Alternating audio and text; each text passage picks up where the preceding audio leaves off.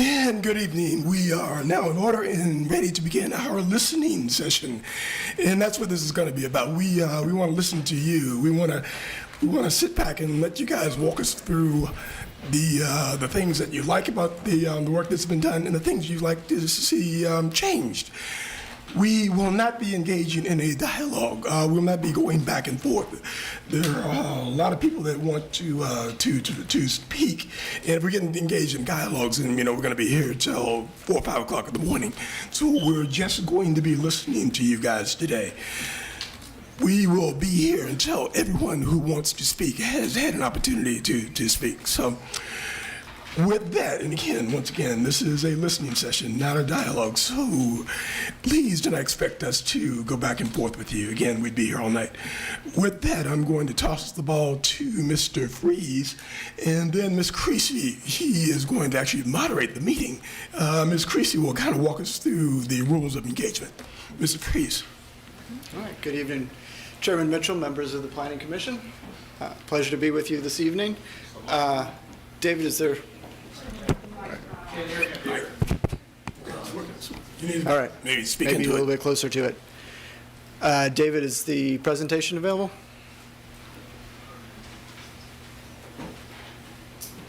Great, thanks very much. So this evening, as Commissioner Mitchell noted, our goal for this evening is to listen to the public, so I'm going to keep my remarks brief and simply open the meeting. So this evening we are conducting a public hearing for the Charlottesville Development Code, the proposed Charlottesville Development Code. As you all are well aware, this is the culmination of our 3-part CVIL Plans Together process. We've seen this slide a number of times. As you'll recall, back in 2021, the city adopted the Affordable Housing Plan and the Comprehensive Plan. And now we're moving into the rewrite of the zoning ordinance, which is the implementation of that prior work. Briefly, what is zoning? So zoning refers to a set of regulations that govern the use and development of land.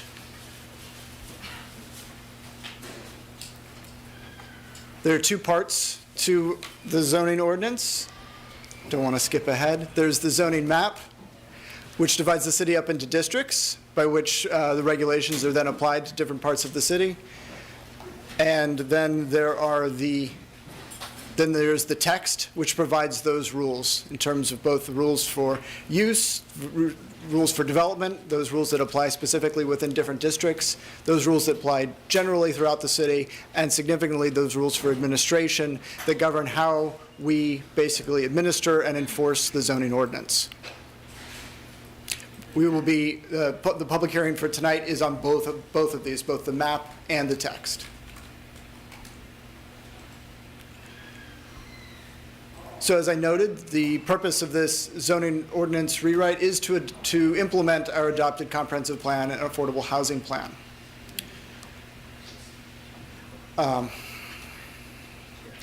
So zoning ordinance is in fact one of the primary tools we have for implementation of vision and goals of these plans.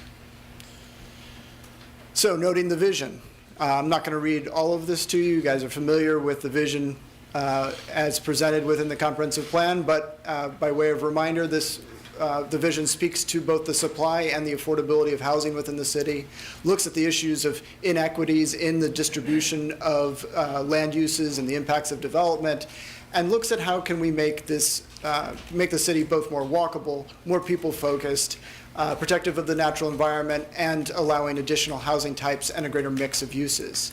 Of course, it also speaks to the urban design and historic preservation goals of the city as well. And within the comprehensive plan, we have a set of future land use objectives, and these echo many of the things that we saw within the vision itself, speaking to increased opportunities for development near community hubs and amenities, utilization of vacant and underutilized land, walkability, bikeability, and things like the long-term economic sustainability of the city. And the land use chapter goes into a great deal of detail on various strategies to pursue, particularly within the zoning ordinance. Goal number 1 of the comprehensive plan speaks to adopting a new zoning ordinance and provided us with the basis for moving forward with the drafting of this zoning ordinance. And of course, the Affordable Housing Plan had 3 major initiatives within it. The idea of allocating $10 million annually towards affordable housing, building a governance system for the allocation of those funds and for our policy around affordable housing that was inclusive. And finally, as what we're here to discuss this evening, adopting a progressive and inclusionary zoning reforms. So the challenge we faced as we went into this effort to draft this development code was how to promote the creation of more affordable housing, how to create opportunities for a range of housing choices in all neighborhoods of the city, and ultimately how to craft a zoning ordinance that advances all of the city's goals as identified in the comprehensive plan. And our result is this, the draft development code.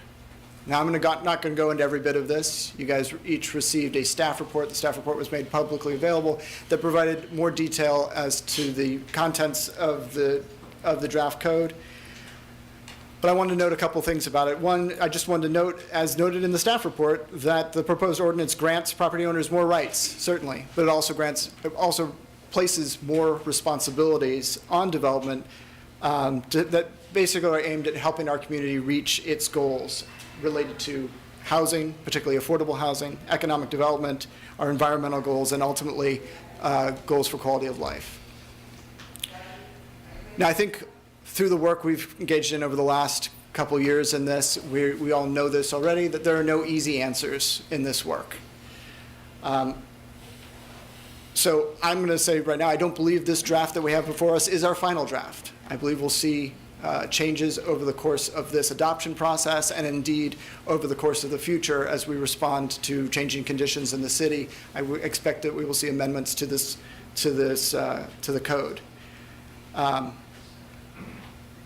As we hear new ideas, as we hear new perspectives, I think it's important that we are able to respond and make tweaks as necessary or as appropriate. So with that, to close, I want to thank all of you for your work over this time period. Thank my staff and all the others that have been involved in this process. And I look forward to working with you to see us through to the end of this project and a recommendation to the City Council as they then consider the final decision on the Charlottesville Development Code. If anyone has any questions for me at this time, I'd be happy to take them. All set. All right. Thanks very much. Ms. Creasy. Sure. All right, we have points of information that we're sharing. We have currently reached our capacity in the room here. We have an overflow at City Space. This is being broadcast to as well. As you came in, if you're interested in speaking, you received a note, and we will be calling folks in order of those notes, alternating with virtual speakers. We have an entire virtual audience as well. So anyone who is interested in speaking virtually will have the opportunity to raise their hand in the application. We're going to rotate 3 in-person individual speakers, and then we're going to move to 3 virtual, and we're going to go back and forth throughout the evening. There are a number of people off-site as time goes on who will have numbers, and so we will be calling the numbers in sufficient time to allow folks who are off-site to come back for their speaking time frame. And so just keep that in mind. As this room, if this room chooses to clear out, or as we have people who may move to listening to it at home, then we will be able to allow more people in this room here. But the same broadcast is going to alternate spot and online. Each speaker is going to have 2 minutes to speak, and that's one time, not speaking virtually and speaking in person. That's one time each. We've got a lot of people who want to speak, and we want to make sure that everyone is able to have the opportunity to do so. Let's see. If there are any mobility-related concerns, we ask you to, when individuals come in the building, that's a good time to share, or if now we have others around the room who can assist with that. We just want to make sure that we get people where they need to be as comfortably as possible. We're going to limit discussions in the hallway so that we can hear what's going on in chambers and that the commission is able to do that. The commission will be taking breaks every 2 hours. So at 6 p.m. they'll take a 5-minute break. At 8 they'll take up to a 15-minute break. And then 10, 12, 2 from there on. And to allow for just personal business break. So we just wanted to get that information out there ahead of time so that it wasn't a surprise. And we'll repeat these in increments as the evening goes on.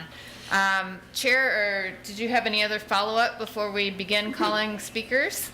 All right. Question, do we introduce ourselves or we just get up and talk? Thank you for that. That's very helpful. Yes, please, when you come up to the microphone or if you're in our virtual audience, please say your name and your address, and then you can begin your talk. You have up to 2 minutes. The chair will be watching that, and we really need to stay to 2 minutes so that we can make sure that all of our community members have ample opportunity. Thank you. That's very helpful. All right, so we will start with our first speaker. We're going to have our 3 in-house speakers. Logistics question, sir? Yes, isn't this supposed to be a joint meeting? It is not. This is the Planning Commission's public hearing. City Council will hold a public hearing on this when they receive the materials and are prepared to do so. So that will come later. There'll be another opportunity. Very good logistical question. All right, so I'm going to call the first 3 speakers, and if 1, 2, and 3 can be lining up as we're calling speakers, that would be wonderful. The first speaker is number 1, Robin Kells, followed by Scott Clark, and then Diane Wackett. And so, Robin? Welcome.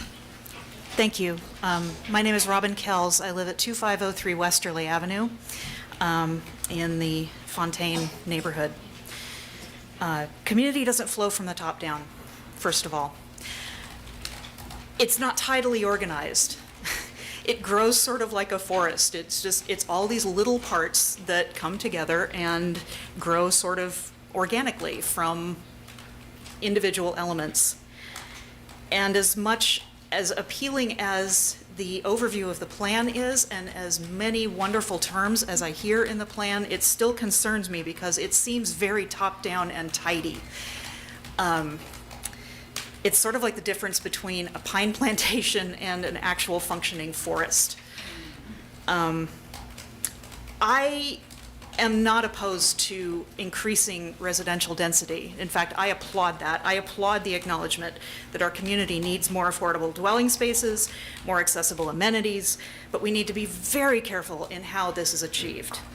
Our neighborhood is very funky and scraggly, and it's not the greatest thing to look at when you drive through it, but it is wonderful. It also has some of the best tree cover in the entire city. It's right next to O Hill. It's ecologically kind of a miracle.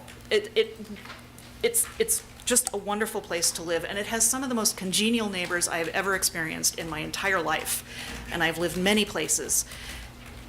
People who have been there for decades. One of our neighbors was literally, her family built the house where she was born and grew up and still lives there. We have single-family units. We have multiple family units. We even have a group home in our neighborhood. And it all works. It's all a community. But we, as a neighborhood, are very concerned that we are not going to be heard. My neighbors don't feel that they are being heard. They don't feel that they have been considered. They don't feel that they have been reached out to. They don't feel that there has been a lot of communication about this. They don't feel that they matter. So please, I urge you to reach out to them and to consider what a community really is. Thank you very much. All right, our next speaker, Scott Clark. Welcome. Good afternoon. I'm Scott Clark. I also live at 2503 Westerly Avenue, just off of Fontaine. Given the 2-minute time limit, I want to focus on one element of... I will try. I don't have a loud voice, but I'll try. I want to focus on one particular element of the draft ordinance, which is the RX mixed-use districts. We heard the vision for the future of the city about density, affordability, walkability, transit. I support all of those things. However, I feel that the RX mixed-use districts will not help us achieve that. As those regs are written, there's nothing in there to require a mix of uses. They simply permit institutional or commercial or residential by right equally. That means for a neighborhood like ours that's sandwiched between the university, the hospital, and the research park along a major U.S. highway, there's going to be immense economic pressure to convert our residential neighborhood to institutional and medical uses. There's nothing in that mixed use regulation that will keep our neighborhood residential or allow it to evolve to mixed use or to walkability. Further, the fact that the RX regs allow by right remote parking means that we could easily become infrastructure for the highway-related uses on Fontaine rather than a mixed-use neighborhood. This also means there's going to be a huge increase in impervious cover in a neighborhood that right now has a very mature tree canopy that's been encouraged by all the residents. So I'm going to leave you with two things. Please either rewrite or replace those mixed-use regs with actual mixed-use regs, and also for our block between Plateau Road, Westerly Avenue, and Summit Street, please take away that mixed-use designation. The RB is fine. RX3 doesn't work. Thank you. Thanks. Is it possible to have any more sound? Is there possible? It's just not. You want me to really close, put it close to the mouth when you talk.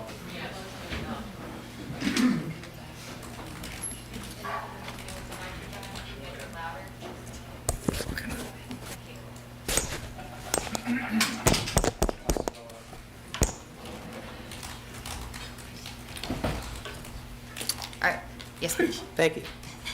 My name is Diane Wackett. I am a homeowner and resident of 2319 Tarleton Drive, and I represent myself and many of my neighbors in the Greenbrier area, in particular, those of us who live on Tarleton Drive, who have major concerns about the impact of your proposed changes on our zoning designation, a life-changing impact with deleterious consequences. The signed petition which we presented to you is for the following action. Maintain, do not change the current RA zoning in the Greenbrier neighborhood, specifically the entrance onto Greenbrier Avenue from Royal Road and the length of Tarleton Drive until where it crosses Banbury Street. We oppose the potential zoning changes because this area of Greenbrier, this street, Tarleton Drive in particular, is a family-focused part of Charlottesville that is populated by those who want their children to be able to safely walk to Greenbrier Elementary School, who want to walk their dogs and ride their bikes along the road without having to dodge cars that drive fast as they do along other streets, who want to have yards and space to live in, who want to grow their gardens and their flowers so they can enjoy the work of their labor, as can all the rest of us. To change this street and to subject our families to more traffic, less safety, the density of multiple unit complexes, and to change the nature of our property is not a wise, appropriate, or necessary decision by the Planning Commission. This is not a neighborhood of wealthy people who should suffer a diminution of their quality of life for no good reason. We have all worked hard, often with multiple jobs, to be able to purchase and live in a town and a neighborhood that we love, one that should not have its beauty, peace, and character altered forever by the wrong decision of the Planning Commission to change our zoning. We are the street and the neighborhood that is Charlottesville. This is what Charlottesville purports to be. Do not change our zoning. One last personal comment. Growing up in Illinois, a small house, lots of kids, and lots of yard to play in. The state took our property by eminent domain to add to the adjacent state park. No more yard, no more home, loss of value. That is what your proposed plan to rezone our homes and yards feels like to me. Don't do it.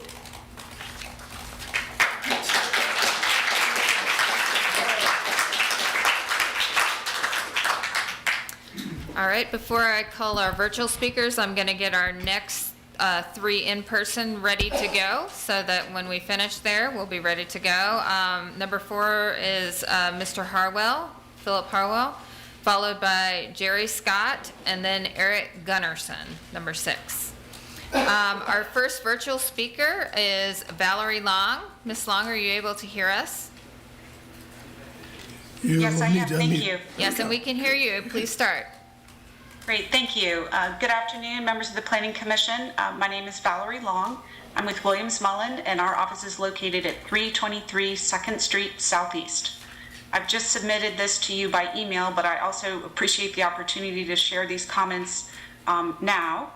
I'm speaking on behalf of our client Tarleton Oak LLC, which owns 9 parcels downtown, located on the block that's bound by East High Street, Lexington Avenue, and 9th Street Northeast.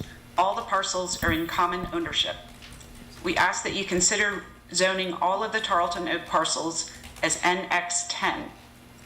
8 of the 9 parcels are designated urban mixed-use node on the land use map, and the 9th is designated for urban mixed-use corridor.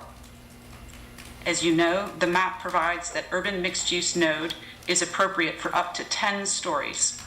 The property supports the higher zoning and is consistent with zoning proposed nearby, but the draft zoning map continues to propose the zoning as a mixture of NX10, NX8, and CX8.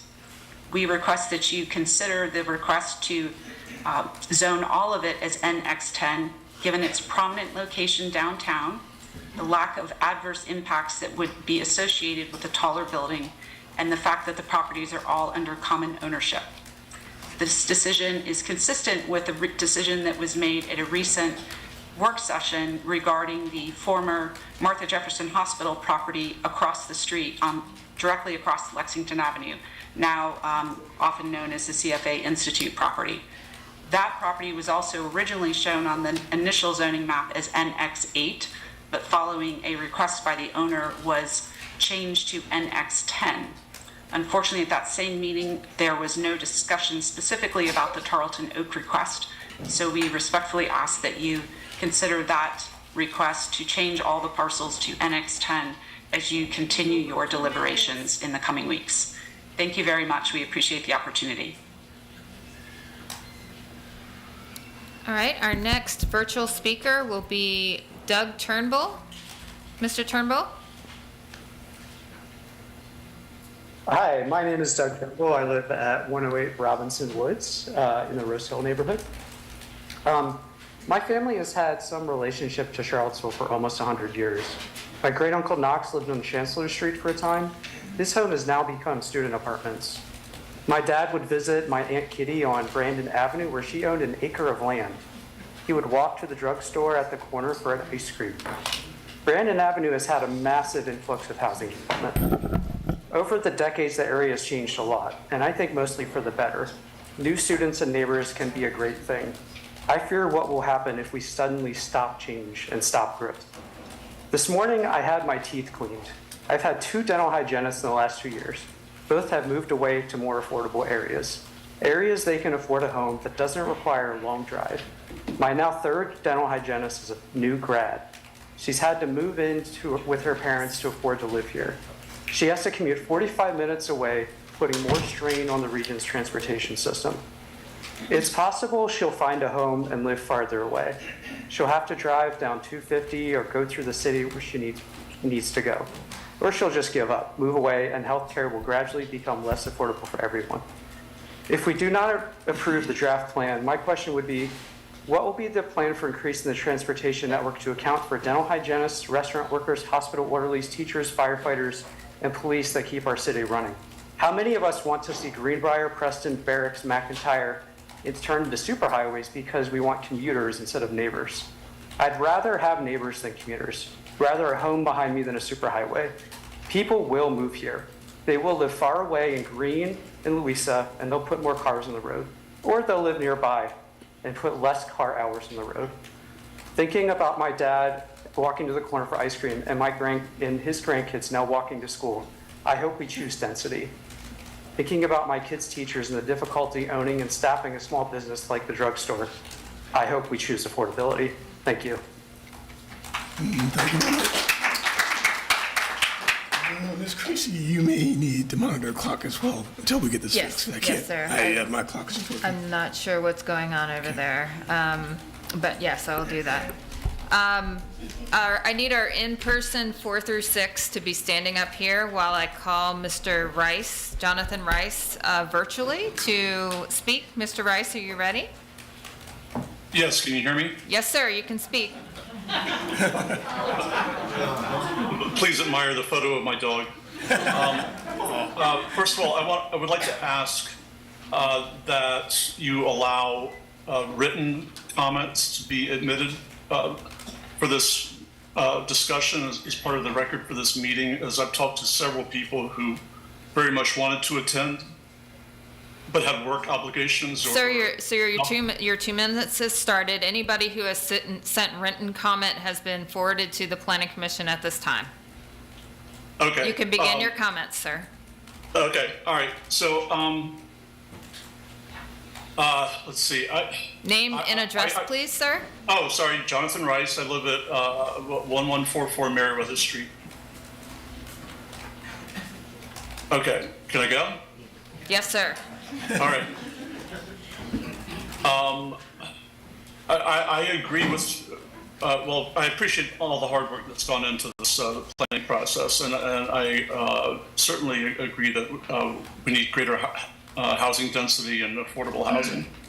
I would love to see the city become far less dependent on cars to get around, and that's absolutely essential to being able to manage higher density and to being able to reduce our carbon emissions at the same time. And I agree that parking lots are a tremendous waste of space, except that I'm very skeptical that reducing parking in itself is going to get us to a place where we're actually less dependent upon cars. I think it's really just going to annoy a lot of people and be actually harmful to many city residents. I worry that city planners, might be projecting their own personal and professional circumstances onto our city's population as a whole when they view this problem, because not every city resident is physically able to ride a bike to get around town or even to walk. E-bikes are not a solution because of the fire hazard posed by the batteries. So many city residents have limitations in terms of disabilities affecting their ability to walk or ride bike to get around town. And I don't, to my knowledge, these people are not being really taken into account. Also, low-income residents. A lot of people have the privilege of being able to work remotely or have professional status that frees them from having to be at work at a fixed and precise time. But a low-income retail worker has to be at work at a very precise time. And it's the difference Sir, that's your 2 minutes. Thank you.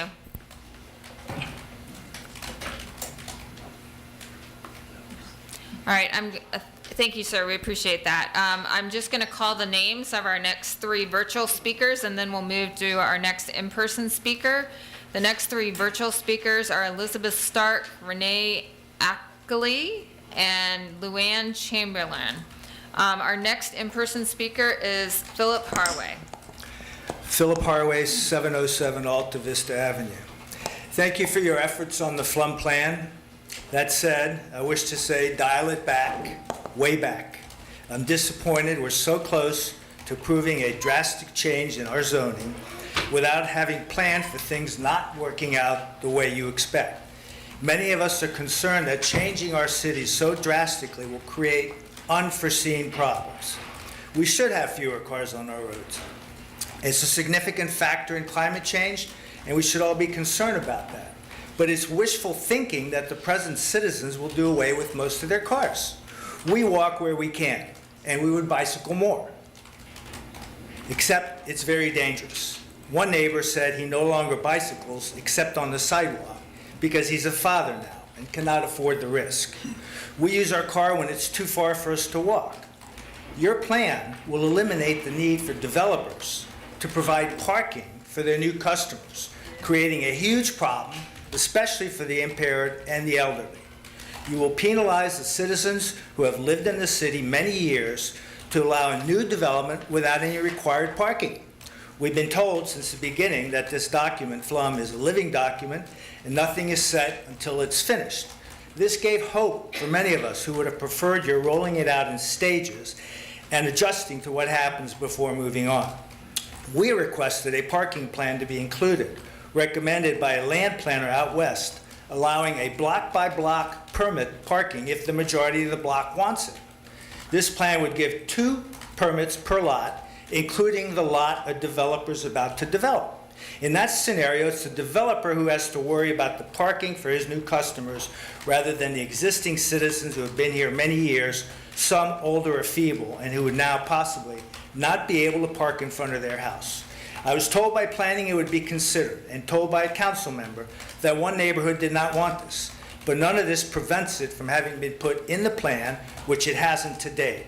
And I expect that many other good ideas from your citizens have not been seriously considered. Dial it back, dial it way back.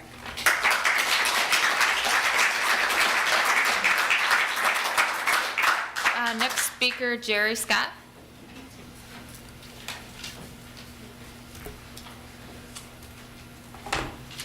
My name is Geraldine Scott, by the way, and my nickname is Jerry. I would like to tell you that I've lived on Tarleton Drive for 50-plus years, and it's been wonderful. 2 daughters, one at Greenbrier, walked to school, and then at Walker and Charlottesville High School. My worry is the fact that the impact of the zoning is going to change our entire Greenbrier neighborhood. It's so safe right now, and it's just a good neighborhood and good neighbors. So I would like to encourage people to consider not changing the zoning in our area because it's perfect right now. Thank you.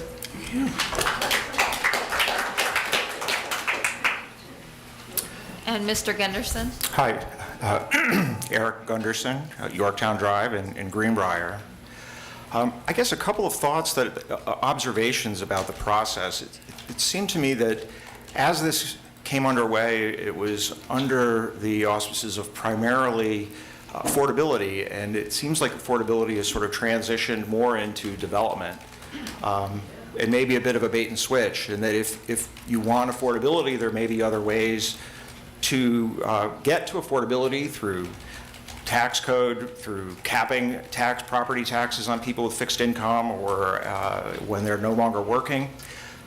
But I also wanted to talk also about the neighborhood. And as I've been also losing sleep over this, mulling over the issue of eminent domain. And while eminent domain may refer typically to the seizure of property, in this instance, I think it applies analogously to taking the fabric of a neighborhood and changing it. And part of the charm of Charlottesville are its neighborhoods. We get to pick where we're going to live. They all have their own charm. They have their character. Greenbrier is fantastic. It's perfect for us. The trees, the space between houses, the sidewalks, it's safe. We know our neighbors. We talk to them. It's a fantastic place to live. We've remodeled and we now have ramps. We're staying there for the next several decades. We're not going anywhere. And I'm very concerned about how the rezoning is going to shift the character of the neighborhood. And I hope that you would take that in mind for the people that are there, who have invested and are hoping to live there for many, many years, to keep that quality, not just of Greenbrier, but of the other important neighborhoods. And I think that is a mandate for the city to help the people who are there. Thank you very much for your consideration.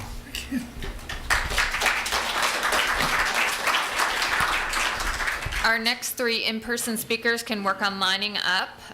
Lynn Schupa, Nancy Summers, and Roy Van Dorn. Our next virtual speaker will be Elizabeth Stark. Elizabeth?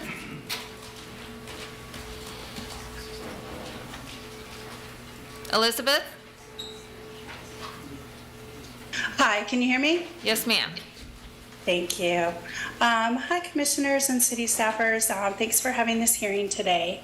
My name is Elizabeth Stark. I live at 408 Fairway in the Woolen Mills neighborhood. And I just want to say I'm a renter who lives in dense housing, and I've raised my children here, and I love my neighborhood too. And I would love to have more neighbors and better use the land in this neighborhood to accommodate many more people so they can enjoy the river, proximity to downtown, and all the amenities that me and my family have enjoyed. I also want to say that everyone in Charlottesville deserves quality of life, walkable communities, and access to these amenities. I appreciate all the people that are saying how much they love their neighborhood, but I think more neighbors is a better thing for us. I support much of the zoning code and think it will improve our community and help to welcome even more community members into the fold. I do ask that you pay special attention to the neighborhoods that have been at risk for high risk for displacement, specifically historically Black neighborhoods, and the places where those historically Black neighborhoods abut commercial areas. These neighborhoods have already borne the brunt of Charlottesville's growth, and many who have lived here for generations have been displaced. Please provide an anti-displacement overlay for these so-called sensitive neighborhoods. I also ask that you allow more density in historically exclusionary neighborhoods to address race equity. We know that many of our neighborhoods have, been explicitly racist. They've had explicitly racist covenants, and we need to make that right. These historically exclusionary neighborhoods should have more density. I also ask that you allow restore the 4-story height limit and reinstate height bonuses to link density to greater affordability. Expansion of affordability, especially at the 50% AMI, is essential. We do need more affordability, and the only way to do that is to incentivize deep affordability for developers and people that are moving to the city. Finally, I wanted to say that this process— Ma'am, the time has run out. Okay, thank you. Thank you. All right, our next speaker, Luann Chamberlain. Luann, can you hear us?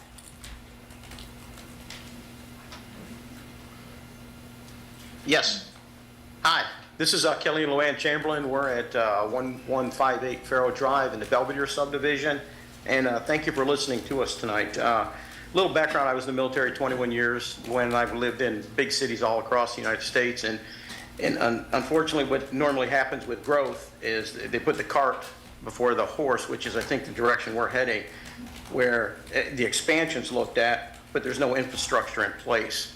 One of the best places I ever lived was Pensacola, Florida. They wanted to bring a small major league team, minor league team in there, and they said not until you build the roads, build the schools, have the utility system, and have the law enforcement and education in place before you can do that. And they never expanded. And I think we really need to stay focused on that. The one thing that concerns me having a Airbnb is the discussion about closing down altogether and kowtowing to the big businesses, the hotels out there, so they can charge more money, and pushing out the Airbnbs, a small business who now pay an occupation tax, which renters do not pay, and people who rent to them do not pay. The city has already closed it down so that people who have an Airbnb must park on their property, where renters can actually park in the street, and that's kind of ass backwards if you think about it, because you have someone in here that's a couple days, 3-4 days, or less than 30 days a month. They can't park in the street, and you have someone who does park in the street and occupy it who pays no taxes on that. Something to look at. If you do away with Airbnbs, you also open up those owners and make them become renters. Now they have to worry about squatters' rights, and go through long-term rental processes if they need to get rid of some people. And there's a lot of people who would just like to have a small business, and you're taking that opportunity away from them. So, well, doing away with Airbnbs and turning them over to just being rentals may meet the requirement of making more affordable housing available. It really won't. Many Airbnbs will not open their house up for 30 days. Technically, That's if I time, wanted to meet sir. Okay, thank you. Thank you. Dan. All right, our next, we have our speakers lining up in person. Our last virtual speaker, Renee Eckley. Renee, can you hear us?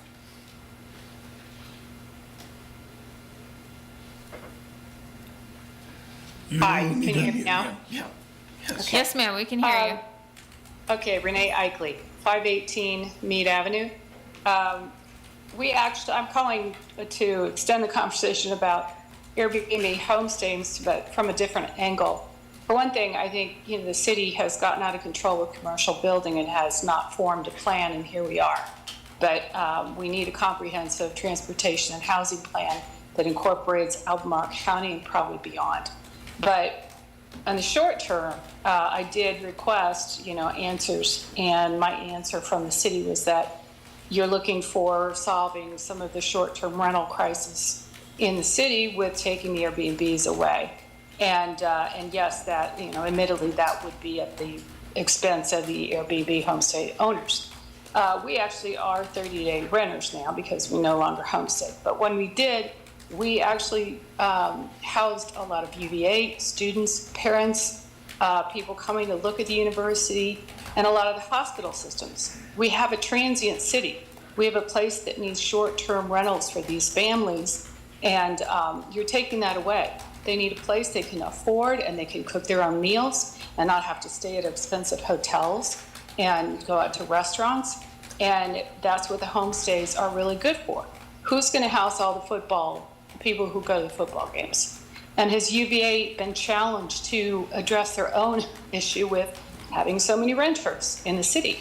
So I think we need a plan that incorporates the real character of our city and our real business sector that's the original business sectors, in addition to the new corporate overbuilding, which has already taken place. And the transportation plan as well, and please cut me off when I'm done, but the transportation plan needs to incorporate going out further, like every other city that grows, and having some sort of mass transit plan in place. And that does not mean e-bikes and walking. It means a way of people getting in the city. Because if the city is planning to grow, like this plan shows it is, then it's not going to house everyone. And by the nature of a growing city, housing becomes more expensive. And it's... Okay, you're over your time. Okay. Thank you. Appreciate it. All right, I'm going to call our next 3 virtual speakers so they can be ready to go. After our in-person, Katie Darden, Liam Keogh, and Al Pola. And we'll go to our in-person, Mr. Leonard Scopa. I'm Len Shapa, 1439 Westwood Road, in the Kellytown neighborhood. I want to speak in favor of one part of the plan that hasn't been mentioned yet this evening, and then raise some concerns about another part of the plan. So the part of the plan that I think makes the biggest difference for affordable housing is the one that requires 10% of units to be set aside if you build more than 10. So future multi-use, multi-unit housing developments that are built around the city won't have one-by-one separate negotiations that might lead to just small sums of money that maybe are not delivered at the end of the day. But under this new plan, you have set a high bar for how much money you need to set aside if you want to buy your way out of actually providing units that are affordable at 50% of AMI. So I encourage you to keep that level at 50% of AMI, keep the kinds of formulas you have for what you need to pay if you don't provide it, and stick with the plan that says put the money up front, because that's the one financial incentive that's going to actually encourage these developers to include some reasonably priced units in their buildings instead of everybody trying to buy out, which is what they've done until now. My concerns in the plan are that late in the day, we learned that the protections for the sensitive communities have suddenly disappeared. When the comprehensive plan was passed, we were told that we could have this RA with 3 units of housing for every lot, because in the sensitive communities, there would be some extra strict provisions that would say you could only have those 3 lots if you had your very first unit affordable, if you preserved an existing unit. Now, we're told that we can't do that.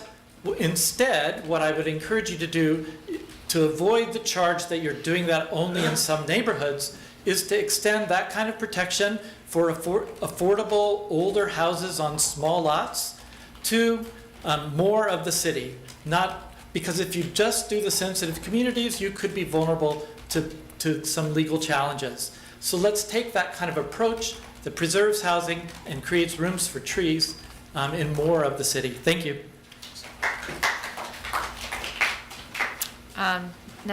Nancy Summers? I'm Nancy Summers. I live on Blue Ridge Road. You must reconsider upzoning the Barracks Rugby Preston corridor from R1 to high-intensity residential commercial. This historic corridor is one of the busiest in Charlottesville. Barracks Road has steep embankments and contains critical slopes, which make it almost impossible to widen. In fact, there is a plan in place to build a sidewalk on the south side of Barracks and narrow the lanes. Just a few years ago, the city refused to allow a large apartment complex to be built in the Meadowbrook Shopping Center because of the limitations of Barracks Road. Barracks was given a grade of F in the associated traffic study, as well as presenting watershed and critical slope issues. Now the city is proposing that apartments be permitted all along this very busy, narrow, non-expandable corridor.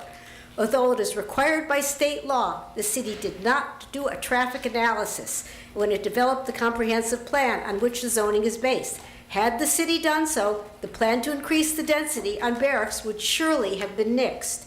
Similarly, the city should have conducted environmental impact studies, including watersheds and critical slopes, as they prepared the flume. They did not do so. Had these studies been done, the limitations of development on Barracks would have been evident. There is a reason the Barracks Rugby Preston Care Corridor from Emmett Street to Washington Park has been zoned R1, and it has nothing whatsoever to do with exclusionary zoning and everything to do with the limitations of the natural and built environment. By the way, the city is eliminating parking requirements for developments. There's absolutely no room for parking on Barracks Road. There is a good reason that the state requires localities to engage in, quote, careful and comprehensive surveys and studies as it prepares this comprehensive plan. This reason is to protect the city and its citizens from thoughtless and destructive decisions. If the city had done the work that the state requires, no one would have considered upzoning the Barracks Road character and no doubt other areas.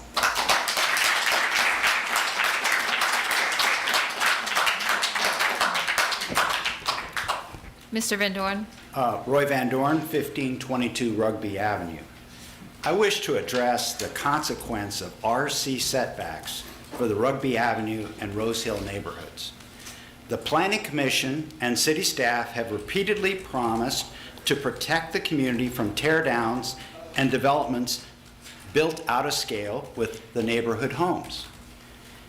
Rugby Avenue is unique is that the road itself was built in the 40s, and it was going to be a major east-west boulevard.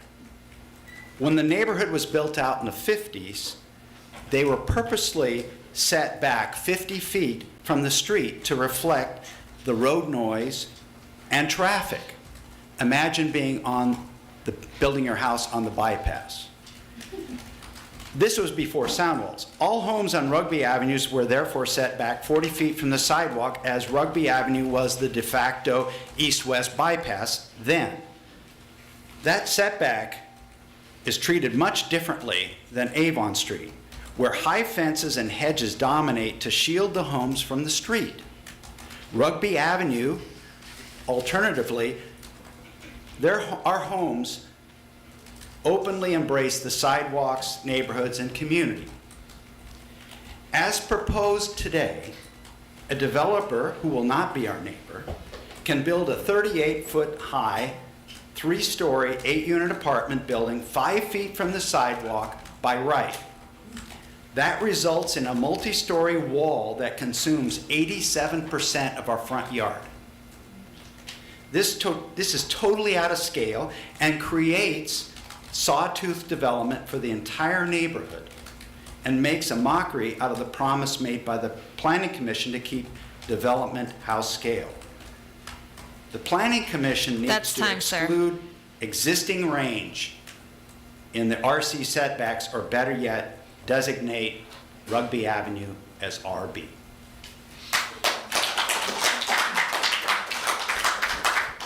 I'm going to call our next 3 in-person speakers so they can be ready. Andrew Shelton, Kathy Galvin, and Bill Emery. Our next virtual speaker is Katie Darden. Katie, can you hear us?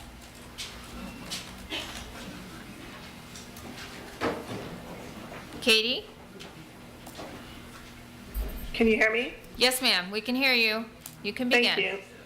My name is Katie Darden. My husband Jason and I live at 1638 Meridian Street in Belmont. We're homeowners, I'm a small business owner, and we're parents. First, thank you to everybody who's worked on this draft zoning code. I know it's incredibly complicated and difficult. We really appreciate your efforts to make Charlottesville a more inclusive, welcoming, and sustainable community. I support zoning reform that'll let more people afford to live in Charlottesville. My husband and I live on a wonderful street. It includes single-family homes, duplexes, and apartments. We were really lucky to have bought our house in 2011. Home prices were much, much, much lower than they are now. We chose our house because it was one of the few on the market that we could afford at the time, but we still needed family help to make the down payment. We also love the fact that in this neighborhood, we could see kids' bikes in the yards, kids playing outside. When my 11-year-old was even younger, there was a whole pack of children that played outside up together on the street all the time. But over the years, most of them have moved away. We've seen friends and neighbors have to leave the area because of the tremendously high cost of housing. We really miss them. And I'm not sure there's going to be any kids for my 3-year-old daughter to play with nearby as she grows older, because so few families can afford to live here. We've heard from people who want their children to be able to walk to Greenbrier School, which is great. Others have talked about being able to pick the neighborhood where they live. But let's not forget about the people who would really like to be able to choose to live in Charlottesville in any neighborhood, and for their kids to attend Charlottesville schools at all. But for many of them, the out-of-control housing market makes it impossible for them to live anywhere near the city, even as they work here and we interact with them every day. I understand people have concerns about this zoning update. We're never going to get it perfect, but with so many families suffering from the high cost of housing and climate catastrophe essentially upon us, we really don't have time to get it perfect. So please, let's not let the perfect be the enemy of the good.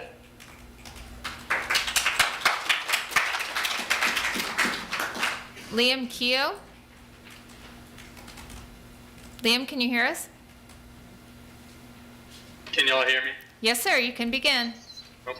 I would like to primarily spend my time speaking on the dairy market expansion, proposed dairy market expansion at 10th and Page, but I would also like to comment also on what has been previously mentioned. If we are serious about the comprehensive plan, we cannot pay credence to letting older neighbors prevent change.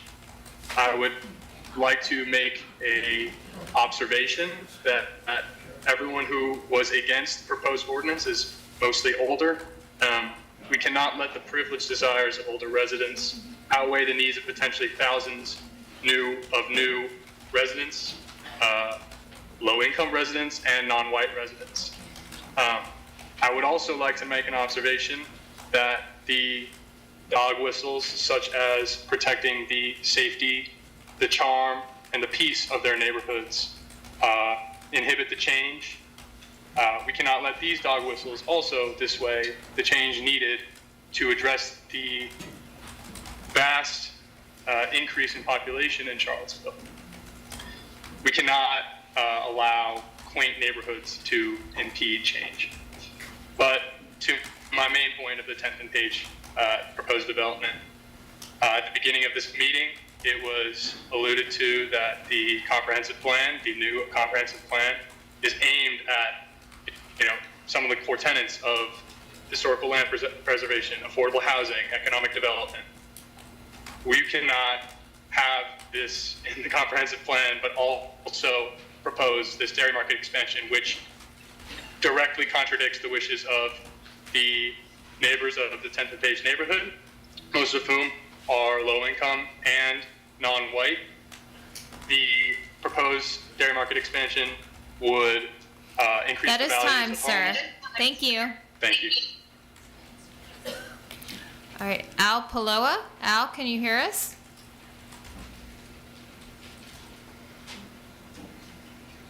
Hi, can you hear me? Yes, sir. You may begin. Thank you. My name is Al Pola. I live at 1624 Amherst Street. Much has been said so far that I wanted to talk about. I support the 50% AMI that was mentioned by Mr. Shapa. I think those are good starts to this. My concern, and I hope the Planning Commission pays attention to this, is that while I'm in favor as a Latino homeowner of increased density across the city does not necessarily translate to increased affordability. That only happens if we have multiple units that have affordable housing. Case in point, the new Cherry Avenue development. If that was done in the new development, it would have been done by right. Look at the number of changes that have had to go through solely because they were forced to have input from the neighborhood. Same thing with Dairy Market. It increases the number of units, vastly increases the amount of density on Preston.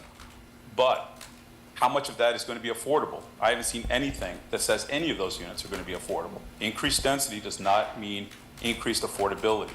Also, increased density without attention to infrastructure is something that I think this plan does not address. How are you going to translate increased density, for instance, on Preston, where there's no buffer between pedestrians on the sidewalks and traffic? What are you going to do about the stormwater? What are you going to do about the schools? What are you going to do about all the other infrastructure needs that increased density brings? If we are serious about changing the zoning code and increasing density, we have to address also what increased density brings and do that before we allow increased density by right. Thank you very much.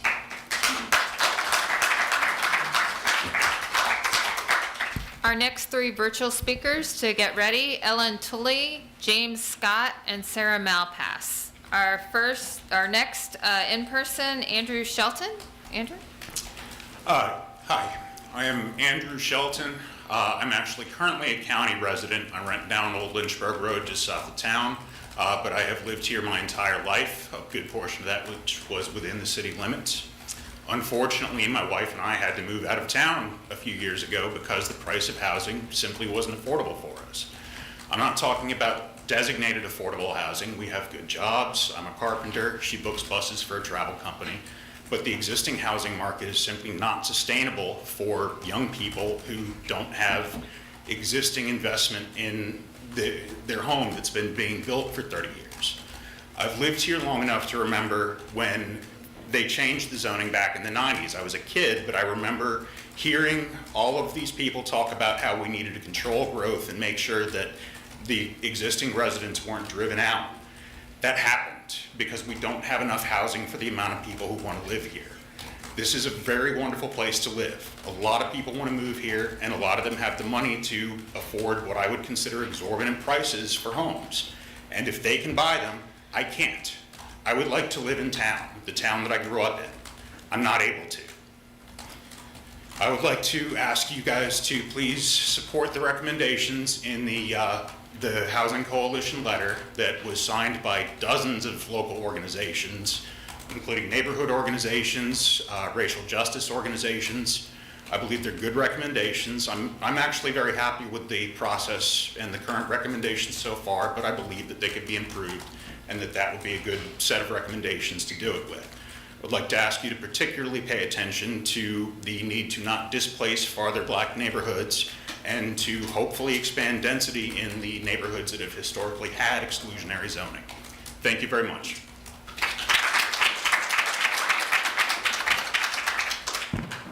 Good evening. Thank you. I'm Kathy Galvin. I live on 712 Lyons Avenue. 4 points. Land value inflation. Zoning impacts land value, often driving the most profitable legal land use of the land. How will the city counter rising land values sparked by the citywide upzoning, which may ultimately raise, not lower, housing costs? 2, affordable housing and building heights. Developers can either build 10% affordable housing on site or pay into a housing fund. How is that any different from what we do now? How is it better than what we do now? Second, increased building height does not automatically promote affordability and lower unit prices. That's because the height directly impacts the cost of structural and mechanical systems. So why are we giving away 10-story buildings by right instead of using additional building height above what we currently allow as leverage to get what we most need, affordable housing and public open space? Do we really need more luxury apartments and office space? 3, constrained right-of-ways. Turning areas south of the downtown mall into essentially the Navy Yard in DC could make sense if the public right-of-way along Garrett and 2nd Streets were 120-foot wide, 12-foot wide sidewalks, protected bike lanes, street trees, and other green infrastructure features that mitigate flooding and manage stormwater. But they're not. At best, they're the typical 60 to 70-foot wide right-of-way with 5-foot wide sidewalks cluttered with utility poles and no dedicated bike lanes, let alone protected ones. Plus, mature canopy trees were cut down within the public right-of-way along Garrett Street to accommodate redevelopment, but the new zoning does nothing to prevent this in the future. Infrastructure improvements. After 2003, the zoning changed West Main Street, but nothing was done to accommodate greater foot, bike, and vehicular traffic. It became one of the city's 10 most dangerous streets. That led to a 3-year public process to create an improvement plan and got VDOT funding. After years of delay, funding was returned. It was never built. So how can the public trust city officials to safeguard a livable city? Thank you. After this latest upzoning 20 years later, Mr. what will the Emery? city do to regain the trust? Mr. Emery, your turn.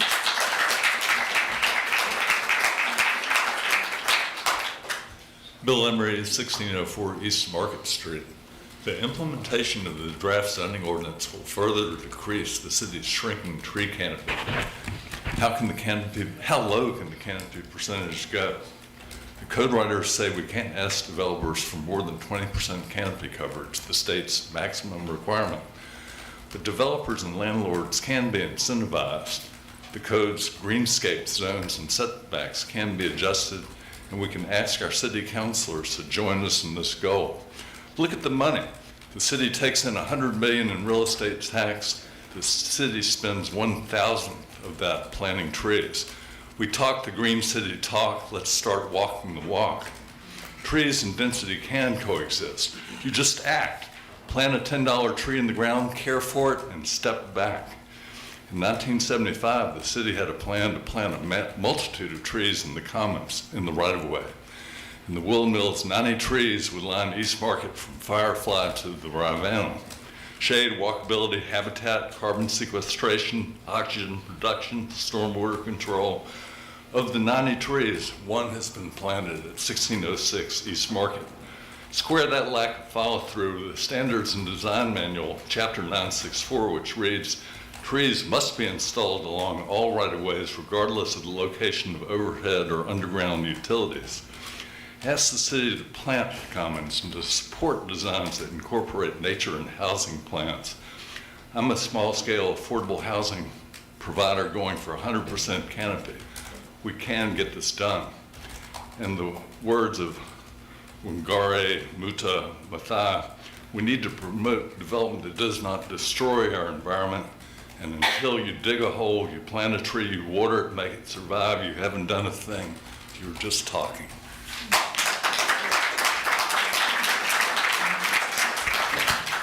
I'm going to get our next 3 in-person people teed up. We have number 13, Tyler Miller, 14, Jeff Garman, and 15, Bernd Hewitt.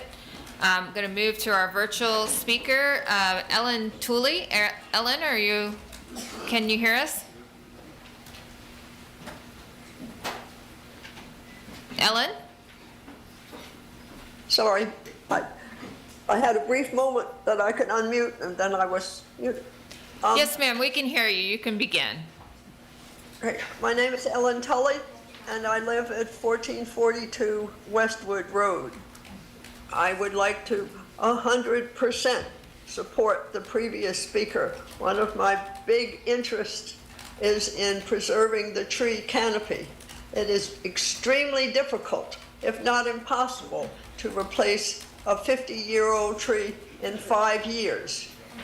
So as many big trees as you can save is what you need to do. And you only can do that by putting teeth in the developer, for the developers. No one will preserve a tree unless they absolutely have to. At least put it this way, no developer will. Even people who are building private houses will cut down trees rather than have their architect redesign it. So I'm 100% in favor of a tree canopy. I also support lens. I also support the teeth in the over 9 unit requirement for affordable housing. It's very important that that be maintained, that you don't let it slide. Developers will try their best to get out of having to do anything that cuts into their bottom line, and to preserve the affordable housing in the city. You really need to hold their feet to the fire. And a third thing I wish to speak about is lighting. I would like the zoning laws, zoning regulations to include requirements that lighting be limited to shining where it's needed. All right, your time's up, Ms. Tully. Thank you. Mr. Scott? Mr. Scott, can you hear us? Can you hear me? Yes, sir. Ready for you to begin. Okay, thank you. My name is Jay Scott, 1863 Winston Road. I'm the current president of the Venable Neighborhood Association. Venable Neighborhood is quite diverse, and as such, our neighborhood has a broad spectrum of opinions about the comprehensive plan, the future land use map, and proposed zoning changes. Our board of directors met last night and asked me to share the following thoughts, which we feel are relevant regardless of individual perspectives on the proposed zoning changes, and feels that the following items are critical for the success of any future planning. The city, county, and the university must establish a more collaborative and joint effort or joint venture approach to addressing affordable housing challenges in our area. Student housing continues to overtake lower income residential neighborhoods and historically African American neighborhoods adjacent to the university, and UVA to date has been unable to develop actionable plans to fully deliver on its commitment to house all second-year undergraduate students. Second, the city needs to address not just the infrastructure plans outlined in James Freya's memo to council on July 7th of this year, but it also needs to work with Rivanna Water and Sewer to ensure that the available water supply can support any planned growth. Global warming has put pressure on water supplies worldwide, and our area is not exempt from that, as evidenced by the front page article in the Daily Progress just yesterday. Mr. Fraser's memo clearly outlines the excellent work the city is doing to upgrade our water distribution networks, but as far as we can tell, there hasn't been any adjustment to the water supply assumptions based on the impact of global warming and more frequent droughts. Third, we understand that a large number of city government positions are currently vacant. This includes vacancies in neighborhood development services and building inspector positions. In order to support the planned future growth, these critical positions must be filled in advance of any newly permitted growth so that any future development can be done safely in accordance with code in an appropriate and timely manner. Lastly, plans for appropriate public transportation systems and pre-K through 12 education capacity need to be in place before the growth occurs. We're all aware that for the second year, the city has not been able to provide transportation for many of its students. Will there be room for our schools to provide high-quality education for future students, and will the city be able to transport them to school? Thank you very much for the opportunity to speak with you. Sarah Malpass. Sarah, can you hear us? Yes, thank you. Yes, you may begin. Thank you. Good afternoon, everyone. This is Sarah Malpass. I live at 626 Bailey Road. I'm a resident of Fifeville, and I'm also the vice president of the Fifeville Neighborhood Association. The FNA has signed on to the Housing Coalition letter because our residents want to see all forms of housing for all kinds of people in every neighborhood in our city. We especially want the city to pass policies and programs that will stop the displacement of Black residents from our community and remedy the racist long-term effects of exclusionary single-family zoning in Charlottesville. The Fifield neighborhood is particularly hopeful that the city will provide zoning, funding, and programmatic tools to prevent displacement from our historically Black community, and at the same time expand opportunities for affordable housing in communities across the city. On a personal note, I want to share that finding housing at affordable rents is a god-awful experience in this city. I recently walked with a Black CVO mom who was attempting to find housing before the birth of her first child. She had a housing voucher, but there was no available housing to use it on.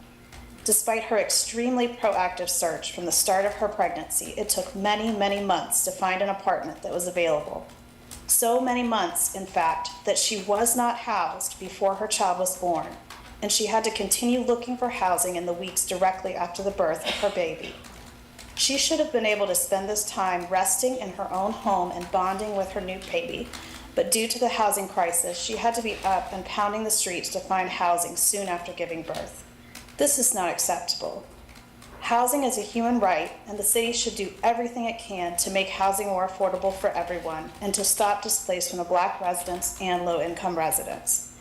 I support CLIC's recommendations and the Housing Coalition's letter and ask that you continue to improve the zoning code by allowing for more housing in medium-intensity zoning, improving inclusionary zoning regulations to provide greater depth of affordability. Thank you, Ms. Malpass. So a wide range of housing types are built, and proceeding with the original plan and the comp plan for displacement zones. Thank you. Our three next virtual speakers, to make sure that you're ready when we're coming back, Brad Campbell, John Faust, and Crystal Passmore. We will next go in person to Tyler Miller. Hello, my name is Tyler Miller. I live at 1500 Green Street in Belmont.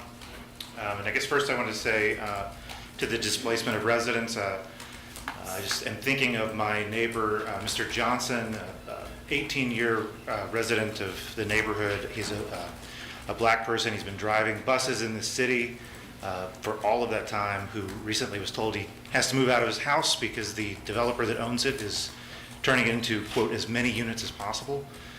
So, you know, sometimes it goes both ways. I think that we need to upzone modestly by working with homeowners to add housing while not further commoditizing housing. The RC tier specifically is essentially commercial light zoning. It's geared towards revenue generation and not adding affordable units.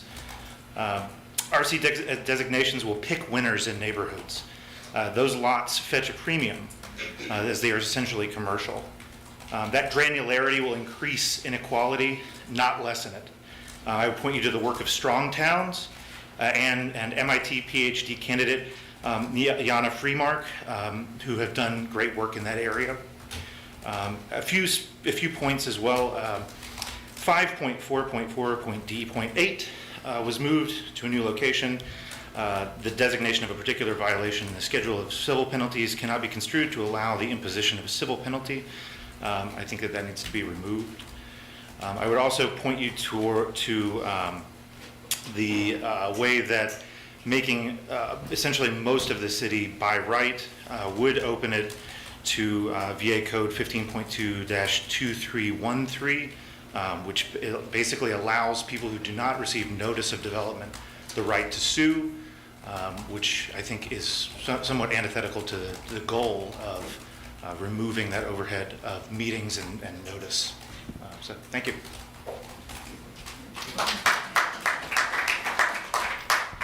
All right, Mr. Gaiman. Hi, I'm Jeff Gaiman from 1534 Trail Ridge Road. We live in Johnson Village. And as I looked over the plans, they look like they sort of assume that everyone is coming at this with a good-hearted intention. You know, people are basically good down deep. The truth of it is, the heart of man is deceitfully wicked and above all, desperately sick. We have to remember this simply because the investors that are going to be investing in this, in these properties, as well as the people who are buying into them and renting them, are not necessarily always good people. I mean, good people, yes, but our intentions are not always going to be to watch out for our neighbors. So we just have to be aware of that.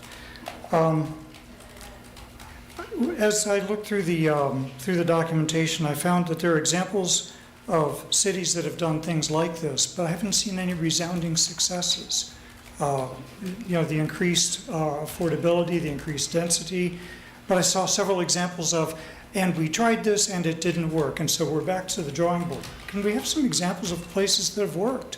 We need to model ourselves after something that's successful. Maybe I missed something in all of this, but I'm just not sure it's out there. We also have to keep in mind that, yes, we've heard comments from people that say we need to be, not be thinking of the older people that have been here for a long time and who sort of grew up in the area. Remember, though, that people make choices when they buy houses. Some of us buy houses because we want our children to go to certain schools. We buy them because we like the community, we like the neighbors. So I have a proposal. Let's take that $10 million a year, $100 million after 10 years. Let's invest in businesses that will come in. Let's train people to work in those businesses. Let's give people the dignity instead of keeping people stuck in lower incomes. Let's give them the dignity of earning a good income, working for a company, and being able to survive and move forward.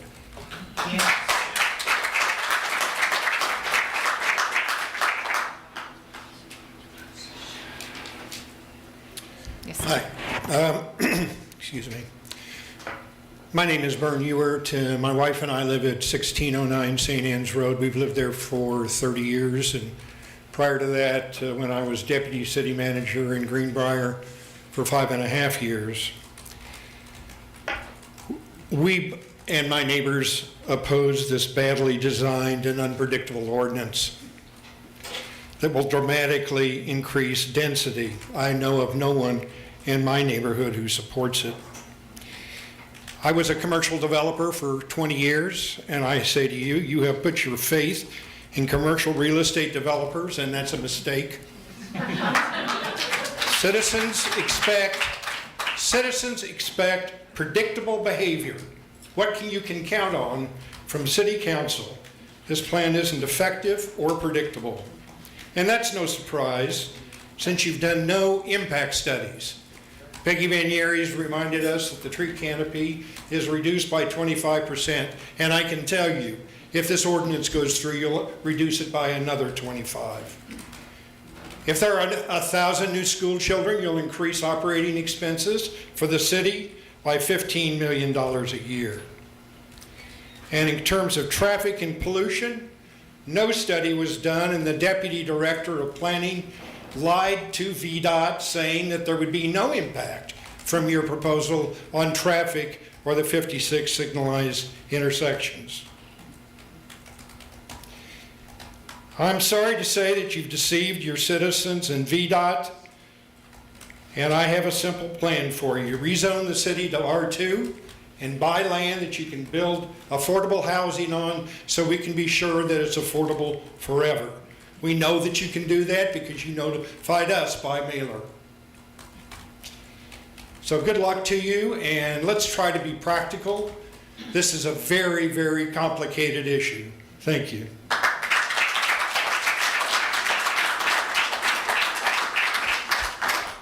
Our next three in-person speakers to get ready, number 16, Jeff Levine, 17, Candace Zabrini, and number 18, Mark Cavett. Our next speaker is Brad Campbell in our virtual audience. Brad, can you hear us? Yes, hello. You can start. Hi, I'm Brad Campbell. I live at 852 St. Charles in the Martha Jefferson neighborhood. I want to say that I strongly support the new zoning code, and I think it's a substantial improvement over what we currently have in place. It will enable more neighbors, more people to be able to live in Charlottesville, which is a good thing. And it's critical for our environmental goals that people are able to live close to amenities, jobs, and the city of Charlottesville. the zoning code allowing for more types of housing, more flexibility will enable this. Thank you for your hard work and for allowing us to have these comments today. Thank you. Our next speaker, John Faust. John, can you hear it?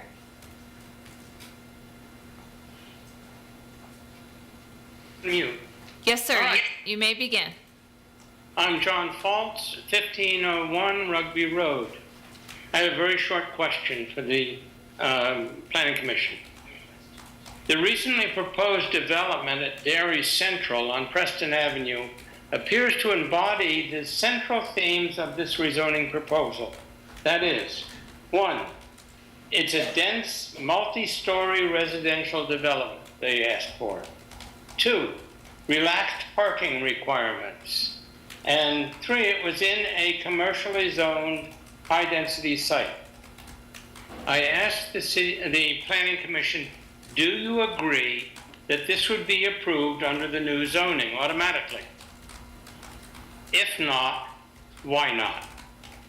I know you're not going to answer in the session, you said that, but I would very much appreciate an email response to my definite questions. That's at jlp@virginia.edu. Thank you for your attention. All right, Crystal Passmore. Crystal, can you hear us?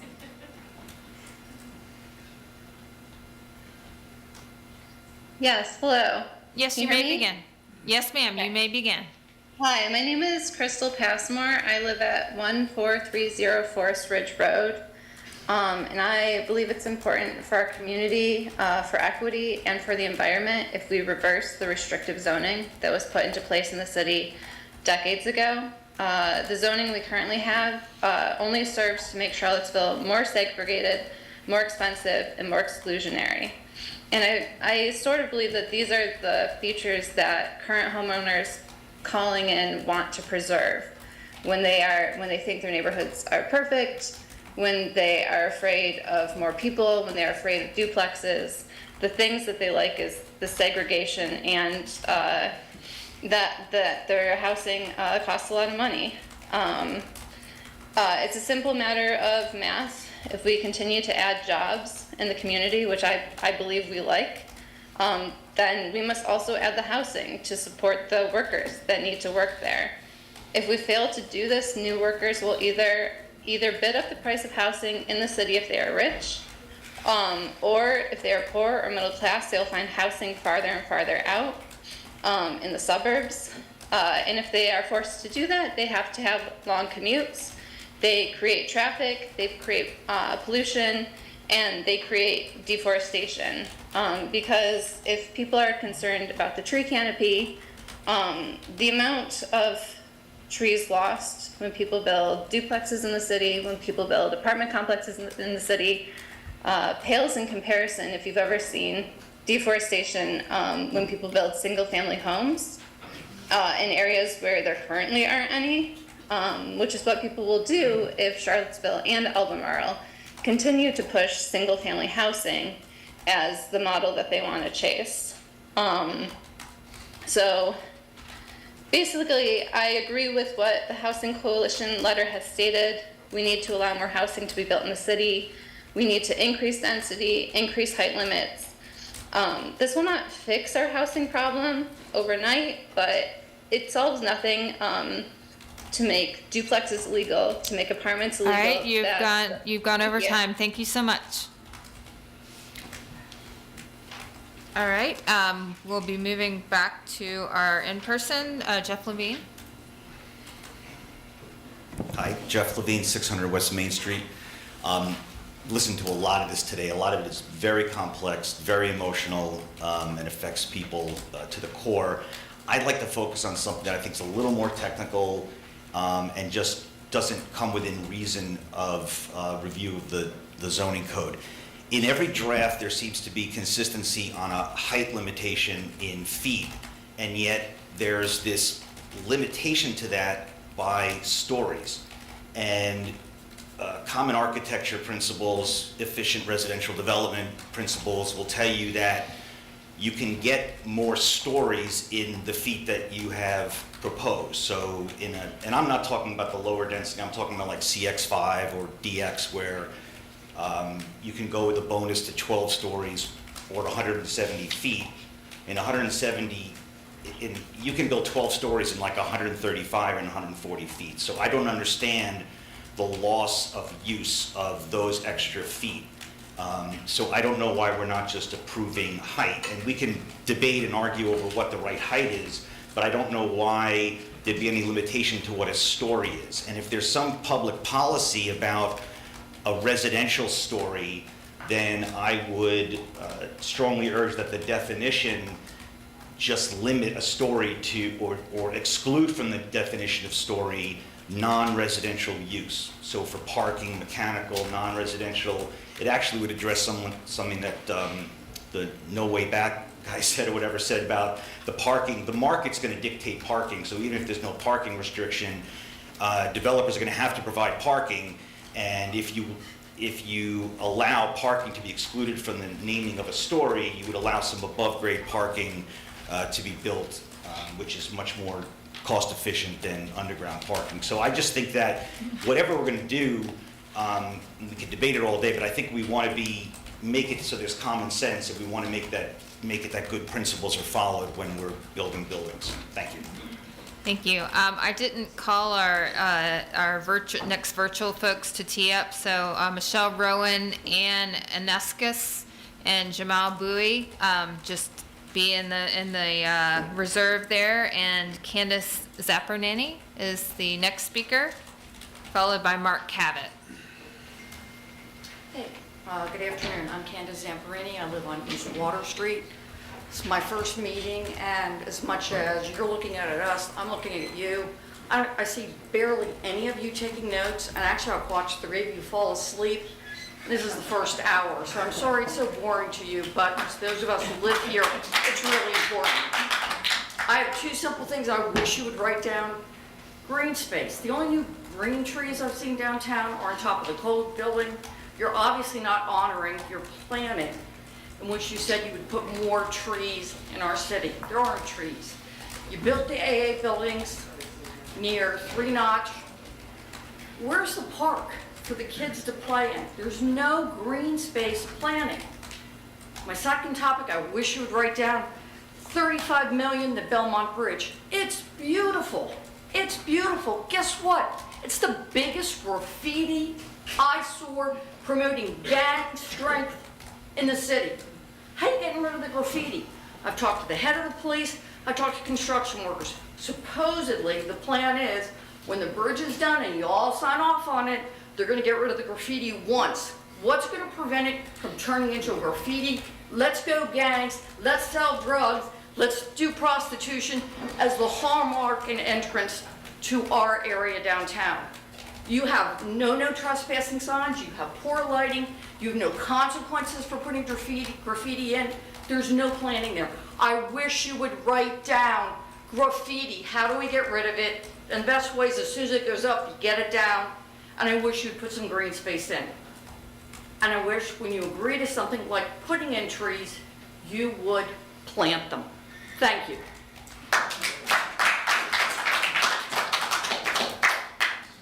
And Mark Cabot.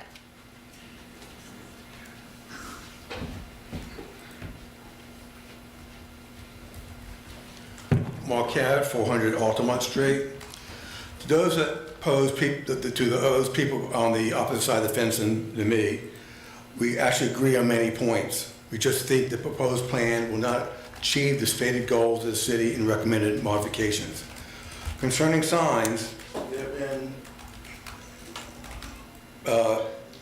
signs that have been put on private property like these and replaced with this, repurposed. Need to remind those individuals that are doing that this is actually a misdemeanor crime when they were moved off of private property. We have placed cameras on some locations to record anyone removing signs. The downtown area is being proposed as a high-density district. This district would run south of the mall, north to High Street, including all buildings on High. What concerns me and others is that there has been talk by BC in work sessions to increase height to 8 to 10 stories. This could result in putting existing buildings in jeopardy of being torn down and replaced. Just because this area is an ADC district does not give them protection. We need to have some protection in there because I don't believe that the city council and the city wants to see that happen. State law has a process for owners to replace buildings. Don't give a financial incentive to tear down 200-year-old buildings that have been well maintained to be replaced with new structures. Be careful what you give by right. Maybe keep the current SUPs for very high buildings. If you want to preserve the area and character of the area, which I believe City Council wants to do, be careful. Phase in the plan is also another suggestion I would like to make. Thank you.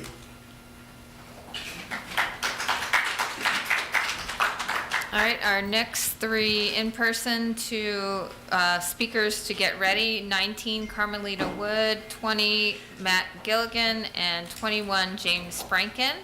We'll move to our next virtual audience participant, Michelle Rowan. Michelle, can you hear us? Michelle?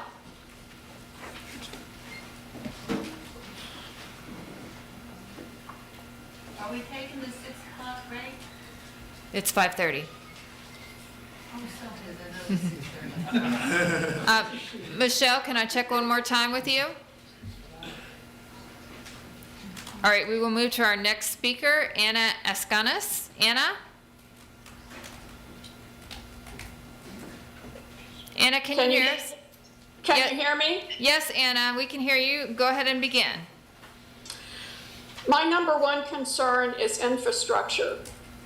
As I'm sure many of you have noticed, the increase in traffic in Charlottesville, I am very, very concerned that the roads that we have, particularly in my neighborhood, I live on Lewis Mountain, are not able to handle the traffic we currently have. In fact, the Virginia Department of Transportation has given Emmett, Ivy, and Alderman an F in terms of their ability to handle current traffic.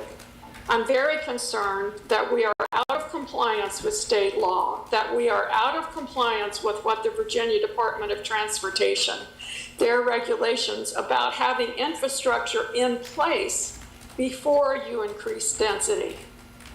And I don't see that happening. I don't see people being concerned, or the Planning Commission being concerned about the roads, about the traffic, about the increase for the schools.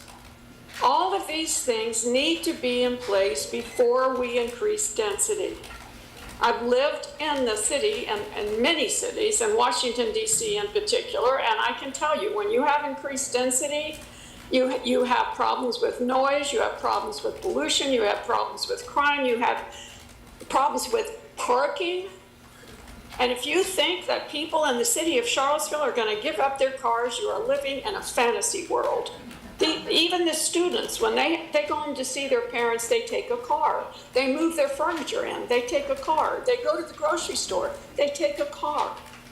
Charlottesville is not built for people to, I love to walk, I love to ride a bike, but it's not practical to do that for everything you need in Charlottesville. And if we are in compliance with state law, in compliance with the Virginia Department of Transportation, that makes sense to me. Going ahead with the Planning Commission's recommendations and forgetting about infrastructure. Okay, your time is up. Thank you so much for your comment. We're going to try Ms. Rowan one more time. Ms. Rowan? Okay, we're going to move forward. Janelle Bowie? Janelle? Jarnell, sorry. Yes. Sorry about that. Jamel. It's Jamel. Oh, yeah, sorry, a little blurry on my screen, sorry. No worries. Yes, sir, go ahead and begin. Okay, thank you. And thank you for your hard work, Planning Commission. I first want to urge the Planning Commission to incorporate the recommendations of the Housing Coalition, whose letter was signed by 30 organizations, including affordable housing groups, racial justice groups, student groups, and neighborhood associations. In particular, I want to urge the Planning Commission to maintain medium intensity zoning, modify the inclusionary zoning regulations to improve financial feasibility and achieve deeper affordability. I also urge the Planning Commission to provide the flexibility in rules and standards to actually ensure that new housing can be built and to proceed with the original plan for sensitive areas. Having said that, I want to speak about my own experience in Charlottesville as a renter and a homeowner. I've lived here since 2017. By the time my wife and I returned to Charlottesville that year, we had both been here at earlier points in our lives. The housing crisis in the city was already essentially out of control, and we struggled to find an apartment at affordable rates. We now own a home, and the reason we were able to afford a home in this housing market, this often ruinously expensive housing market for many people, is because I just happen to have an unusually lucrative job for my career. The Charlottesville housing crisis has touched that people across the income spectrum, including gainfully employed young people who hope to live in this city for decades, who hope to contribute to this city for decades, are essentially unable to afford housing and unable to contribute to the community that they love and cherish. I've heard lots of concern in the conversation so far about what might happen. Lots of reflexive claims of futility and perversity. If you make this change, you'll make things worse. But let's look at what is happening. Broad displacement, ruinously expensive prices, increased homelessness. You should not have to be a New York Times columnist to afford a home in Charlottesville, Virginia. That is just not right. Everyone who works here, everyone who lives here, should have a place to live. All right, your Housing time is up. a Thank you, human sir. right. Thank you. All right, Ms. Wood? Hi. My name is Carmelita Wood. I'm at 825 Orange Avenue, current president of Fifield Neighborhood Association. This zoning rewrite will allow more housing to be made affordable and hopefully solve some of the housing needs in the city, giving all the people the opportunity to live and raise their families in neighborhoods they choose to live in. I believe this rewrite will stop displacement in areas that are high forward. My family, along with other families, were displaced long ago. It's not fun, people. We lost a lot, like generational wealth, generational motivation, social status, and put in schools where we weren't welcome. People are in need of fair, affordable housing for their family to thrive, and the future generation, for them to increase their generational wealth, their social status, and to stop educational detachment. Isn't this what we all want for our families and our kids? One reason the FNA signed on to the Housing Coalition was to speak volume to the rewrite, stop displacement, excuse me, to stop fighting people with the back and forth about the rezoning. Learn to share our spaces. People stay in our lanes. We can't take it with us when we go. We have to leave it for someone. We voted counselors in. We have the Planning Commission, hired them to do their jobs. So let them do it. And if they don't get it right, it's on them. If they mess it up, have the faith that they will correct it.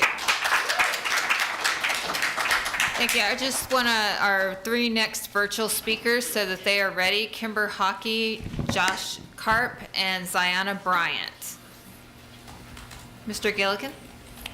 Good evening, Planning Commission. My name is Matthew Gillikin. I live in Fifeville. I'm also the co-chair of Livable Seaville and the parent of 3 children in the Charlottesville City Schools.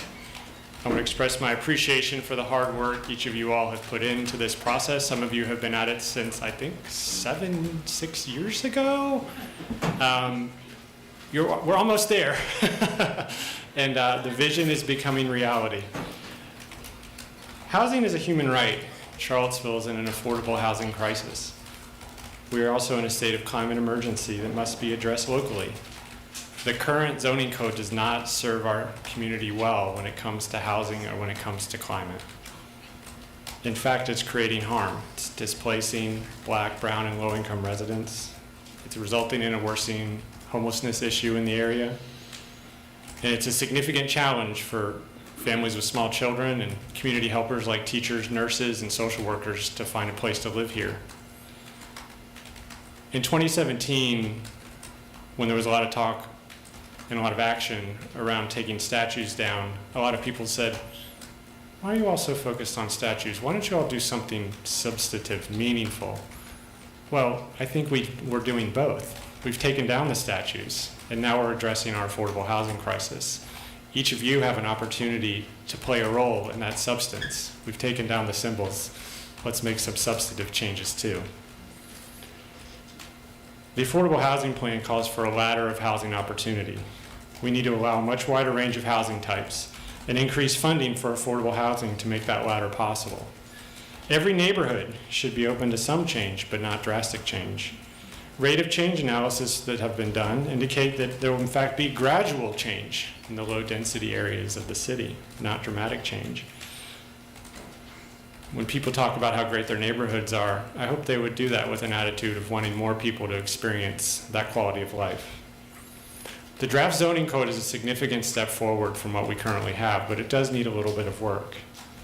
I think we need to allow for more housing in the medium intensity areas and consider allowing a 4-story as a bonus to include designated affordable homes. We can improve the inclusionary zoning ordinance through tax abatements and proceed with the original comprehensive plan for the anti-displacement zones. Thank you.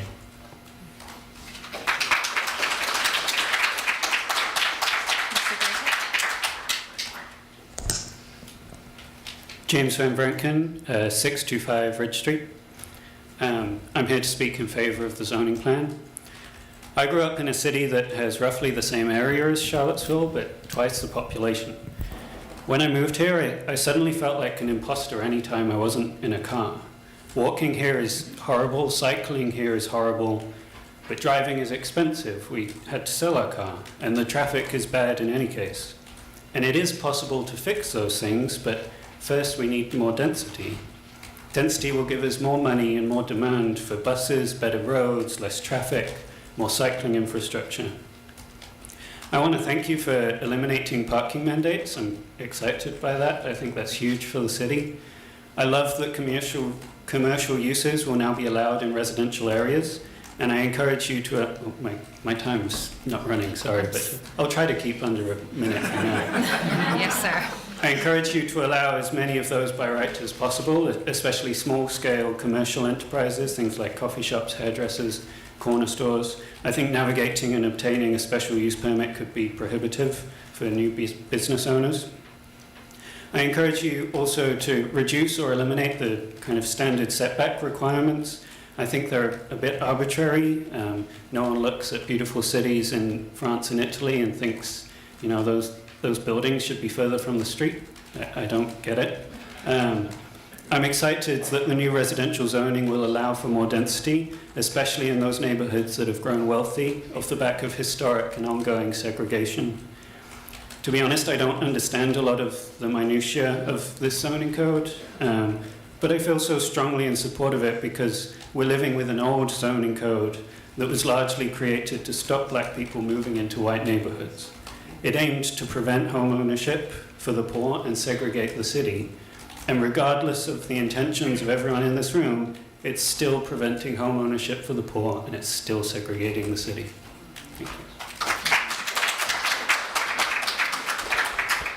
All right, our next 3 in-person folks to be queued up, John Doran, Don Dunham, and Sadie Van Venken.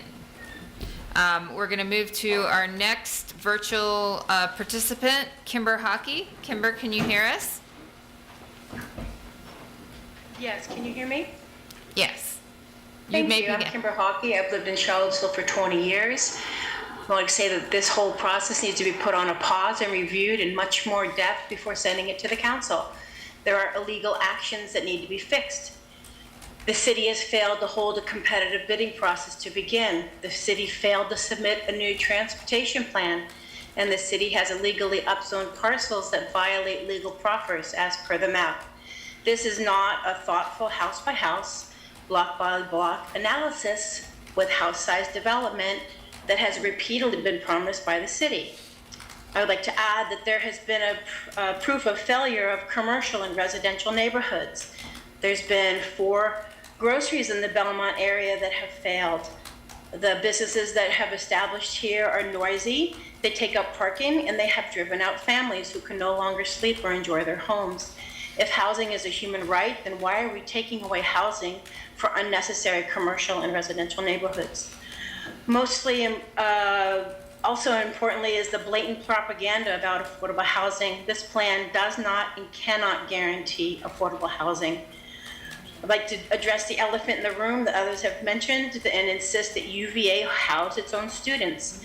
That alone will free up housing for middle income and affordable housing for families. There are many unused and underutilized areas in Charlottesville that can be used for housing and infill.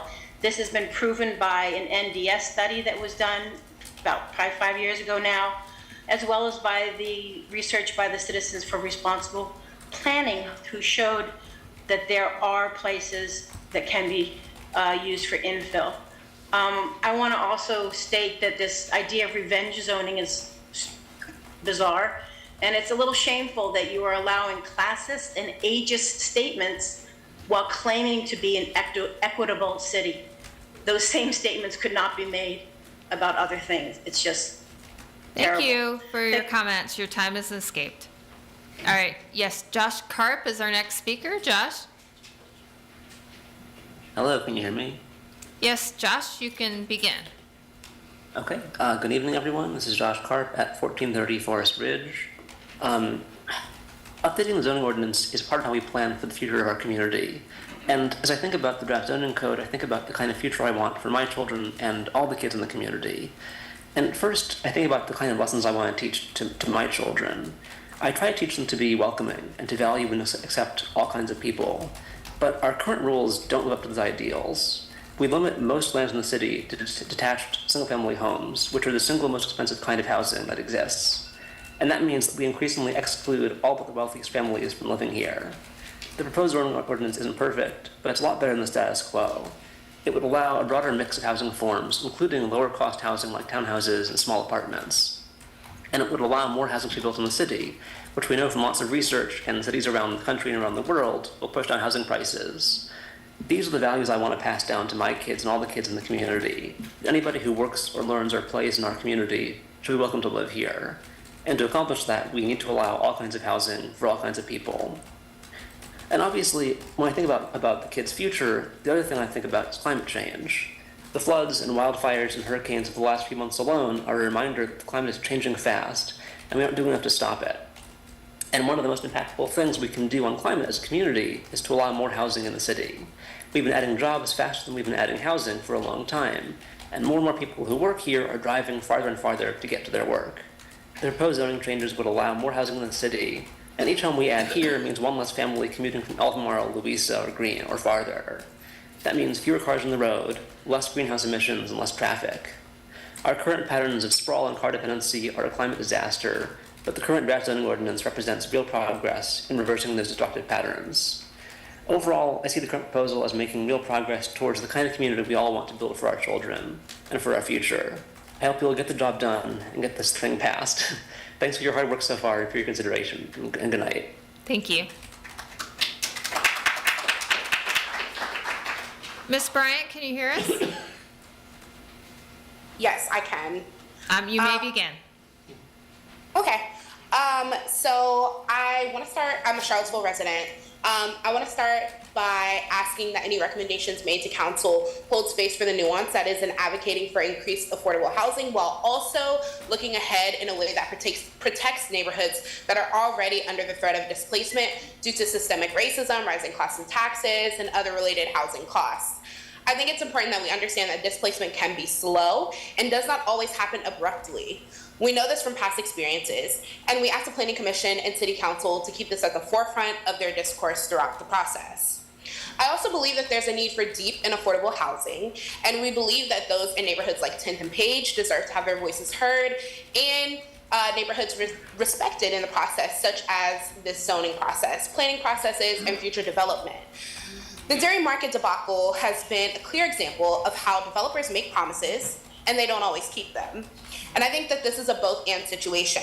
I think we need to recognize the anti-displacement zones and put protections into place that respond to the needs of those neighborhoods and prioritize deeply affordable housing. And when we say deeply affordable, we mean less than 40% AMI or around 40% AMI. I think that it's important that we are committed to equity, and if we say we are truly committed to equity, we would understand the need for both.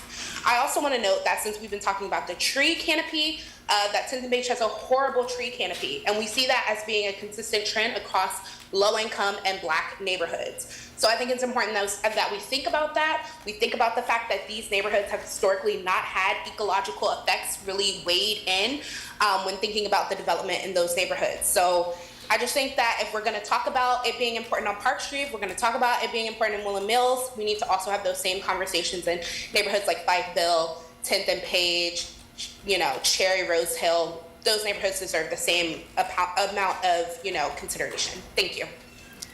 Thank you, Ms. Bryant.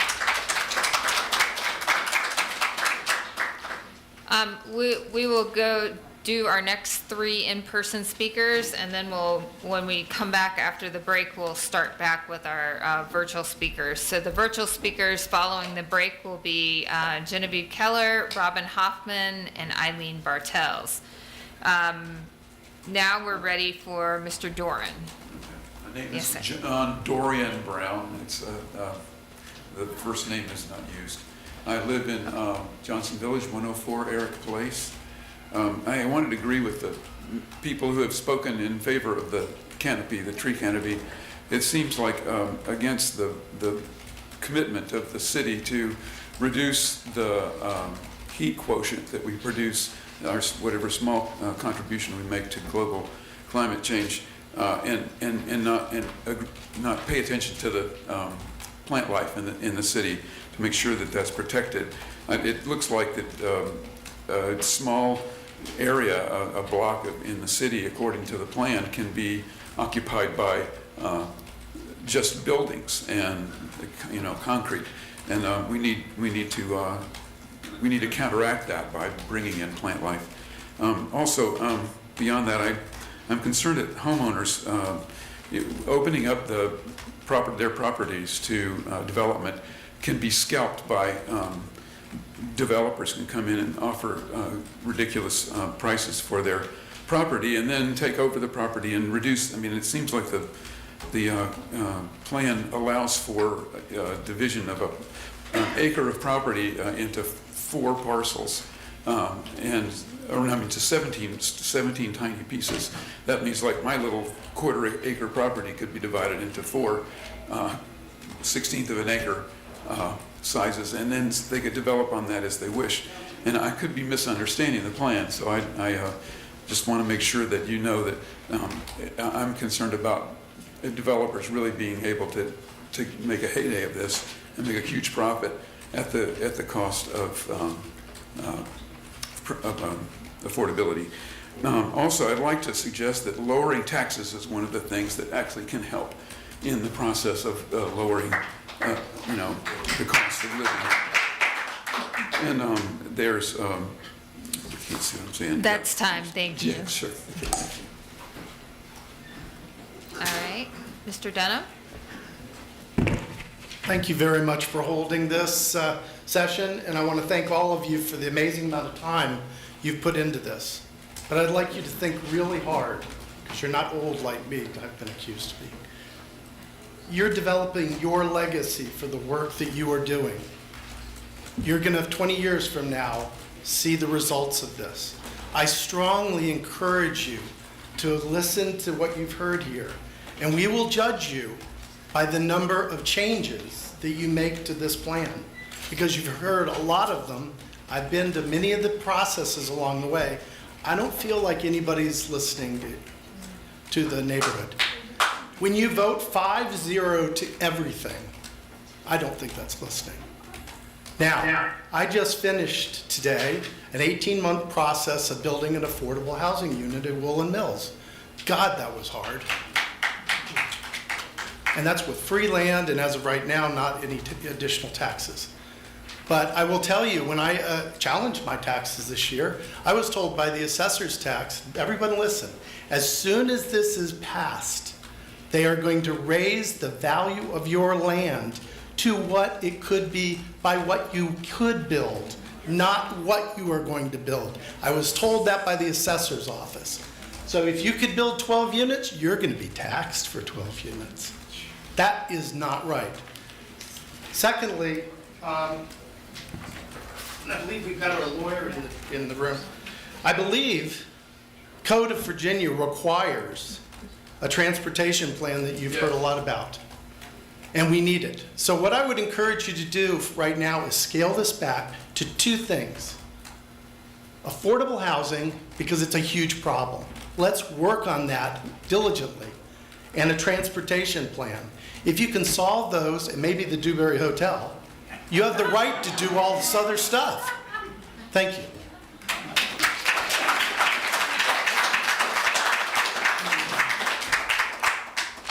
My name is Sadie Van Vranken. I'm a middle school history teacher and a resident of the Ridge Street neighborhood. I support myself and my husband on a teaching salary. We spend 48% of our post-tax income on our rent. It's a one bedroom basement apartment. We're very grateful to live near downtown Charlottesville. Because we don't own a car, it's important to us to live within walking distance of downtown. We've sacrificed half of our income to be able to do this. I know so many people in this city are unable, despite spending 40 to 50% of their income on rent, to find housing that meets their needs. People are being forced to make ridiculous compromises to find housing, living far from town, living with other families, living in decrepit buildings. The list goes on and on. Increasing density across all neighborhoods in Charlottesville is a vital priority, which is why I support the draft zoning code. Upzoning single-family homes to 3-unit lots will be a step in the right direction. Sure, some of these will initially be luxury, but so was Ridge Street when it was first built. Let's be in it for the long haul. I urge you to recommend the draft zoning ordinance to council because everyone in our community should have access to housing that meets their needs and finances. I appreciate your expertise and hard work on all of this. Thank you.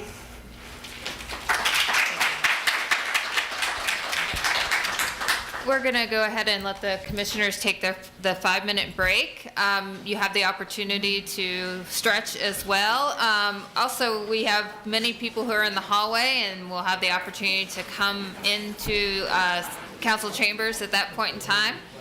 We thank you for those who have commented. If anyone is choosing to leave at this time, you're welcome to stay as long as you'd like. Thank you.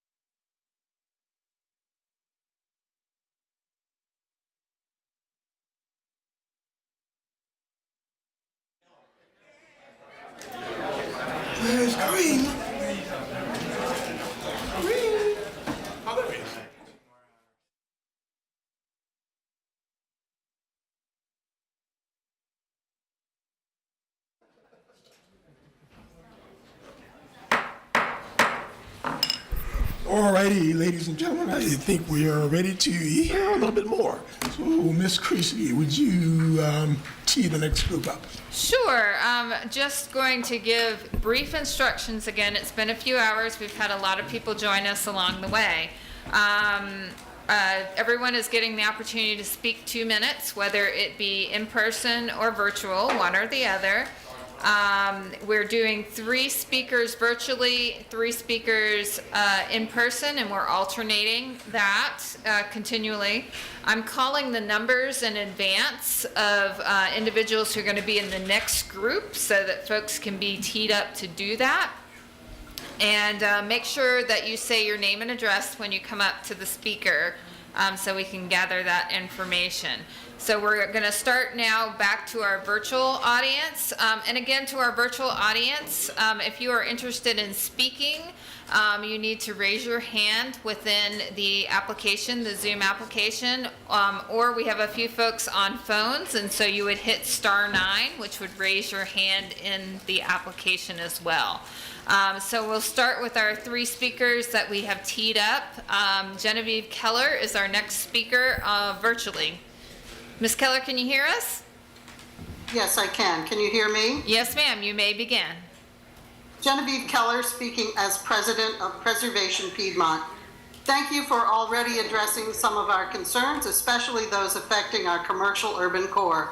We presented our remaining concerns in a letter on 9/11 and in 3 detailed letters in August. We ask that you 6 men address those in your amendments tonight. We remain concerned about the number of historic streets delineated as RB.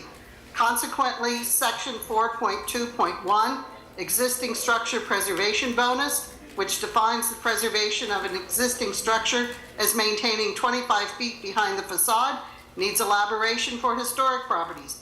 That definition should be qualified that any proposed demolition or partial demolition of a designated property, including those subject to the 25% rule, be subject to BAR review and approval. We believe also that the RC properties should include a bonus provision for preserving the original structure. This bonus is especially warranted in areas with existing affordable dwellings. Some streets and neighborhoods where houses could be lost unnecessarily are the Ridge Street area, Rugby Avenue, Rose Hill Drive, Avon Street, Elliott Avenue, and Cherry Avenue, to name some of them, all listed in or eligible at least in part for the National Register of Historic Places. Please note that many properties in areas designated as RC are quite large, enabling preservation of an existing house while still allowing additional units, such as properties on Rugby Road Extended, and Oak Lawn on Cherry Avenue. And if a lot is too small to accommodate the original structure plus additional units, we ask, why is it RC? Please take another look at the RC districts and determine if that is really an appropriate designation for our most iconic streets. Finally, Preservation Piedmont remains concerned about the role of this code in future teardowns, unaffordability, and displacement. We also support the Tree Commission and relief in retaining front setbacks that can support shade trees, as well as ensuring lot coverages that can support tree canopy retention and new planting throughout the city. Preservation Piedmont has been on this journey with you from the beginning, back in 2016. Ms. Keller, you've hit your time frame. Thank you so much for your comments. All right, Robin Hoffman. Robin, can you hear us? Yes, I can. All right, Robin, you may begin. I'm Robin Hoffman. I am at 524 Caroline Avenue. Back of my house is going to be a parking lot now. And we have all our sewer pipes back there. Most people here have Orangeburg pipes. They wanted to replace them, and they're sitting there in limbo because we don't know where the pipes are going to go. It's like a waste of money, and we have to live with poor sewer drainage.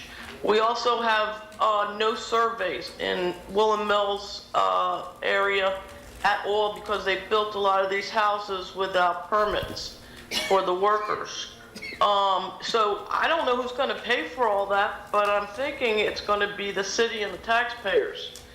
And as far as the rain bombs, we've been petitioning for all sorts of things, and we're losing our trust in the neighborhood, the neighborhood structure where if we write a petition for something, a blind person needs crossing at ADA and that sort of thing. For the last 10 years that I've lived in this house, we've been doing it as protocol, and we have not been seen. And I want to say to all those people who have been speaking out, it's true. Every time that I participated in any of the planning meetings, it's as though we say nothing.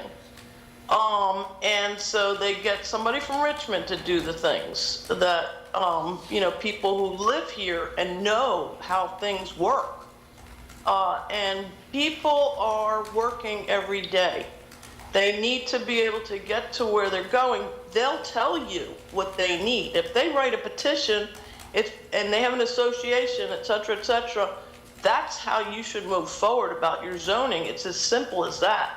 I'm not sure how you are deciding what. Ms. Hoffman, zoning- your time has run out. Thank you so much for your comments. Ms. Bartels, can you hear us? Sorry, can you hear me now? Yes, ma'am. You may begin. Thank you. Good evening. My name is Eileen Bartels. I live at 710 Stonehenge Avenue, and I am in favor of the new zoning. No one should have to live with housing insecurity. Anyone who needs to live in Charlottesville should be able to find a safe and affordable home. The current zoning rules are bad and unfair, particularly to Black residents, and city leadership has an obligation to change them. The proposed zoning is not perfect, but it is much better to approve the plan you have now and refine it in the future than to do nothing. It's common sense that a densely built community will be more energy efficient and burn fewer fossil fuels. Not building more housing in the city forces ever larger numbers of people to live far out of town and use more gasoline. When my daughter, who was a teacher, moved here, the only housing she could afford was in Scottsville, which meant an hour of driving every day. There is no environmental benefit to suburban sprawl. Tree cover is important, but preserving trees in the city means more trees cut down in outlying areas. Mixing commercial and residential development would improve quality of life throughout the city. It's a neighborhood amenity to be able to safely walk or cycle to buy groceries, get a haircut, or a cup of coffee. I'm happy to see that the lots on Avon Street, directly adjacent to my house, are designated CX3, mixed-use corridor, in the new plan. This has potential to improve my life and that of my neighbors. I used to believe that only affordable housing should be built in the city. Now I realize that if this were the case, people with more wealth would simply outcompete people with less, and all the housing would continue to go to rich people. What we need is more units of all kinds, affordable and market rate, which means we need multifamily buildings and allowance for greater height for buildings. Ultimately, making it easier for more people from many backgrounds to find housing in Charlottesville will lead to a more vibrant and welcoming and interesting community where creativity can flourish and improved quality of life for everyone. Thank you for all you have accomplished so far. Thank you so much. I realized I didn't note our next 3 in-person speakers, so I'm going to list those individuals. I'll go back and get our virtual folks ready to go after that, and then we'll get started. So our next in-person speakers, which will be now, is 25 Kip White, 26 Martha Smythe, and 27 Michael Salarita, who I pronounced wrong. I'm so sorry about that. And for our virtual speakers, following those 3, Cameron Lynch, Katie Imberger, and Peter DeBear. Mr. White? Hi, Kip White, 1012 Locust Avenue. Thanks for taking time to have the hearing or the Q&A tonight. Specifically, I'm concerned that the new residential zoning district, RC, has inadequate setback requirements, 10-foot minimum from primary street lot lines, and omits a key reference to observing the existing range of adjacent structures. The RA and RB districts do observe existing range, and I strongly recommend that the Planning Commission adopt the same consistent standard for RC districts, which will be located along the very same streetscapes. The existing range of building setbacks on a residential street will be important to uphold for key safety reasons, including pedestrian, bike, and traffic visibility at intersections and along winding residential streets. And I urge you to consider using existing range as the setback standard for all 3 new districts, RA, RB, and RC. The visibility and safety issue will only be compounded by the increase in on-street parking and construction activity resulting from the new density.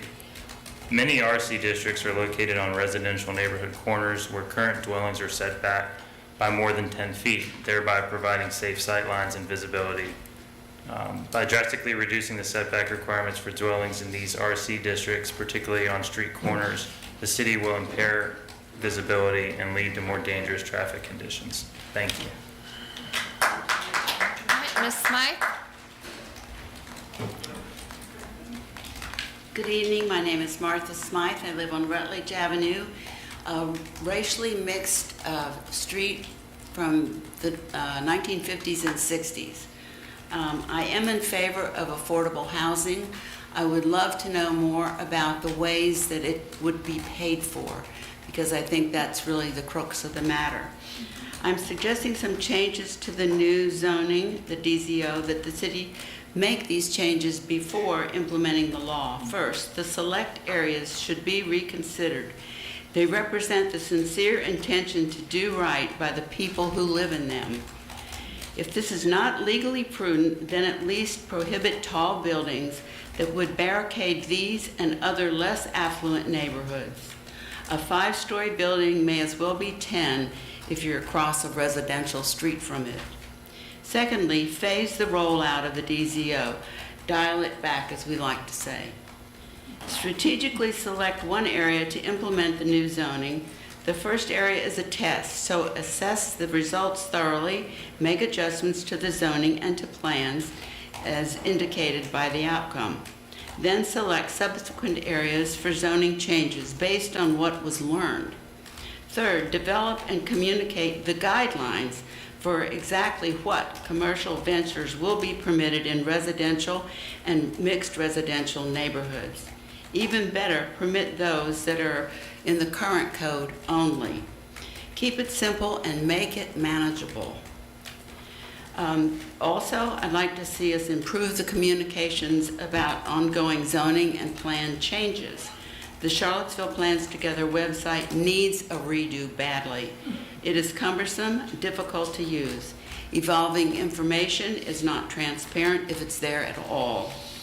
And finally, please avoid using the term red line when identifying changes to future zoning revisions.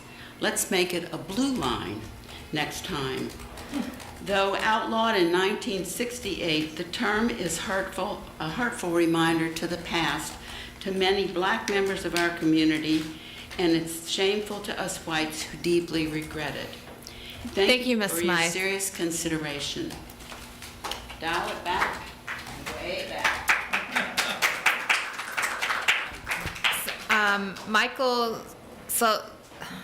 Michael, number 27, Michael. I'm sorry, I don't want to mess it up any more than I did. Do we see Michael here? Okay, then we will, hold on, we'll get there. All right, so we'll move over to our virtual audience then. All right, and that will be Cameron Lynch. Cameron, can you hear us? I can. Can you hear me? Yes, sir. You may begin. All right. I'll keep this short and hopefully sweet. I'm just speaking in favor of the plan. I'm a resident in the county, live at 1869 Tinkers Cove Road. Would have loved to have lived in the city when we bought our house, but there's basically no inventory, and the stuff that was available was kind of rough. Would just love to see a lot more housing built, be that high density, single family home. Doesn't really matter to me. All seems to come down to supply and demand. That's all I've got to say. Thank you. Our next 3 in person are going to be Jason Espy, Charlie Hanley, and number 30, Elizabeth Sloan. So we will now go to Katie Imberger. Katie, can you hear us? Hi, yeah, can you hear me okay? Yes, Katie, you may begin. Hi, my name is Katie Ebinger. Thanks for everyone's hard work on the planning draft and for allowing us to share our thoughts and experiences today. I work at a local nonprofit, the Community Climate Collaborative, which is very much in favor of inclusionary zoning for its climate and social justice benefits. As people have said, when we co-locate, we work and live, it's possible to really reduce our carbon footprints. But I also want to speak today on behalf of my own experience as someone who has a front row seat to what it's like to rent a multifamily house in a largely single family neighborhood. I live in North Downtown, and it really does provide the opportunity for a wide range of people of different incomes to live in what were historically exclusionary neighborhoods. I live in a split level duplex. From the street you wouldn't even know it's a multifamily house, and on the weekend you might find my housemate and I weeding in our garden, and I say garden with very heavy air quotes, or enjoying the long walk in our neighborhood. My point is that we don't just rent here, we really do live here, and we're a household that includes a teacher, myself a climate advocate, a librarian, folks who could not normally afford to live in a neighborhood like this. But when you open up exclusionary neighborhoods like North Downtown and allow multifamily homes to exist here, we can bring more people of various income levels into exclusionary neighborhoods. So I'm here to speak on behalf of, in support of inclusionary zoning, and say that the draft zoning code as presented is a really great step in the right direction. So thanks for your consideration. Thank you. All right, Peter DeBear, can you hear us? Can you hear me? Yes, Peter, we can hear you. You may begin. Good evening. My name is Peter DeBear. I live on 1043 Locust Avenue with my wife. We have 2 children. I support attempts to make Charlottesville more inclusive. The plan, which you call an inclusionary zoning proposal, has, however, not much to do with affordable housing, especially in residential areas. Affordable housing is only required for structures with more than 10 units, which is a lot, and does not affect residential RAs, RBs, and RCs. Developers can also buy out low-income people. Increased density does not mean increased affordability. I'm an economist. I'm amazed by the extent to which the plan caters to the interests of developers and not to those of the communities. I worry about how financial incentives will drive decisions, especially for RCs. You offer a financial bonanza for those who sell a parcel that is open for an RC and a developer, irrespective of what the community wishes. The increased density created by RAs and RBs will already create a large challenge. Neighborhoods may be willing to engage it with incentives for inclusive, affordable housing. Take away the RCs in my neighborhood. We want to bring more people to Charlottesville, but I see no mobility plan. I see no attempt to increase biking and walking. I see no plan as to how our schools and our already stressed infrastructure, leaking pipes, sewage, will deal with this inflow. Make adjustments. We can do better than this. Thank you.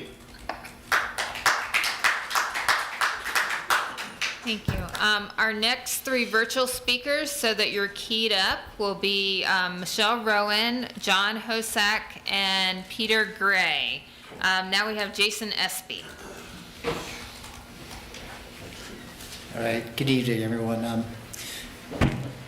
My name is Jason Espy. I live at 145 Baylor Lane in the 5th and Ridge Street neighborhood south of downtown. I want to thank the Planning Commission and the staff for all the hard work that you've done to get us here. I affirm a strong support of the proposed zoning ordinances. I love the city, I love our home. We are not expanding our borders, so our options are upwards and infill, while maintaining tree canopy, green space, environmental care, and I know it's going to be a tough balance to accomplish all of that, but to the extent that we can do our best. The framework for these changes will guide Charlottesville to a more equitable, inclusive, affordable, and livable place for all, and it will respond locally to the largely existential crisis of climate change. It strives to address the historical racism that is embedded in code. I have read the changes. I see the good progressive ideas in there.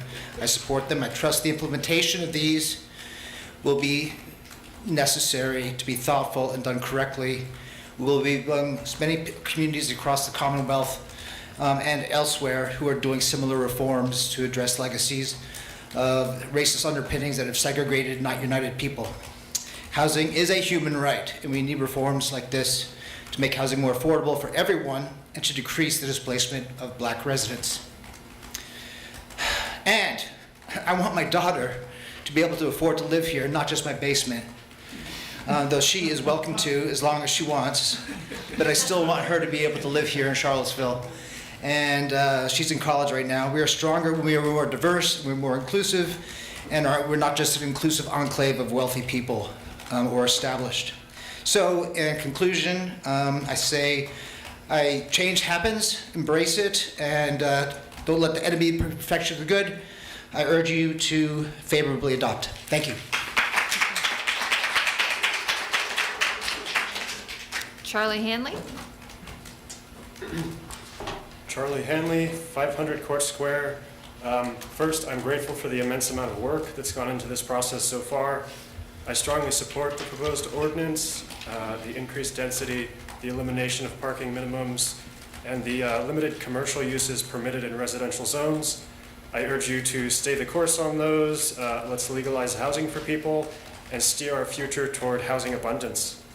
I have one minor suggestion to put forward. I believe the ground floor transparency requirements in residential zones of 30% by area may be excessive. 30% by area is actually quite a lot of glazing. That makes a lot of sense in commercial buildings or large buildings, but less sense for smallish residential buildings. My concern is for energy efficiency. In our climate, you generally want windows mostly on the south side. Windows on the west side can overheat you, and windows on the north side just sort of bleed energy. You can overcome that with expensive windows, but that's going to add to costs. So if the primary street for a building happens to be west of the building, requiring a whole bunch of glazing area is going to, cause an energy penalty or increase costs for the project. I recommend that you consider reducing the 30% requirement in residential zones, especially RA, or maybe for smaller buildings in particular, for more flexibility for energy efficient buildings. Thank you.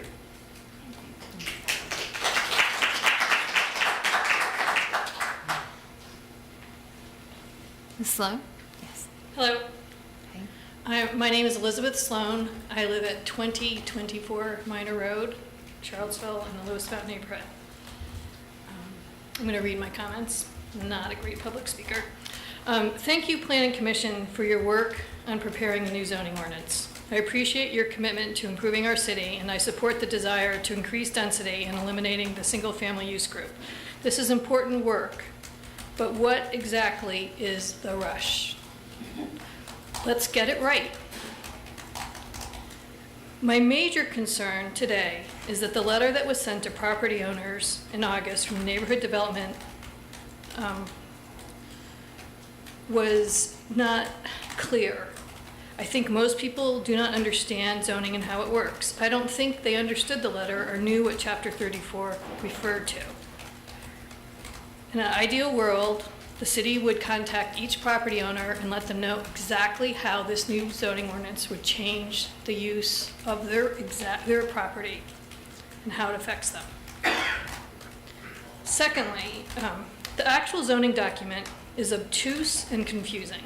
I happen to be an architect, and even and I'm used to reading zoning ordinances, I find it very difficult to sort through it. It is over 400 pages long.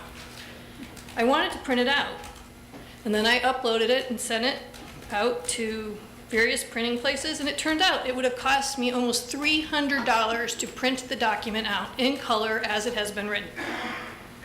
Personally, I think more printed copies should be available at an affordable cost and affordable to purchase and provided by the city, more like $10 or something.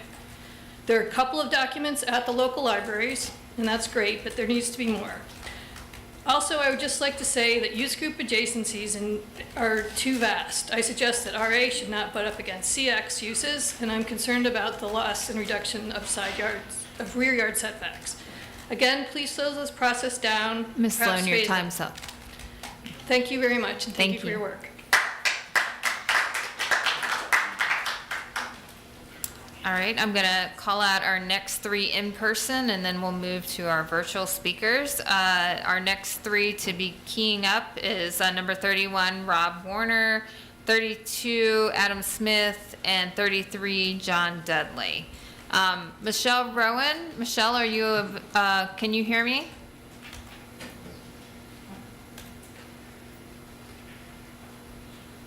Michelle?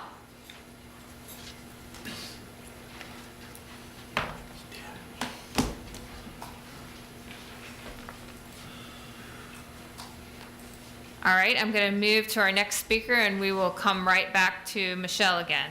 Our next speaker is John Hosak. John, can you hear us? This is John Hosak. I live in the Locust Grove neighbourhood. Yes, you may begin. Can you hear me? Yes, sir. I agree with previous comments about the problems with the draft ordinance. I wish to focus on the bait and switch aspect. Many promises were made in the original document, but many of the ones critical to resident livability and affordable housing were quietly dropped. From the beginning, the city has sold this plan on the promise of affordable housing. However, according to multiple statements, especially in recent work sessions, the plans will produce only a handful of affordable housing units. Dimensional criteria for current neighbourhoods have been ignored. Suggested development in and adjacent to residential properties are not, as initially promised, to be house size, and this especially applies in RB and RC.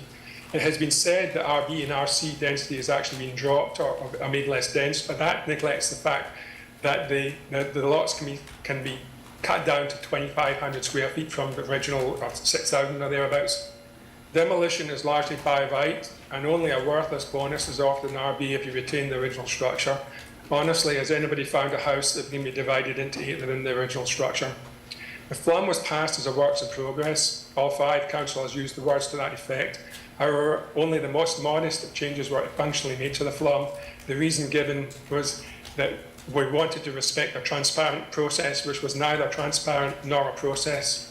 Additionally, what few changes that were made were not communicated or explained to citizens, but occurred via silent text changes. Finally, the Affordable Housing Plan stated that critical to success were 3 principles: equity, regional collaboration, and comprehensive approach.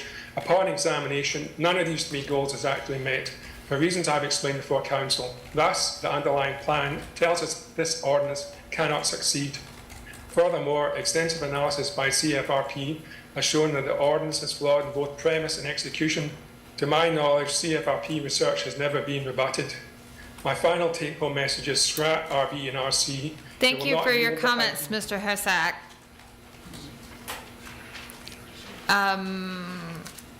Okay. Peter Gray.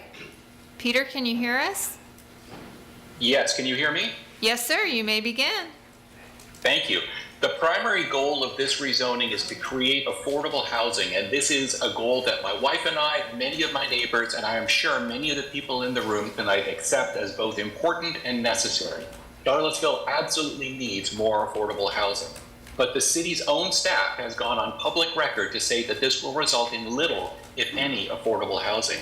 And a consultant report commissioned this summer by the city confirms that the per square foot development costs will be so high that there's just no way any units built will be affordable. But developers make money by maximizing the revenue that they can obtain for a piece of land. What this means is that developers will build expensive housing to maximize their return on investment. It is a fundamental mistake to believe that developers will, out of the goodness of their hearts, leave money on the table and choose to build affordable housing.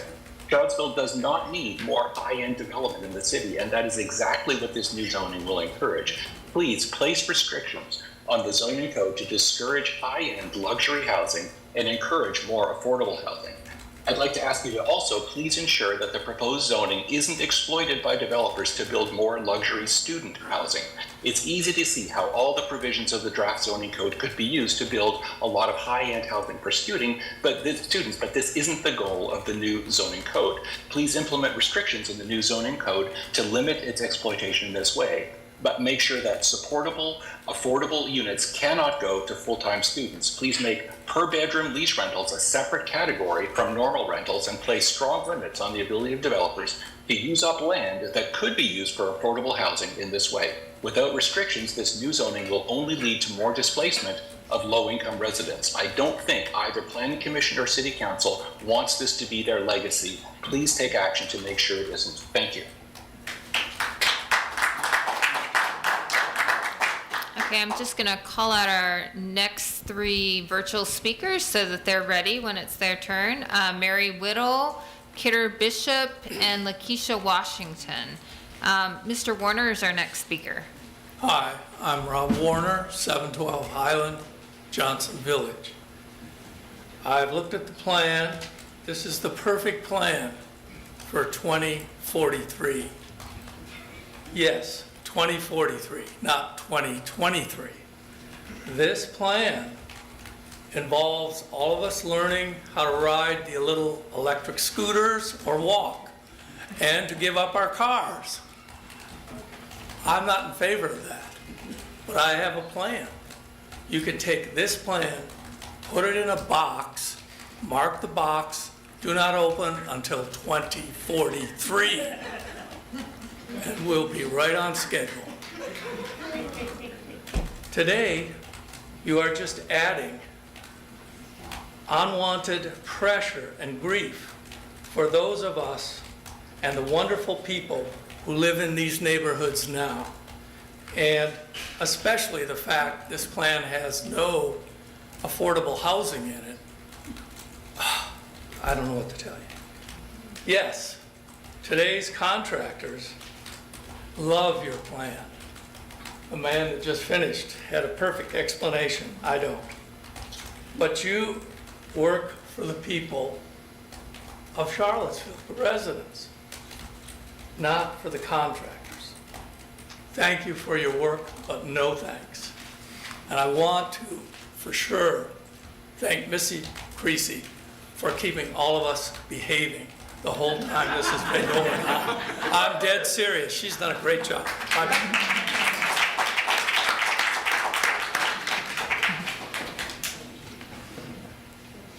Mr. Smith? Yeah, so I'm at 2313 Tarleton Drive. I'm a teacher over at Burley Middle School, and I got a lot of students that definitely could use more affordable housing. I think largely I'm in favor of that affordable housing. It's funny, I don't think, and I want to say to everyone, both sides, you've been really respectful, and I love that about this community, that we can both express different opinions and still get along, so to speak. So, and yeah, thank you, Ms. Creasy, for maintaining that. And like the gentleman before, yeah, my clock. So my issues with it largely, and I live at 2313 Tarleton, I think I already said that, is that we're increasing density with unaddressed existing problems, kind of putting the cart before the horse, as someone else put it. In the 10 years I've lived on Tarleton, the main line on our street within 100 yards of me has been repaired 4 or 5 times. Many people have expressed that that continues to be an issue with many communities. Transportation, etc. Greenbrier Elementary School, which we love, is not overcrowded. I really don't think it is. As a teacher, I can say that, but they don't have a cafeteria. There's no room to expand for that. The bathrooms are atrocious. I've been in them. I don't think they've been renovated in 50 years. So again, we've got problems that aren't being addressed, and we're going to increase the density and put more people in there and not kind of deal with those underlying issues. And it's kind of like laying linoleum, which teaching can be like. You push down one bubble and you create 2 more in separate places. I think also, I think no one here has really been in favor of commercial expansion. I think Ms. Bartels was, and the gentleman said he was, another gentleman said increased commercial and residential sort of combination, but really no one's been up here saying, I want more commercial development. I want more commercial development. Affordable housing, yes. But across the street from us, there are empty storefronts near Gasoline Alley. Albemarle Square Mall and Fashion Square Mall sit empty. There's no demand for this. There's no demand for more commercial. So I really don't see why we're moving for that. And so I think that commercial development really isn't something that we need, whereas affordable housing, I think, is wise. And the CX5 gasoline alley, I'd rather see that at most RX3. Thank you. Thank you. Mr. Dudley. John Dudley, 1615 Meadowbrook Heights, which is Greenbrier near the bypass. I just want to echo all the many good statements that were made, especially those involving lack of infrastructure to support increased density. Yes, we're all for affordable housing. It's not, a plan is apparently not going to provide that. And traffic. I just found out that something mandated by the state was not done. So here's what I think will happen with the parking. If multi-family dwellings are built where residential is now, there will be some kind of subsidy given to the developer. So the streets will be widened to provide on-street parking. Well, that'll take half of my front yard. So there'll be all these things done by the city at taxpayers' expense, steps taken with developers. The present property owners will be paying for this, and it'll reduce our own property value. So, yeah, I object to that. And there's no way all this increased density will have parking. What's wrong with expansion in the county? Everybody acts like it's a million miles away. There are lots of units being built out there. We could have electric buses bring people in. It's a 10-minute ride on a bus. What else?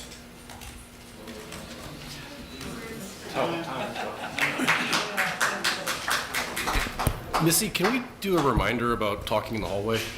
I was going to ask. Talking what? It's a lot of noise coming from the hallway. Sure. Yes, definitely. Yes, if there's speaking going on in the hallway, let's minimize that to a whisper. Thank you. Thank you for that.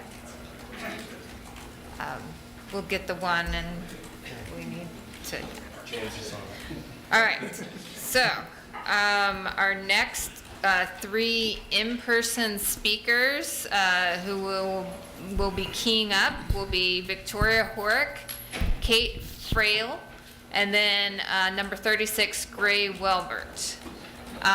We'll go to Mary Whittle, who is on our virtual speaker. Miss Whittle, can you hear me? Can you guys hear me? Yes, ma'am, you may begin.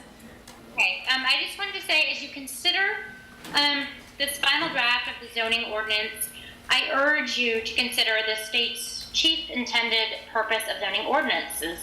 And this is to improve the health, safety, convenience, and welfare of citizens and plan for the future of development of communities to the end that transportation systems be carefully planned.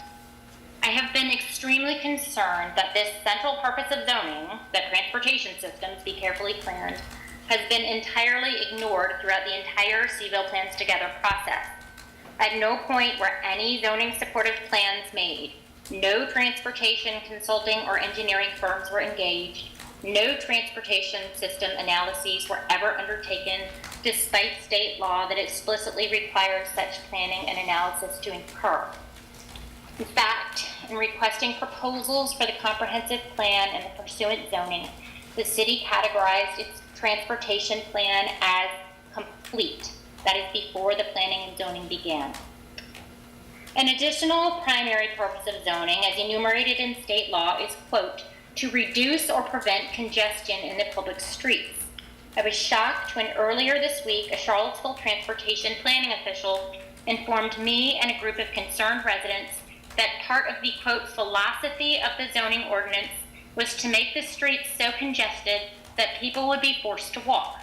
This official also said that the city planned to make no upgrades to its roadway system and that he envisioned cars, bikes, walkers, and scooters and buses all sharing the roadway and moving along at 12 to 15 miles an hour.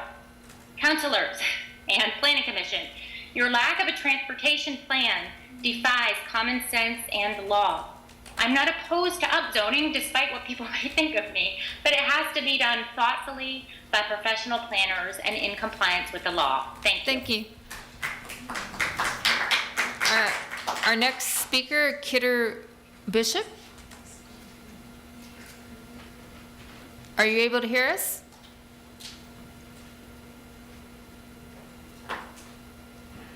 Kidder? All right, we will come back to Kidder in a second. Lakeisha Washington. Ms. Washington, can you hear us? Yes, can everyone hear me? Yes, ma'am. Please begin.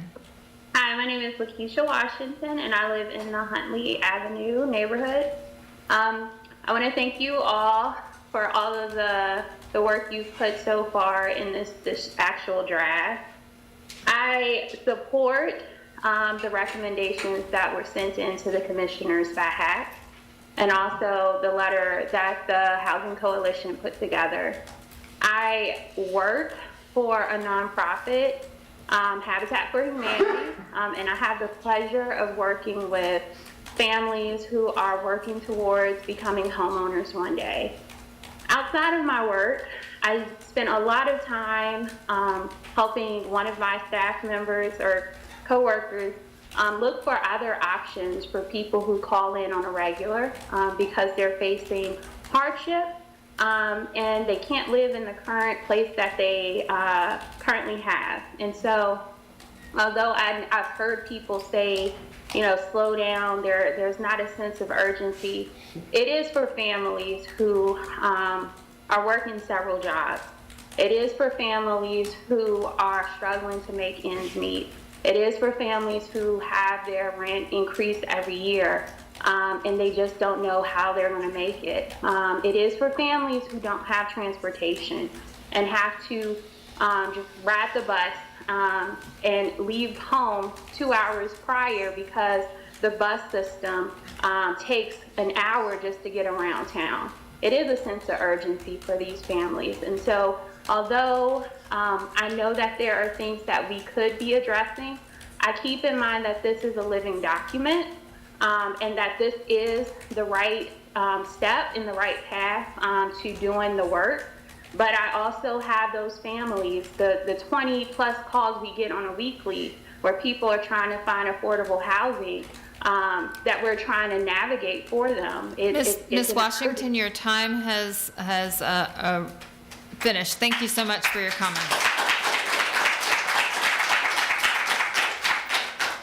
I want to get our next three virtual speakers teed up. That'll be Vern Buchanan, Sam Gulland, and Ben Heller. Our next speaker in here is Victoria Horick.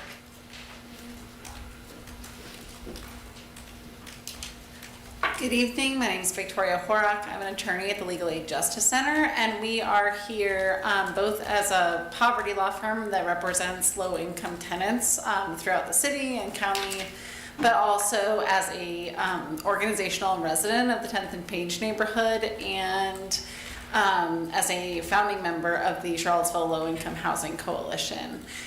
The first thing I want to say is that we just want to lift up the comments of some of the folks from the 10th and Page neighborhood and other historically black neighborhoods in the city. We think it's really important that those folks' voices are heard in this process.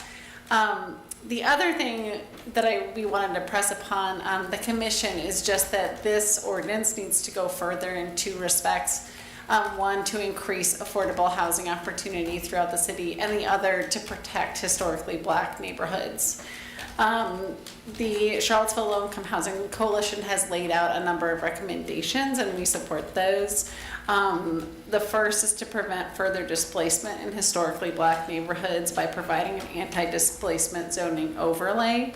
The other one is to adopt, or the other part of that is to adopt neighborhood-friendly transition zones between sensitive areas and commercial corridors. That's especially important in areas like the 10th and Page neighborhood that have been put next to commercial corridors because of historic systemic racism in the planning in prior eras. The other thing that should happen is to allow more density in historically exclusionary neighborhoods by reinstating the 4-story height limit or height bonuses, and continuing to link density bonuses to affordability. And the other one is just to expand affordability, which includes providing tax abatements and keeping the new voucher provisions of the draft ordinance intact to address the greatest housing need. And that's folks who make 50% of the area median income or below. We need deeply affordable housing in this area. Just as a personal note, I was in court today watching over 50 families face eviction for non-payment of rent. So this is a critical need. Thank you. Thank you.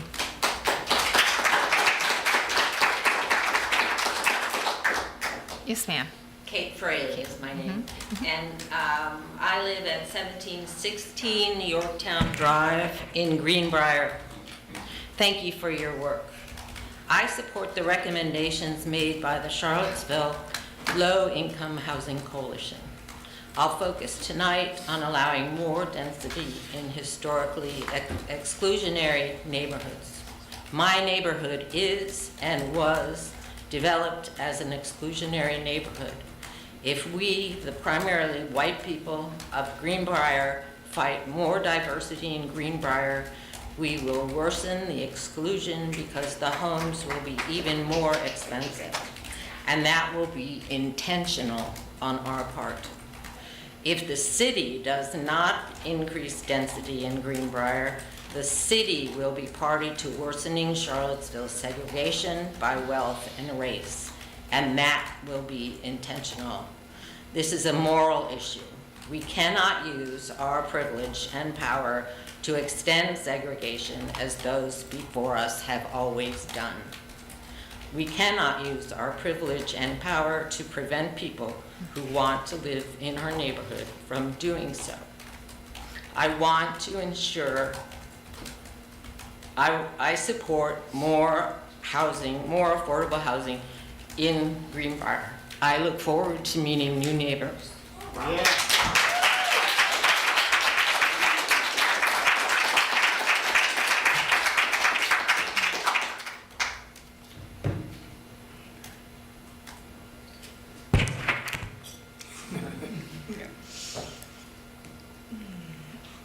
Hello, my name is Gray. I live at 1215 Wortland Street, Apartment B, which is an apartment complex near UVA, as I'm a civil engineering student there. I want to just begin by saying thank you for drafting this new zoning code, as it is markedly better than what we currently have, but there is more that can be done. As everyone here already knows, affordable housing in the city is truly a crisis, and many residents have to move to Albemarle in order to afford to live. As a student, that wasn't really an option, because parking in UVA isn't affordable and isn't an option, so I must live near it. Developers and landlords take advantage of this and charge egregious rent. Some of my friends who live with 4 or more roommates have to pay $850 per month per person, and they live more than a 20-minute walk from UVA. Others who choose to live closer are paying $1,000 per person or more every month. This is not including utilities, it is just rent, and that is with 3 other roommates. We all know that UVA students have caused a lot of the rent increases in areas near UVA, and new developments are being proposed because of the growth of UVA to accommodate even more students. We are aware of this, and we aren't happy about it either. I'm speaking for other students that can't afford the egregious rent in this area and who don't rely on financial assistance from our families in order to go to UVA. It's rough. And we want to make sure UVA's effects don't displace even more low-income residents because of these developments. Low-income students also want more affordable housing and want to be prioritized for future low-income students who must stay here to finish their studies and can't afford to live in UVA's expensive on-grounds housing. There are multiple recommendations that have already been made and submitted in a housing coalition letter that Livable Seville drafted that has the support of many organizations within the city, as well as fellow student organizations.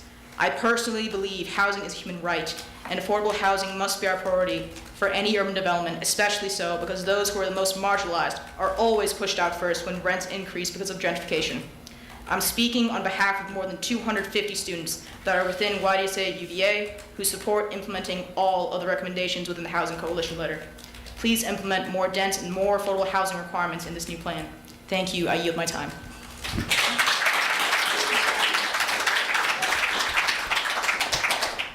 I'll announce our next 3 in-person speakers so that they can be getting ready. Felix Worthen,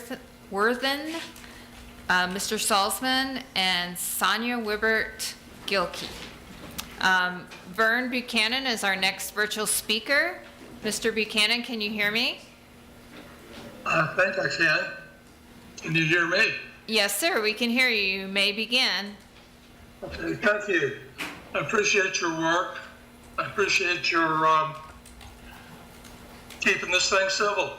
I have a problem with unintended circumstances. I'm not so sure that we are going to get what you think you're trying to get, and that bothers me. I like the idea of a test area that was put out by one of the speakers. Our infrastructure is a very serious problem. I don't think we have addressed that very well at all. Transportation is an issue. Excuse me, I live at 2135 Tarleton Drive. I forgot to say that. I'm in favor of affordable housing. I think it's a grand idea, but I don't see that this plan is gonna do that. That bothers me very much. That's the crux of what this was all about to start with, and I don't think by right is going to be very effective in getting this done. Thank you. Thank you. Sam Gullen is next. Sam, are you able to hear us?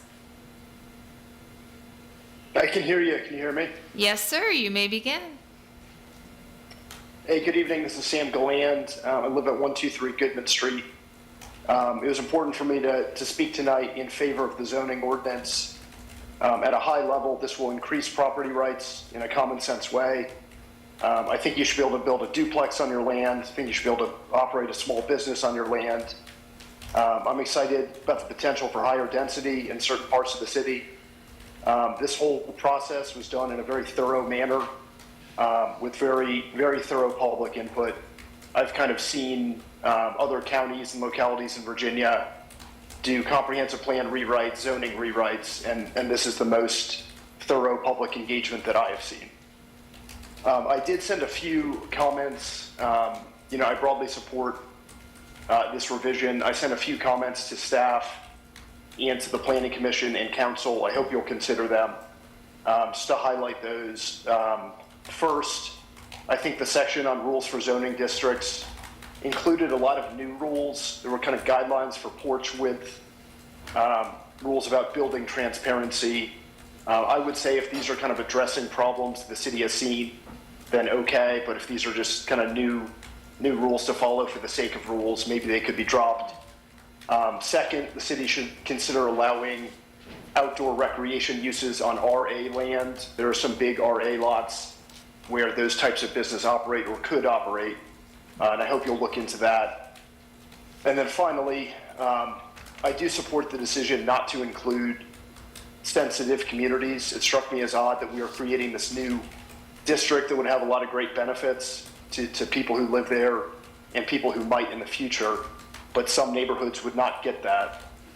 And I also wanted to say that it seemed like a main purpose of that concept was to have a zoning ordinance that would discriminate racially. And in my opinion, no matter how well-meaning the intentions are, I don't think the city should do that. I think this is a good ordinance. I think we should allow everybody to benefit from it and appreciate everybody's work. Thanks very much. All right, Ben Heller's our next speaker. Mr. Heller, can you hear us? I can hear you. Thanks for having this hearing. I live at Blue Ridge Road. Listen, dramatic policy initiative ought to be supported by extensive data and deep, careful analysis, and that's simply not the case with the comprehensive plan or the DZO that comes out of it. There's almost zero comparative work to place Charlottesville in the national context, no quality analysis of the impact of student housing, and no elasticity analysis. And I don't blame anybody sitting there. I think you were, done hard by a consultant that did a really poor job, which is what happens when you have only one respondent to an RFP. Dramatic change without supporting analysis might still be justified in an acute crisis, but data shows that Charlottesville's housing market is actually less distorted than most. It's simply tracking, actually with a lag, changes in the national housing market, which are themselves the product of pandemic shifts in household formation, supply chain issues causing transitory disruption in housing production, and swings in interest rates. So in the absence of that kind of a crisis and without requisite fundamental analysis, the right approach is to, as the Chinese saying goes, cross the river by feeling the stones. So please consider taking an incremental approach and applying the changes least likely to have unintended consequences first. For example, it's great that the zoning ordinance is clear, it's easy to read, it has a simpler use table. I think forcing NDS to respond quickly, that's great. Allowing duplexes and triplexes everywhere, liberalizing the ADU rules, all of that is low risk and I think very good. But I think some of the more dramatic changes, the highest density CX and NX and RX zones, please try to start in smaller areas and see how it goes, and start in areas that are already gentrified so you reduce that gentrification risk. When the road is twisty and shrouded in fog, the wise driver goes slowly, and we do not want to end up wrapped around a tree. Thank you. All right, for our virtual speakers, right now we have one more individual signed up, and that is someone on a phone line with the last numbers 2204, so please be geared up. Again, if there are other folks, virtual speakers who are interested in speaking, please raise your hand in the Zoom application. If you're on a phone line, you would hit *9. We've added Mr. Ted Pearson to that listing, so you guys be ready in the next round. At this point, Speaker Felix Worthen is next. Hello. First of all, I would like to thank you for the development of this proposal. I'd like to express my support for it because it amounts to a step in the right direction. I'm a resident of Lambeth Field. I'm a university student. I have been through the process of looking for rental housing in Charlottesville, and it is it's a nightmare. I'm not expecting it to be fun, but there is just a creeping dread, and the creeping dread is the inevitably unpayable housing costs. And I'm a student, I'm not even living here permanently. I'm of the opinion that a city should be a place where people can live, and that means a range of housing options so that we don't displace anyone. That means medium intensity zoning, that means multi-story housing, that means dense housing.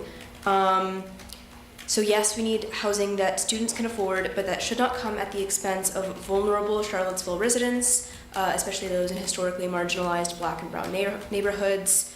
So this means that we do have to protect anti-displacement zones along those lines. And to those saying, what's the rush? The stakes here are pretty high. If Charlottesville does not embrace this kind of accessibility and this kind of population density, the consequence is human. People will be evicted from their homes, forced out onto the street. So just to establish the stakes and remind everybody in the room, I maintain that we ought to adopt the recommendations outlined in the Housing Coalition letter, as others have said, and this is how we make Charlottesville livable. Thank you.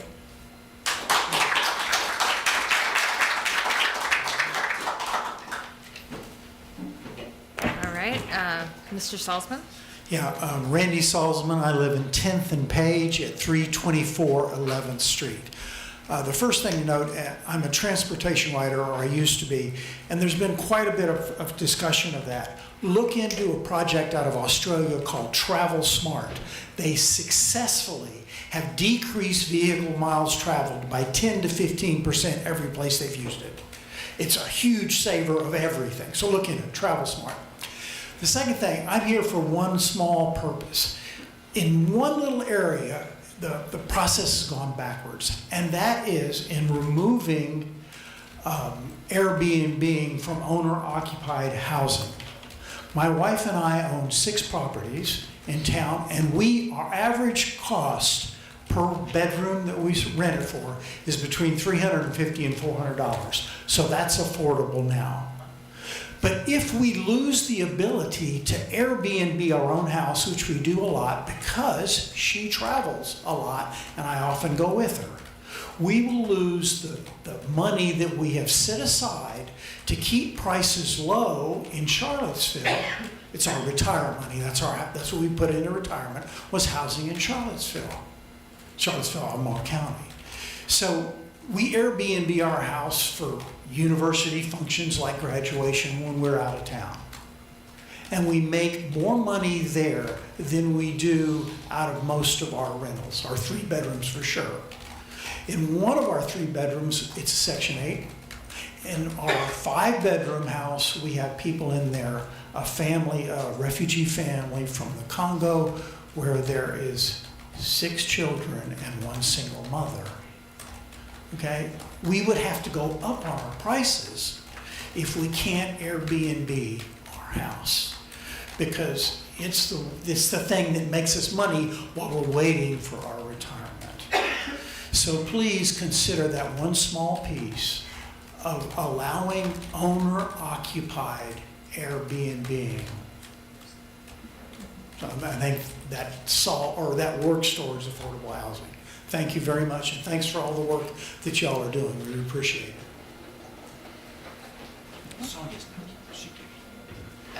So that's you now, okay. Good evening. My name is Melvin Grady. I'm planning on doing this. But my son's birthday is today. He turned 35. He passed away, though. He was killed in a car accident 7 years ago. So I'm going to speak on his behalf on this one. I'm winging this, by the way, real talk. I'm from Charlottesville, born and raised, 1968. I guess when red lighting had ended, I was, just coming out the womb. I went to Greenbrier Elementary School. They bused us there. I had no idea. I was doing my job, going to school. Got through Greenbrier, Walker, CHS, went to UVA. Got my degree at UVA after a little turmoil here and there, my math degree. Came back to teach in Charlotte City Schools. Albemarle County first, and city schools. I've been teaching for 25 years. I'm a Charlottesville resident. I'm a homeowner, by the way, 238 Hartman's Mill Road.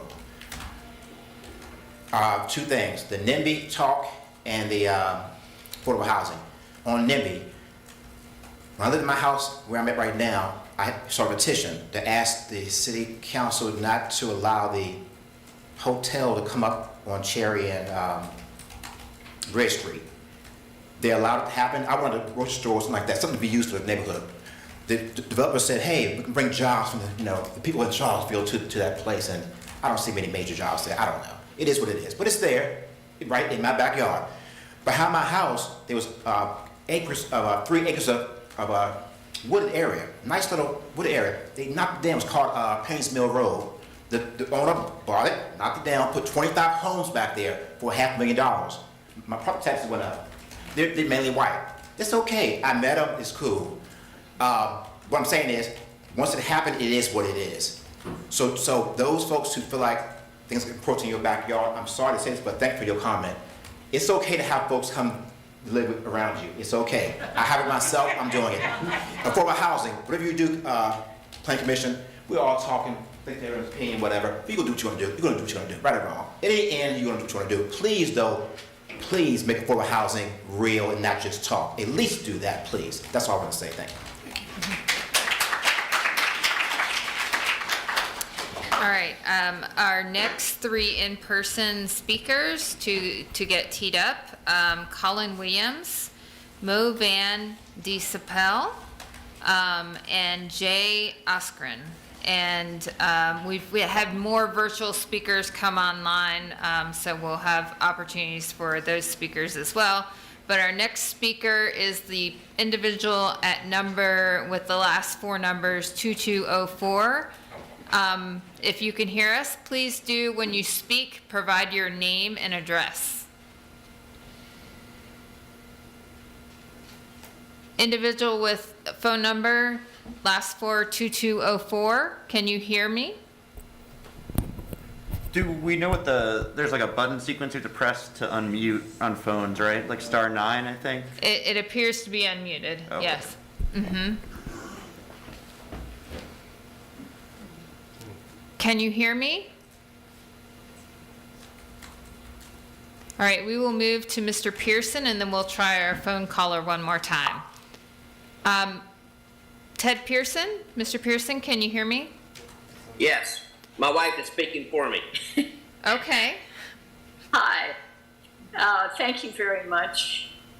My first and big question is really, what is the rush? Is it for the developers so that what they are pushing and proposing can be passed legitimately? Is the money that needed? I'm frustrated. This would be possibly very tolerable if it was really focusing more on affordable housing. First, absolutely first, before even talking about density. For instance, if places like the Preston Avenue area, which now wants to be more like Dairy Market and its housing, should actually be stores on the first floor and affordable housing above. But no builders want to have that restriction. Everything else needed is quickly within walking distance there. A drugstore, grocery store, hardware store, laundromat cleaners, restaurants, veterinarian, they're all there already. A bus system, great bus system, it's the cities. They're all there. They could be upgraded if needed, but still they're all available. Even if you do something like have parking on the first floor when you expand Preston Avenue, have parking on the first floor or parking, behind the first floor, which is stores and shops. And if the parking can't be used, they could rent it. But we need more shops, stores that are walkable for people. We need more affordable housing, which could also go onto West Street and Rose Hill as well. I'm right around the corner from this. I live on Oxford Road. Sorry, my husband and I live on Oxford Road, and we have no room. Our road is All right, your time has expired, Ms. Pearson. Thank you so much for your comments. You're welcome. All right, we'll move back to our phone number, last four numbers 2204. You may unmute. You're unmuted, so if you're able to speak.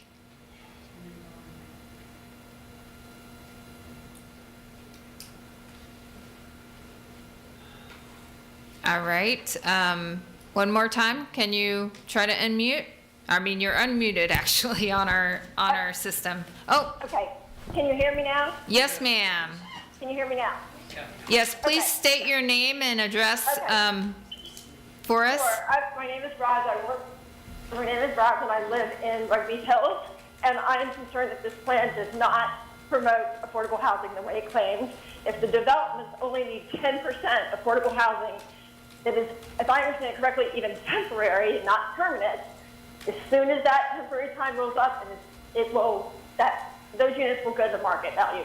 But even so, 10% is not enough, even if those units stay permanently as affordable housing. In addition, the fact that my 1/5 of an acre lot can now hold 3 houses, and I'm going to get taxed for 3 houses before those 3 houses are built, you just run me out of the neighborhood. A single working person, you run me out of the neighborhood. I'm part of that mix of people. I'm not a family of 5 with a ton of money. So that's problematic. There's nothing in this plan that addresses infrastructure. It doesn't allow for the necessary parking. If they build a 12-unit apartment building on Rugby Avenue, there are going to be 12 cars, or probably more like 24. It's fictional that people will walk and bike to a grocery store. For a family, Barracks Road is less than a mile from here. People don't walk down there and buy their groceries. They drive and they fill up their car with heavy things. Not realistic. And you're just going to create congestion on the street because you haven't addressed infrastructure for parking at all, or even the other infrastructure, which we've already talked about, the water pipes, etc. When you remove residential zoning and make it commercial, you've completely destroyed residential housing permanently, whether it's affordable or not. So how is putting commercial in a residential neighborhood helpful for affordable housing? It's just not. Rose Hill has dilapidated stores and empty storefronts. It's not pleasant to walk on. People don't walk down Rose Hill because it's not pleasant, it's not safe. If it's empty, it's not safe. Store level things on the first floor will make that area less walkable because it will be less populated in the dark. Thank you so much for your comments. All right, our next three virtual audience members to be geared up, Laura Ferrero, Stephanie Dow, and James Aller. And at this time we have Colin Williams. Okay, Mr. Williams is gone. All right, Mo van Dissepel.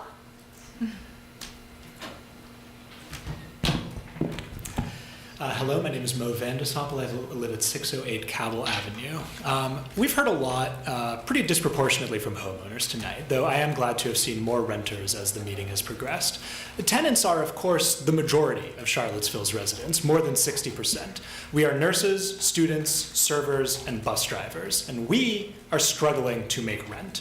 Most of us couldn't make it here tonight. We're too busy working, so let me give you a picture. Charlottesville's tenants are being choked by a lack of adequate supply. Many of the university's students, who I will remind you are part of the community, not some tumor upon it, are eligible for food stamps because rent eats up the majority of their income. Average rent for all tenants jumped by 20% last year alone.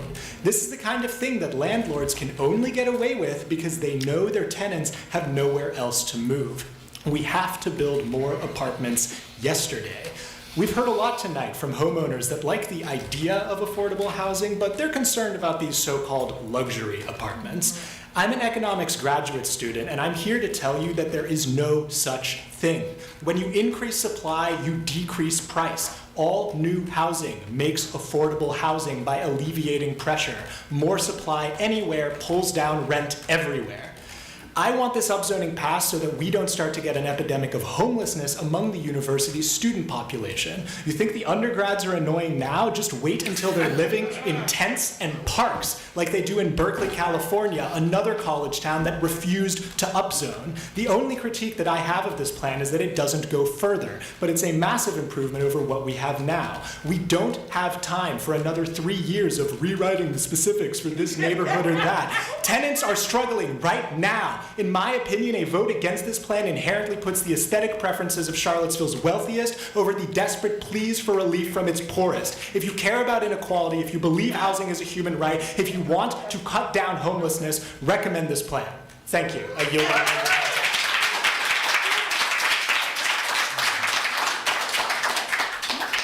All right, Jay Ostrich. I'm sorry, I totally, please provide it for me, said properly, sir. You'll get used to it. It's Oshrin. Ostrich. I'm Jay Oshrin, 1217 Meriwether Street. I've spent my career in building facilities and landscape architecture. I want to highlight 3 things. Number 1, the current draft allows 3-story builds in RA if you build a triplex. But if you want to build a duplex, you're limited to 2.5 stories. A half-story generally involves dormers and reduced square footage, so it naturally will increase cost, which helps defeat our desire to build affordably.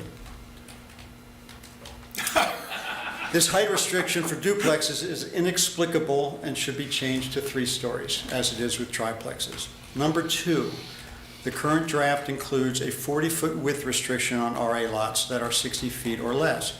Currently, BZA does not have a width restriction on construction because side setbacks do that. This additional restriction is inexplicable and unnecessary. Please remove it. Number 3, there is a concern over the loss of tree canopy. The current draft specifies that the removal of a tree 8 inches or greater in diameter will require a permit. There are 2 ways to combat the loss of tree canopy. Number 1, plant trees.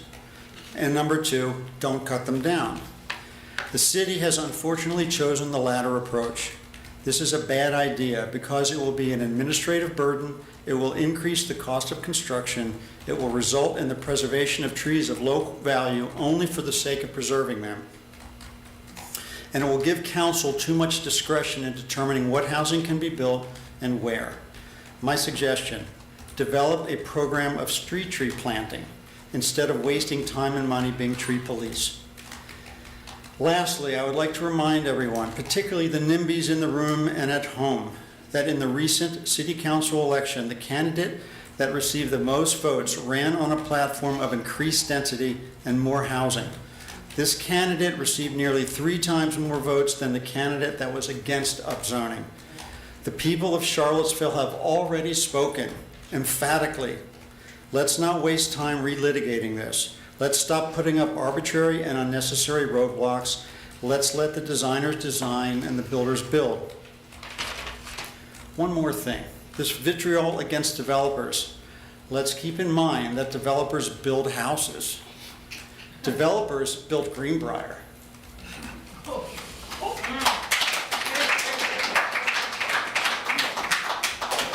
right, our next 3 in person to be teed up is number 43, Larry Richards, number 44,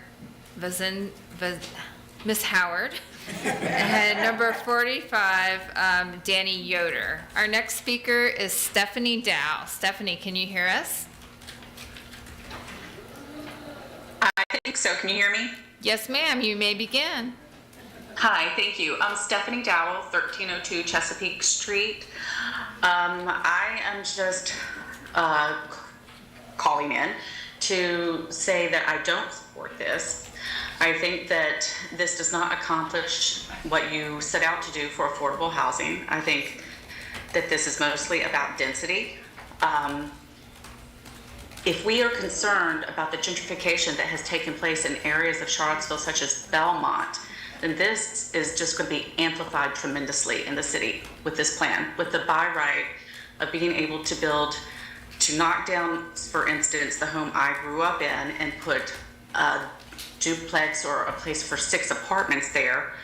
This is a developer's dream, and I don't understand why we are changing. Charlottesville was voted #1 city to live in, but we're trying to change it away from everything why people chose to come here. I understand we need affordable housing, but again, density doesn't bring affordable housing. You have to have the regulations in there to make that happen. Just density for density's sake won't do it. I just hope that you give some more thought into this. I do worry the no parking. I, as a mom, when I had 3 small kids, biking is great, walking is great, but how is a mom with 3 small kids supposed to bike her children to the grocery store?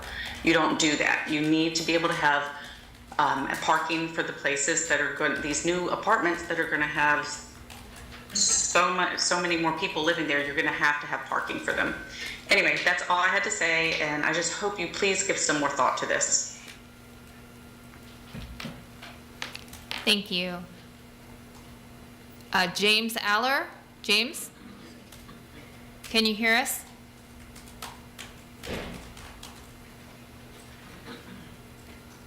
Mr. Aller, can you hear us?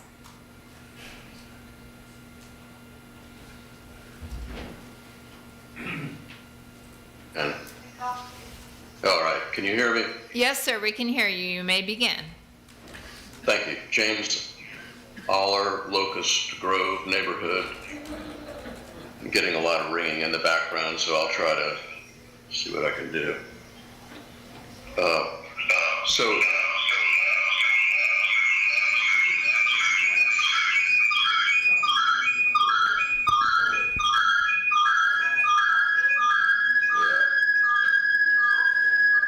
James, you sounded good to Are us. you getting a lot of ringing there? Okay, I'd like to go ahead, and since my time is short, I'll make it succinct, I hope. So a lot of R1 zoning in the city, of course, has been upzoned to A, R, A, B, and C. And the question relates to clarity about the tax implications of the upzoning. If somebody in RB, for example, has neighbors that develop the property nearby, and they are in the same situation where they could also develop their property, even if they do not care to. The city assessor's office tells us that their property is now much more valuable and their taxes will go up accordingly. And the sort of people that may have no interest at all in developing the property. So what I'm interested in from the Planning Commission and City Council when they address this is the upzoning going to have tax implications for a large number of people in the city. We know that a lot of property cannot be developed even if it is rezoned, but certainly there are plenty of property that can be developed. And the city assessor's office, again, to repeat myself, says that taxes on these people will go up even if they have no interest in developing the property. So I'm looking for some clarity there. Thank you. Thank you for your comments. All right, our next speaker, Deborah Jackson. Ms. Jackson, can you hear us? Hi, yes, I can. All right, you may begin. Thank you. I want to second and support Ben Heller's and Stephanie Dowell's comments. Let's try it out. Affordable housing is not guaranteed by more housing intensity. I understand the issue of, or not the issue, but rather the supply and demand argument. But I think that developers aren't required to aren't required to have affordable housing. I'm sorry, I'm listening to my husband on another Zoom and it's a little bit disconcerting. I would like to see developers required to create affordable housing somewhere in Charlottesville and not have this 10-unit exclusion. I'm concerned that they will start developing just 9 units and not 10, just to get around that issue. Thank you very much. I appreciate you letting me speak. Thank you. Our next virtual speakers to be ready, Michelle Rowan and Mike Percy. And again, our virtual speakers, there's still the opportunity to raise your hand in the application. And now we'll move over to Larry Richards. Mr. Richards?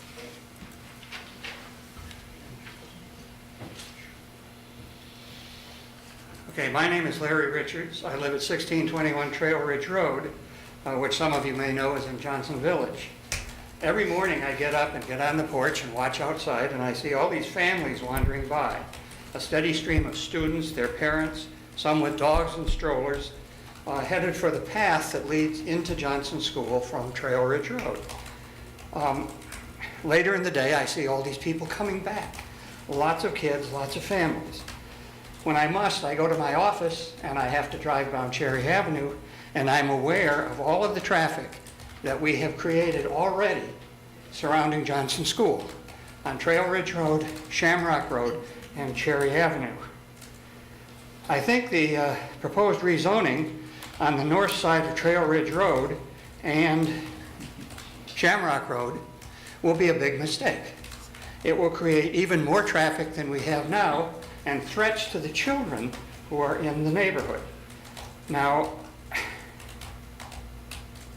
the congestion, I think the purpose of around schools should be to decrease traffic and congestion, not to increase it, not to put children in danger because you have cars, too many people driving them. Now, Johnson Village is interesting. It's seen tremendous development. When I moved in with my wife in 1968, it was a little conclave. Now we have development on all sides. And I think this might be a case study for just what people have been talking about. Try it and see what happens. We have Cherry Hill to one side, which backs right up to the school and is all townhouses. On another area, we have Beacon Hill, which is all apartments. Okay, and then we have a high-end development down at the end of Highland Avenue. So we have everything everybody's been talking about. Where's the affordable housing?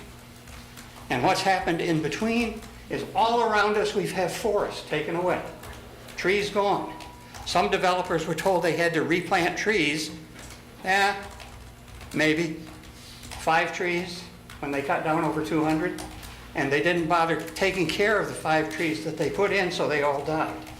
Now, the kids can reach the school walking from all sorts of different ways. But as I say, this particular place that we don't want to have, I'm sorry, I'm going over. So what's the problem we're trying to solve here? The proposed rezoning of these streets will do nothing to reduce traffic, nothing to increase the safety for school kids, nothing to provide affordable housing, and nothing to promote the long-term viability of the neighborhood. All right, thank you, Mr. Okay, thank you. Richards. Appreciate that. Ms. Howard?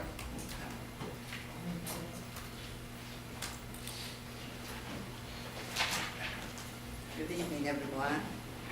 My name is Bazina Howard, and I am a resident of 10th and Page neighborhood and part of the Neighborhood Association. Good evening. My name is Bazina Howard, and I'm a resident of 10th and Page resident and Neighborhood Association. I am the president, and I'm here to speak up about the need for a close look at our anti-displacement zones and areas. We have seen what happens to neighborhoods like 10th and Page when developments come in and take over. I would like to speak up about the need of a close look at the displacement zones and areas. We have seen, I'm reading the same thing here. Okay. 10th and Page developers come in and make decisions and put profit before people. I am asking that you think about restoring the 4-story height limit when big buildings come into a neighborhood and that is already congested as 10th and Page. We run the risk of being pushed out and put a lot of burden onto the long-time residents, such as traffic and other issues. Please think about this and consider what I've said tonight. Thank you.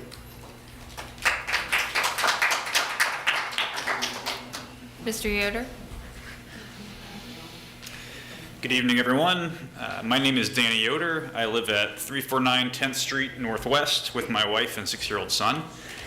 I'm here to speak in support of the draft zoning ordinance, and I want to thank all of you for the time that you've put into the process that brought us to this point. Cities are always changing and remaking themselves, no matter how hard we try to freeze them in place. When a city's economy, like Charlottesville, when it grows and it offers a desirable quality of life, the city can either add more homes to accommodate more residents, or keep the buildings the same but swap the residents for wealthier ones who can afford the rising rents. I would argue that this dynamic is central to the upscaling and rising home prices in Charlottesville. Although there's not a single silver bullet to solve the housing crisis, this draft zoning ordinance is a great step in the right direction. Housing discrimination, displacement, household financial burdens, and homelessness are all made worse by housing scarcity. We have chosen housing scarcity over many decades of zoning and land use decisions. I urge this commission and our elected leadership to choose housing abundance instead, and approve a zoning code that allows more homes of all kinds in places where people want to live. Jay already stole this point, but I wrote it yesterday, so I'm going to deliver it. We recently had a primary election for city council where one candidate ran on a vision of abundant and dense housing. That candidate received more votes than any other candidate, including the incumbent council members. So you're hearing a lot of voices, from a lot of people tonight, but I think it's clear that the people of Charlottesville are ready for the kind of change that this ordinance will bring about. Thank you. All right, our next 3 in-person speakers to be ready: Emily Dreyfus, number 47 George Snyder, and number 48 Chancellor Reynolds. Our next in-person speaker virtual speaker is Michelle Rowan. Michelle, can you hear us? I can hear you. Can you hear me this time? Yes, we can. Please begin. Wonderful. Okay, so first, I'm a little surprised at the lack of civility all around, and I think that people really need to be conscious that this is a community of lots of different people from lots of different areas, socioeconomic. You know, we've heard nasty comments about that. We've heard nasty comments about race, ageism, hate speech like NIMBY. It's just inappropriate. And I think that everybody needs to take a deep breath. This is a very complex issue. With an ethical responsibility to effectively engage all of the stakeholders, the data shows that you guys aren't reaching all the stakeholders. But the city proceeded with this plan under a falsehood that the citizens either embraced it or they didn't care. And the truth is that you just didn't reach people. A lot of people are still unaware of what's going on. The voters that voted, they're voters. They're not all the stakeholders in town, and everybody's voice should be heard. Most of the single-family homes in Charlottesville are modest, and all of them were purchased with hard-earned wages. Trust me, the families here are interested in what's going on. In fact, many feel that they're being ignored, that their investment in the community is ignored, and the sacrifices that their families have made to pay the mortgages to stay rooted here are being dismissed. They have noted that you have not sought out a common ground that embraces single-family home ownership or single-family home renters, and they're feeling like they're being disposed of. Harvard's Joint Center on Housing recently released a report showing that most multifamily housing is at the high end of the market. The result is gentrification. All right, thank you, Ms. Rowan. Thank you for your comments. All right, Mike Parsi? Mike, can you hear us? Yes, I can hear you. Can you hear me? Yes, we can. You may begin. All right. Mike Parisi at 932 Charlton Avenue. Just want to start off with a big idea, which is that I hope that this new zoning code will help build more housing of all types from the bottom to the top while protecting and enriching our Black neighbors. I think that's really the most important part of this to me, hopefully to others as well. And I do want to acknowledge that some of these developments next to Black neighborhoods, Cherry Avenue, Preston Avenue, these are only possible anymore because historically these neighborhoods have seen their property values depressed. Next, I want to say that it's really up to the city and the university to do more to build more affordable housing, public housing. Specifically, the market is not going to do it all by itself, no matter what kind of zoning we adopt. I don't think that the 50% of AMI guideline will do that much. I don't think we should not do it, but we're going to need to build 5,000 new units to get 500 affordable ones, and I don't see that happening in any reasonable time frame. And finally, I think it is important to build new luxury housing. When I walk around the city, I see lots of small houses, affordable houses being bought at pretty high prices by wealthier residents or new wealthy residents, and they're going to improve those houses and probably add on to them, and those houses are never going to come back. So I understand that on both sides it does kind of feel frustrating to see new luxury housing be built, but I think it is necessary, and it's better than not allowing it. Thanks for your time, everybody, and thanks, Missy, for doing a great job. All right. Our next two virtual speakers, just giving your names so you'll be teed up, Wayne Jones and Laura Ferrero. Back to our in-person, Emily Dreyfus. Good evening, and thanks for this opportunity. Thanks for all the work you all have done, and Missy especially, thank you for managing all the juggling that you're doing. It's wonderful. My name is Emily Dreyfus. I work with the Legal Aid Justice Center and also the Public Housing Association of Residents. I support CLIC's recommendations, the Charlottesville Low Income Housing Coalition. Co-founded CLIC years ago with LAJC and other partners. I also support the Housing Advisory Committee's primary recommendations. Charlottesville has systemically disrupted Black people's lives for many decades. Without intervention, this ethnocide will continue.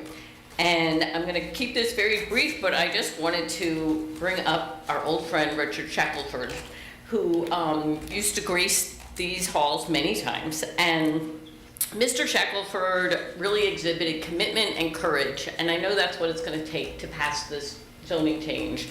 But we need that. We absolutely do. There's been many reasons why I explained tonight, and I'm there. I hope Mr. Shackelford's spirit can help you all through, and his 3 magic words were, "It's our turn." So, thank you very much. Thank you. Mr. Snyder, George Snyder.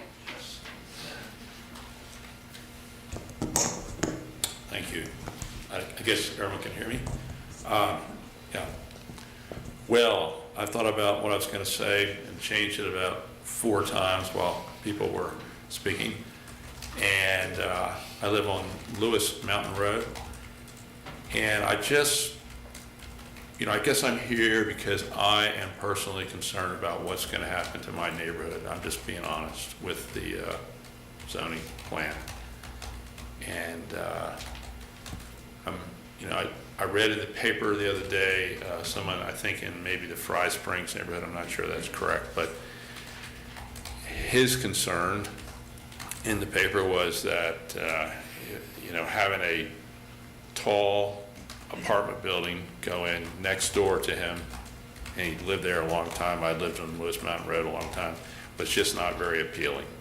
And that's kind of the way I feel. I think affordable housing is important. I've thought about it and heard about it for many years. I'm not sure that the way this plan is going about it is going to achieve that.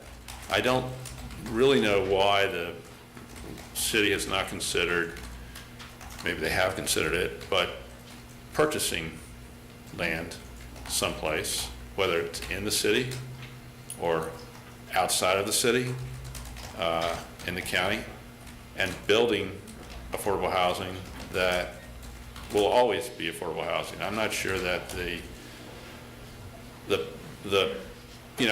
and funding it, we have to fund it. The city taxpayers would have to fund it, along with federal and state funding. But I see I'm almost done, but that's just my idea. I think it would achieve your goal better than what's going to happen with the plan as it is now. Thank you. Thank you. Chancellor Reynolds. Hello everyone, I'm Chancellor Reynolds. I live at 316 14th Street Northwest. I am a second-year undergraduate student in the Urban and Environmental Planning program at UVA. I have loved living in Charlottesville these past 2 years, and I attribute that primarily to living in a rent-locked home. Even though I am still sharing a room with someone, the price is far more affordable than anything else on 14th Street. If I had to pay market rent, I would not be able to live anywhere close to grounds, and I would be forced to commute every single day. And that's something that I think I'm extremely blessed for, and has been a super desirable aspect. But having this all as a student is really nice, but this is something that every citizen in Charlottesville should be able to experience. Living within a walkable community with plenty of amenities around. and why I think y'all have done a great work with this new zoning code. I think there's room for more improvement, including the inclusionary zoning, especially that was outlined in the Housing Coalition letter. We need to keep the backbone of Charlottesville in our community and not have them searching for affordable housing out in Albemarle County. Thank you.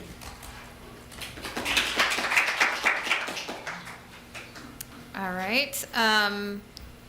We are going to have time for a few more speakers before the break.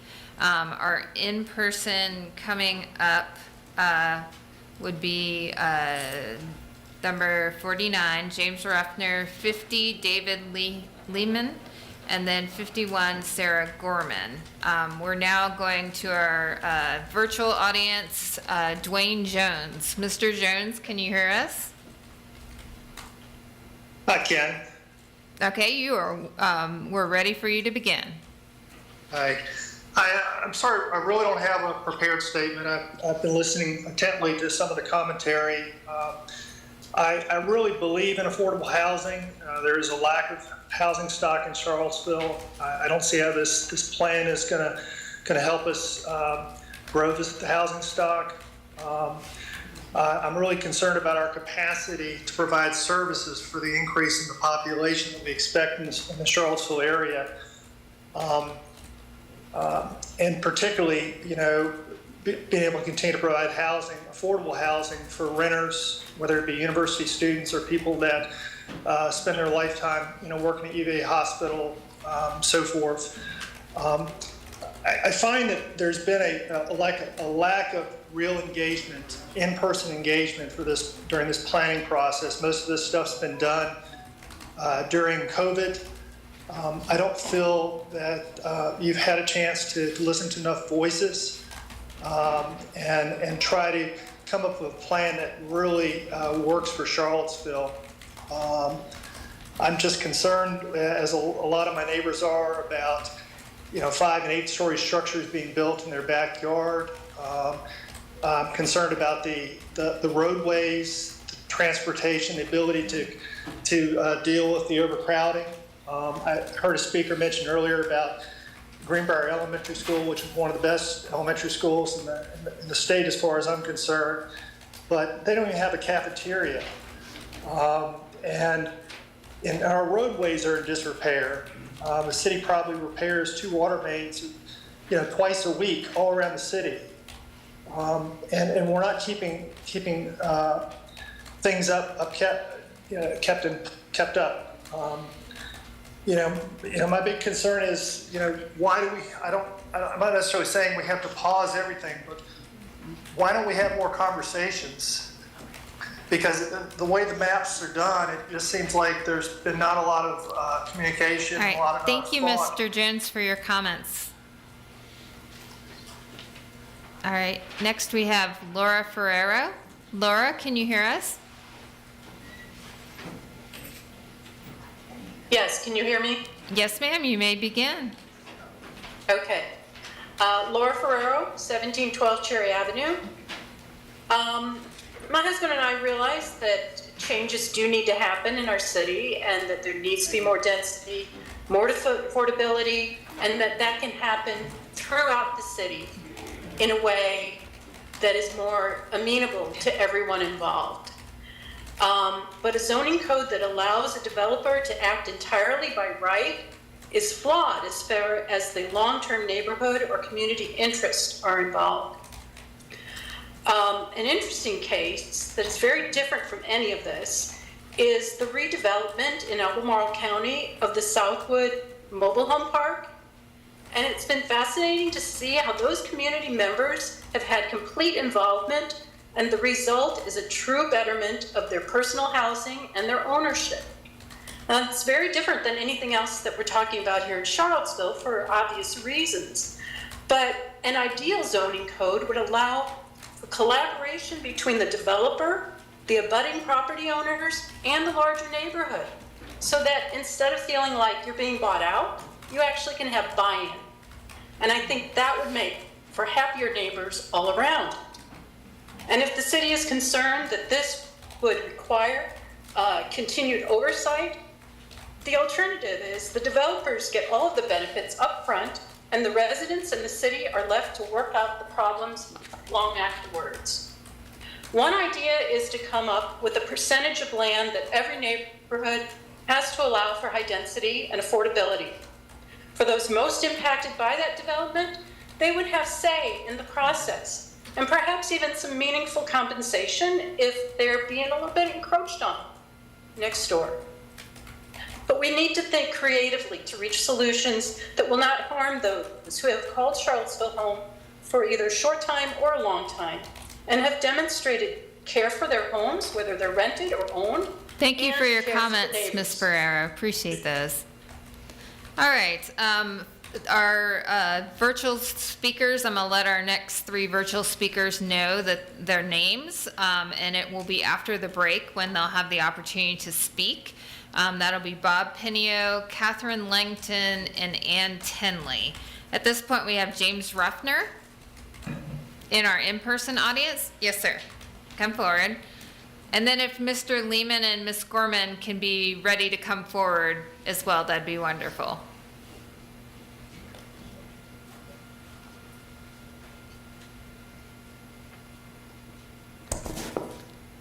Working, yep. Yes, my name is James Ruffner. I've lived on 3 different streets here in Charlottesville over the years, and so forth, and so I've gotten to know a lot of Charlottesville.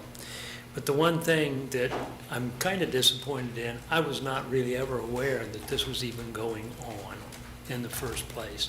So whether I just didn't stay alert or what, I don't know, and I don't like that. But the bottom line is, there were these 2 economists in here. My undergraduate degree was in economics. And there's an old phrase, there ain't no free lunch. And any way you look at it, you can talk about affordable housing and all the rest of it. Bottom line is, somebody has to pay for that, one way or another. That money has to come from somewhere. Are you going to get it out of Joe Dokes over here? Or are we going to take some money from so-and-so over here? The real solution for any of this, which there is no solution for any of it, you can look at a city like New York City. They have all kinds of different areas in New York that are good, bad, and indifferent. Anywhere you go in any state, you're going to have that. You cannot come in and remake anything into your vision. People are people, and they live the way they want to live. Sometimes they're in a bad situation and things don't go well for them. I've had a few situations like that in my life, but I'll tell you one thing that gets most applause in here when they say, well, you know, the minorities. I grew up in Arlington, Virginia. My parents were from East Tennessee, small towns in there. They went up there, my father went up there because he saw a good job. He was an accountant. He was a certified CPA. He saw an ad in the paper, and I don't know how, in East Tennessee, they were looking for people in the Treasury Department. He drove all day and all night to get all the way into Washington, D.C. from down there. Thank you, Mr. Ruffner. He got it. Oh. Yep, ran out of time. Did I run out of time? You did. Anyway, I keep in mind, there ain't no free lunch. Keep that in mind. For all of this talk, no free lunch. All right. Mr. Lehman, David Lehman.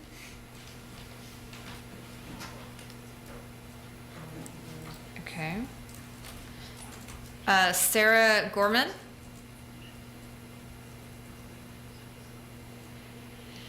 Okay. All right. Chair, did you want to go ahead and take the break? Yeah, let's go ahead and do that. And Sure. we'll do 15 minutes. Is that Yes. what we're doing? 15-minute break. We've got probably, at this point, we have another 25 speakers that are either in person or signed up virtually, and we could see that number increase as we move forward. So we're going to take a 15-minute break. A little before 8:15, we will begin a round of more public comment opportunity.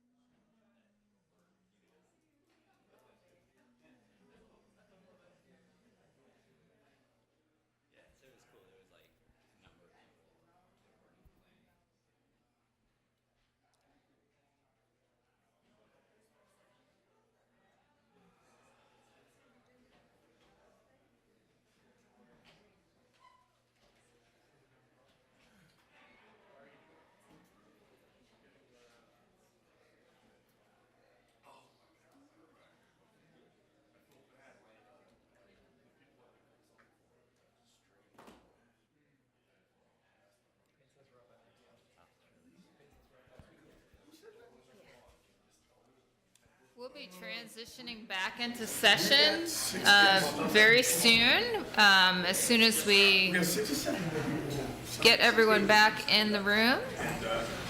Hey, I could send you the link to what I had. If you wanted to.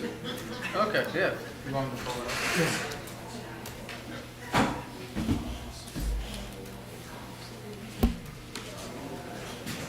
It may not work, but I've seen it, you can see it.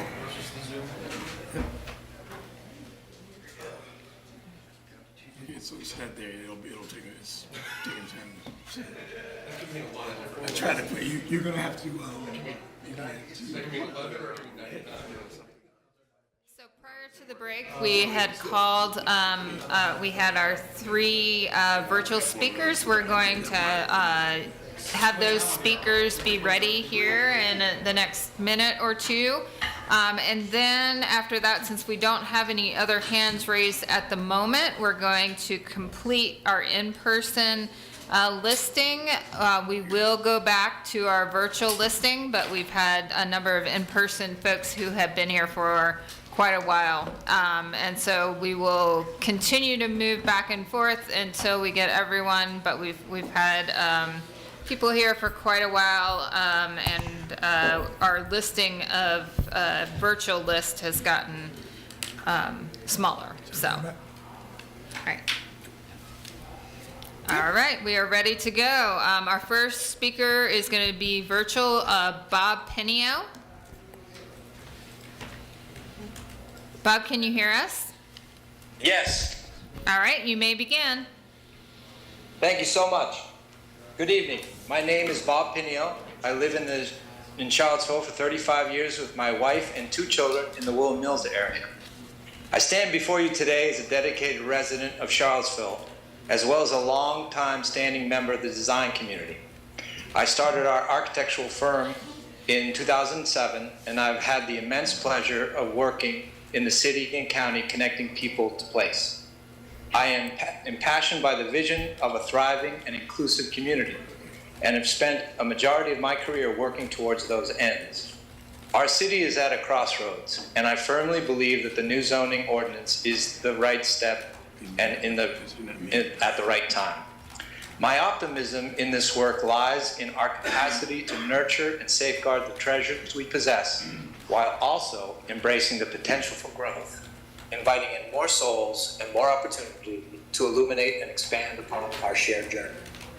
From a design perspective, I believe that rewrite will increase affordable housing, efficient land use, reduce environmental impact, increase public transportation, increase community engagement, allow for more mixed-use developments, create opportunities for architectural innovation, and preservation of green spaces.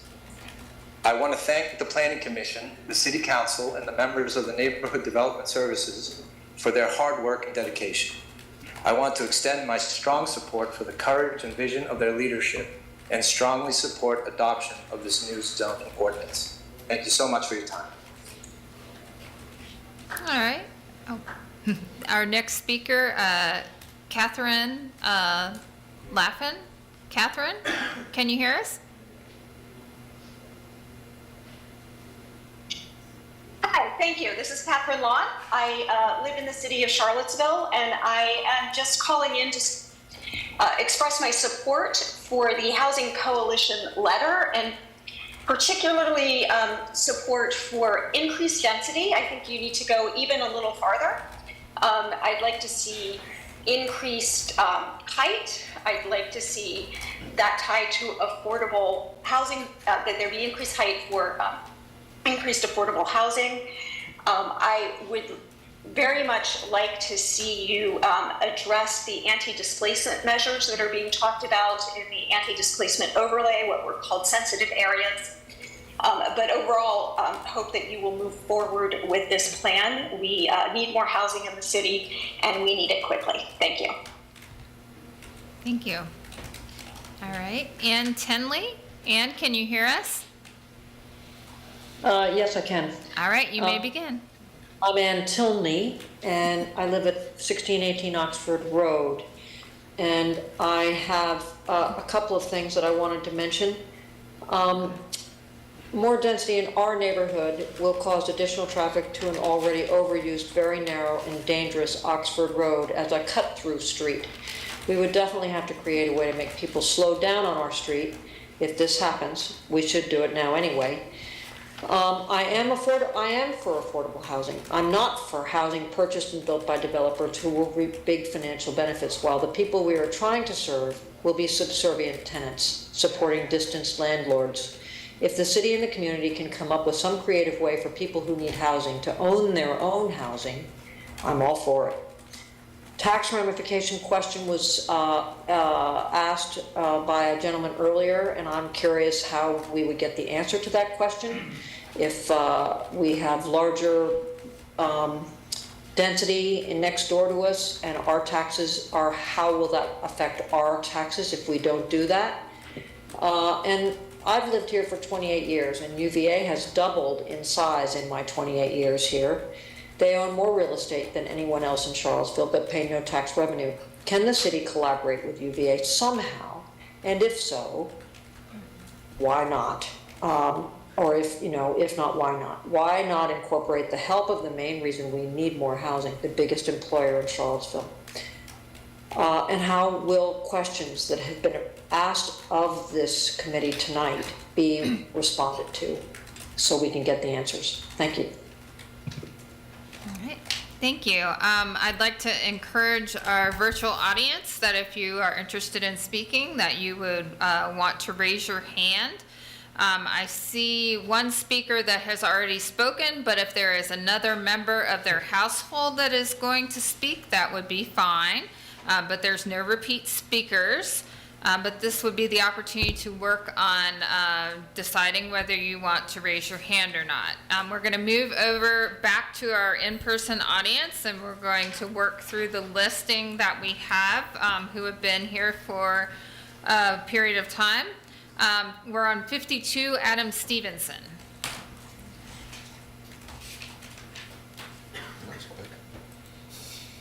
Okay. All right, Claire. Hello, I'm Claire Fettgatter, resident at 1215 Wurtland. I am here for you to really understand the human aspects behind affordable housing needs. Right now, we have both students and civilians, I guess is the way to put it, that desperately need this housing. I've been on some ridiculous apartment tours of buildings that were dilapidated, had dead cockroaches just sitting in stairwells, of renters who purposely kept raid cans by the door as a way to signal to us, this is horrible housing, even though it's affordable, you should not take that risk. I had to tour a messy apartment of a single black mother with 2 children under 10 that couldn't pay next month's rent, and we had to look through their messy apartment because at that point we had already agreed to the tour. We as students are displacing people, and as someone who is currently a graduate student and wants to maintain my connection to Charlottesville, to live here if possible for the next decade or even more, thinking about the future, we do need to accept these new zoning ordinances. Yes, they do need to be improved, but please just accept them so that we can then do the work to actually figure out what we need to do. A lot of the people that have protested these new ordinances, they believe in affordable housing. They just see the immediate consequences of property taxes going up for them. But to be honest, with inflation and everything else, property taxes are probably going to go up for most homeowners in the area. And my main priority is just to make sure that as many people have a roof over their heads as possible. Thank you. I yield the rest of my time. All right, 54, Gaines Ander.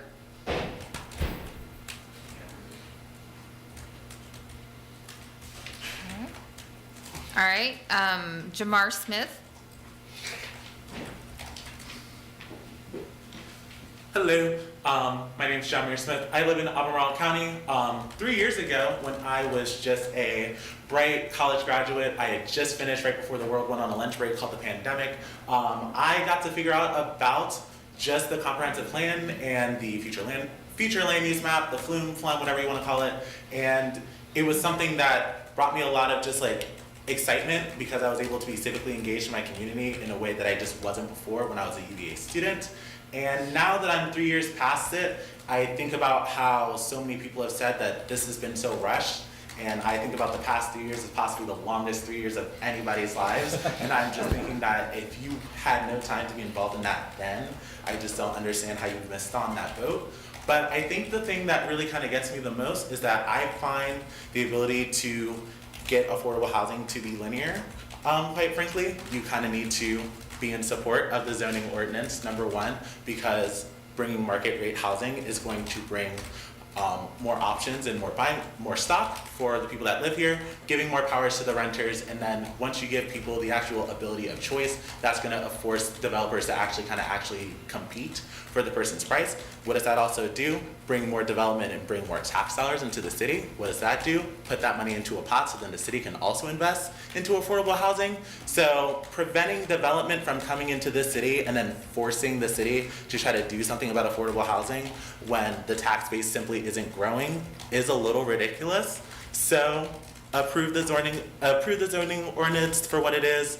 We'll figure it out. It's a living document, as many people have said, and then you have to figure out what works and not to figure out how to develop it even more.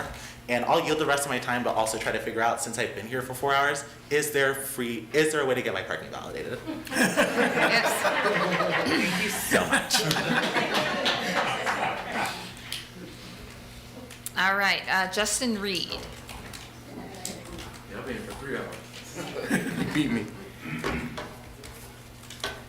All right, my name is Justin Reed. I am a city resident in 10th and Page. I'm also the sometime secretary for the 10th and Page Neighborhood Association. Just really quickly, I want to encourage some amendments. One, we want to see neighborhood-friendly transitions in between 10th and Page and the commercial corridors.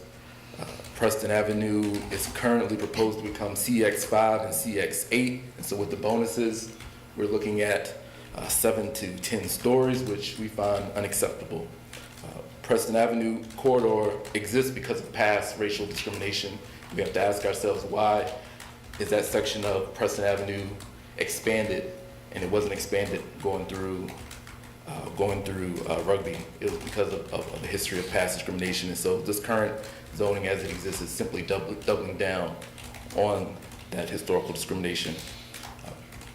I would like to see this move forward, and I hope that we will spend the next few months engaging around the anti-displacement zoning overlay districts, actually hammering out those details, what policies are most effective, incentivizing nonprofit and public housing developers, requiring neighborhood consultation, looking at more robust city land holding and right of first refusal. Let's spend these next few months ironing out a strong anti-displacement overlay zone for the proposed ordinance.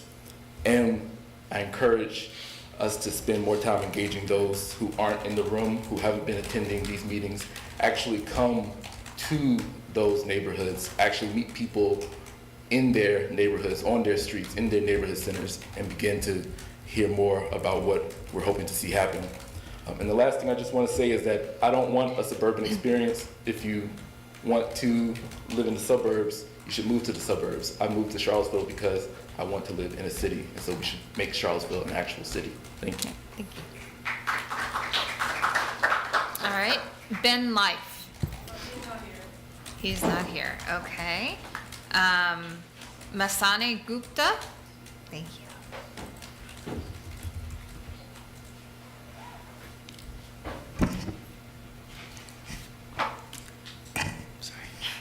Hi, my name is Mansi Gupta, and I'm a fourth-year student at the University of Virginia, currently renting on Grady Avenue.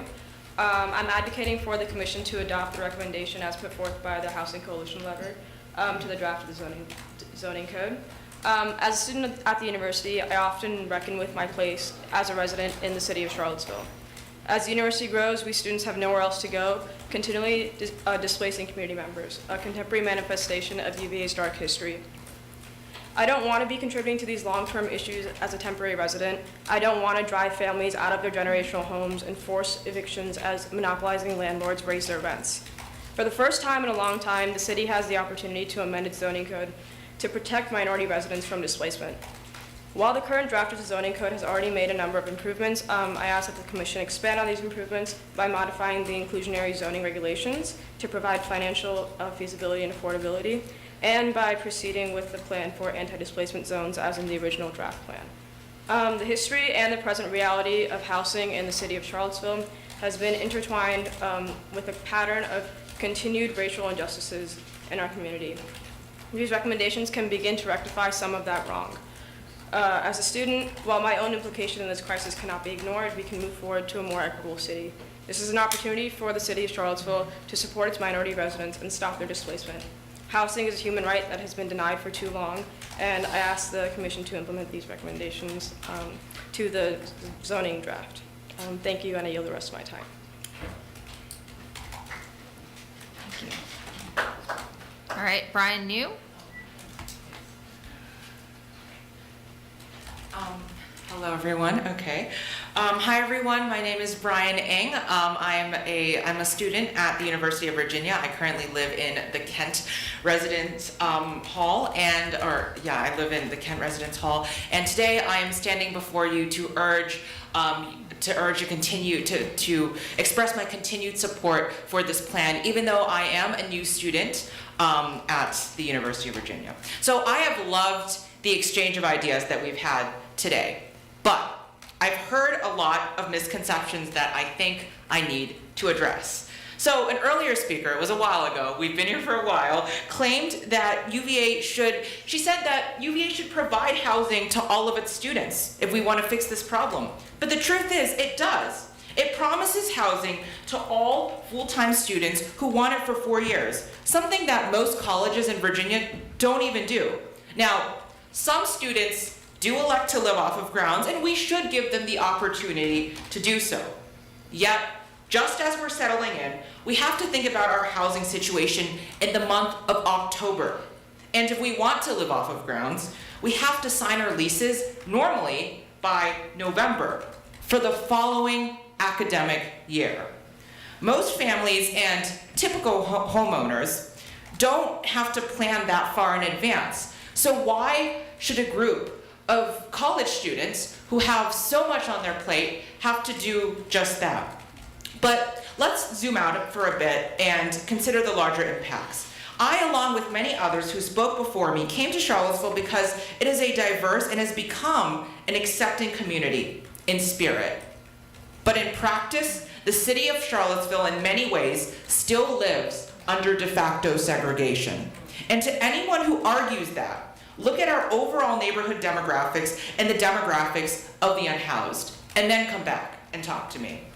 So the question is, how willing are we to change that? Are we willing to upend our zoning code to change that? And based on what I've seen of the people of Charlottesville, I hope that it seems like we're willing, and I hope that we're willing.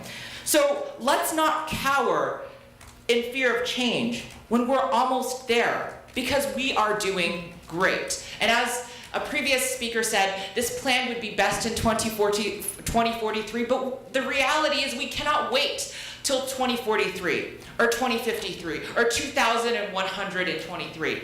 We have to implement this plan today. Thank you.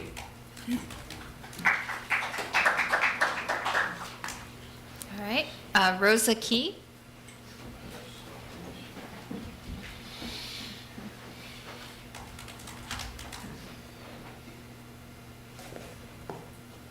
I'm Rosa Key. I live at 510 and a half Street Northwest, around from Derby Market. I grew up here in Charlottesville behind Jefferson School. The house that I used to live in is 227. It's still standing. Some rich lady waltzed in there and bought it and remodeled it inside. And next door was Harrison Furniture Shop. The little guy still making furniture. Anyway, I do not want Dairy Market to extend it down Preston Avenue and West Street, because it'll make our houses go up. For the taxes, it would be an arm and a leg and 2 feet, and we cannot afford that.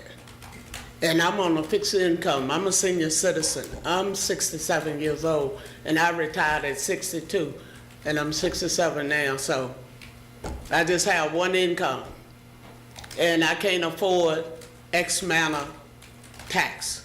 I barely can afford what I got now. So I don't approve of it. Thank you. All right, Henry Alexander. Yes, Henry Alexander. Excuse me. Oh, sorry. I'm just going to read from the housing. I forgot what you call it. The housing. What do you call it? You know, the housing letter that the proposal. Charlottesville's affordable housing crisis has accelerated in recent years, disproportionately impacting Black and brown community members. As housing prices have increased, displacement of low-income residents has become common. Black community members make up an outsized percentage of our area's rapidly growing homeless population.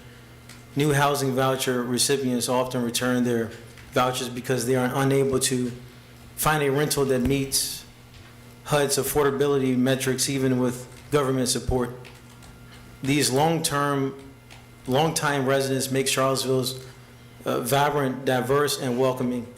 We strongly urge City Council to prioritize their well-being through aggressive and effective action on the zoning code, rather than prioritizing particular building and neighborhood aesthetics. While the affordability crisis is most dire and acute from those residents earning less than 50% AMI, the high cost of housing also impacts a wider range of city residents, including public service employees, essential to the well-being of our community. Teachers, nurses, firefighters, city staff, and other community helpers commonly report having to move into Albemarle County and beyond to find housing that meets their budgets. So I oppose the current housing, the current plan for the zoning. I think it needs to be reworked, and we need to have more voices in the matter. I think I agree with Ms. Rosa as far as the dairy market. I believe that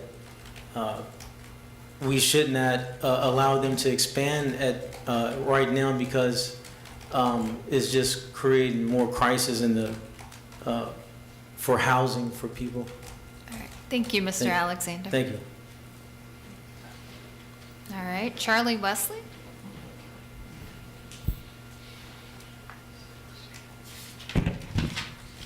Hi, thank you all for your hard work and your time today. My name is Charlie Wessinger. I'm a second year at UVA, and I'd like to speak in favor of the new zoning code and in support of the Housing Coalition letter. Charlottesville, like most cities around the country, is facing an affordable housing crisis. More and more people are facing housing insecurity, and longtime residents, particularly Black residents, are being pushed out of their homes, drastically weakening the community and character of the city, as well as depriving community members of a basic human right. If the city is truly serious about building affordable housing as stated in the comprehensive plan, updating the zoning code is a necessity. By implementing inclusionary zoning, creating an incentive system for affordable housing, and allowing for and promoting a robust diversity of multi-family missing middle housing units, note density does not need to look like towering apartment blocks, we can increase our supply of affordable housing options, lower the price, and thus move to achieve the stated goals of equity and accessibility in housing. While housing improvements have justifiably dominated this conversation, these are only one of the near countless benefits of the improved zoning code. The denser, more mixed-use zoning that this code encourages and that has been overwhelmingly voted for, as mentioned, has been proven to stimulate economic activity, promote healthier lifestyles, reduce traffic as well as carbon emissions, lower transportation costs, and cultivate a strong and lively sense of community. Actions in the code, such as removing parking minimums and more explicitly preserving historical buildings, help to achieve these improvements. Ultimately, big changes are needed in the way which we build our cities and towns, and to achieve these changes, we must be proactive, not reactive. This means that we must not wait to make these improvements. People are being evicted. The cost here is real. As an aside, you cannot truly value and support affordable housing, as many of the nays here have claimed to, unless you are willing to prioritize its construction. Nor can you simply relegate affordable housing to the perimeters of the city without robbing those living there of the aforementioned benefits of mixed-use density. With this zoning update, I believe Charlottesville would be making a big step in the right direction. Thank you. Okay, thank you. All right, Salithia Carr.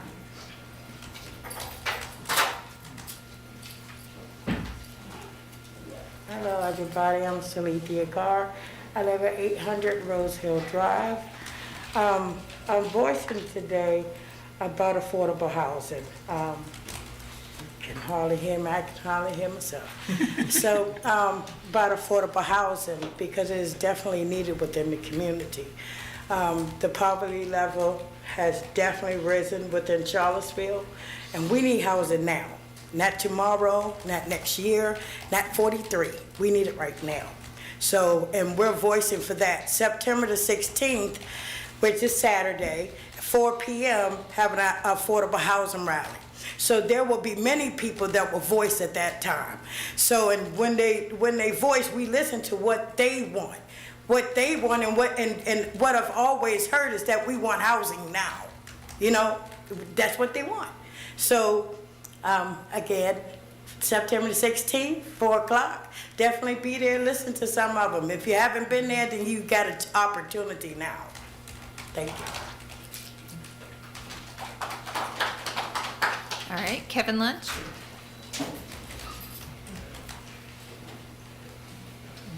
Good evening. Thanks for being here. My name's Kevin Lynch. I live at 609 Locust Avenue. I've been there since 1992.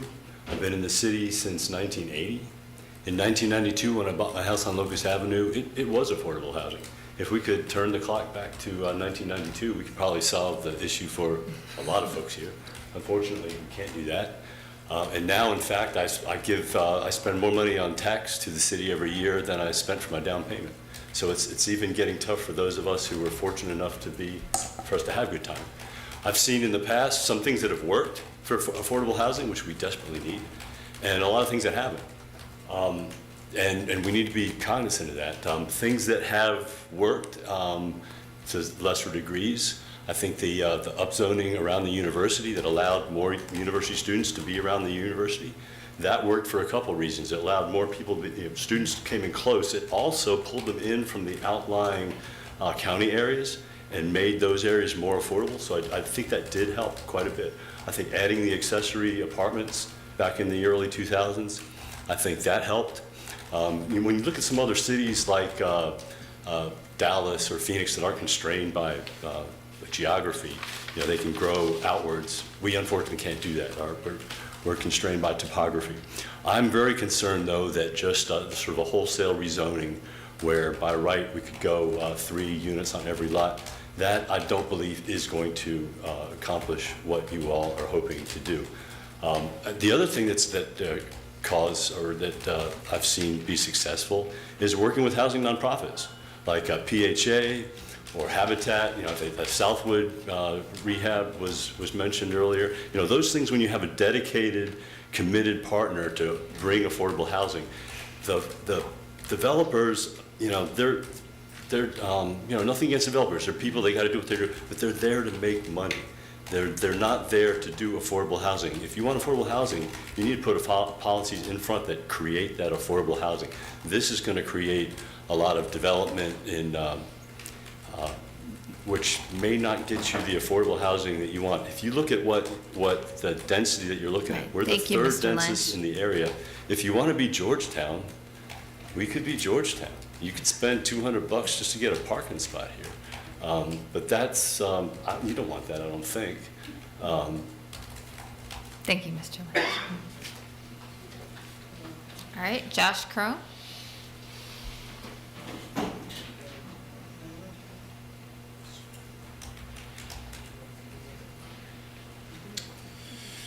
Hi, everyone.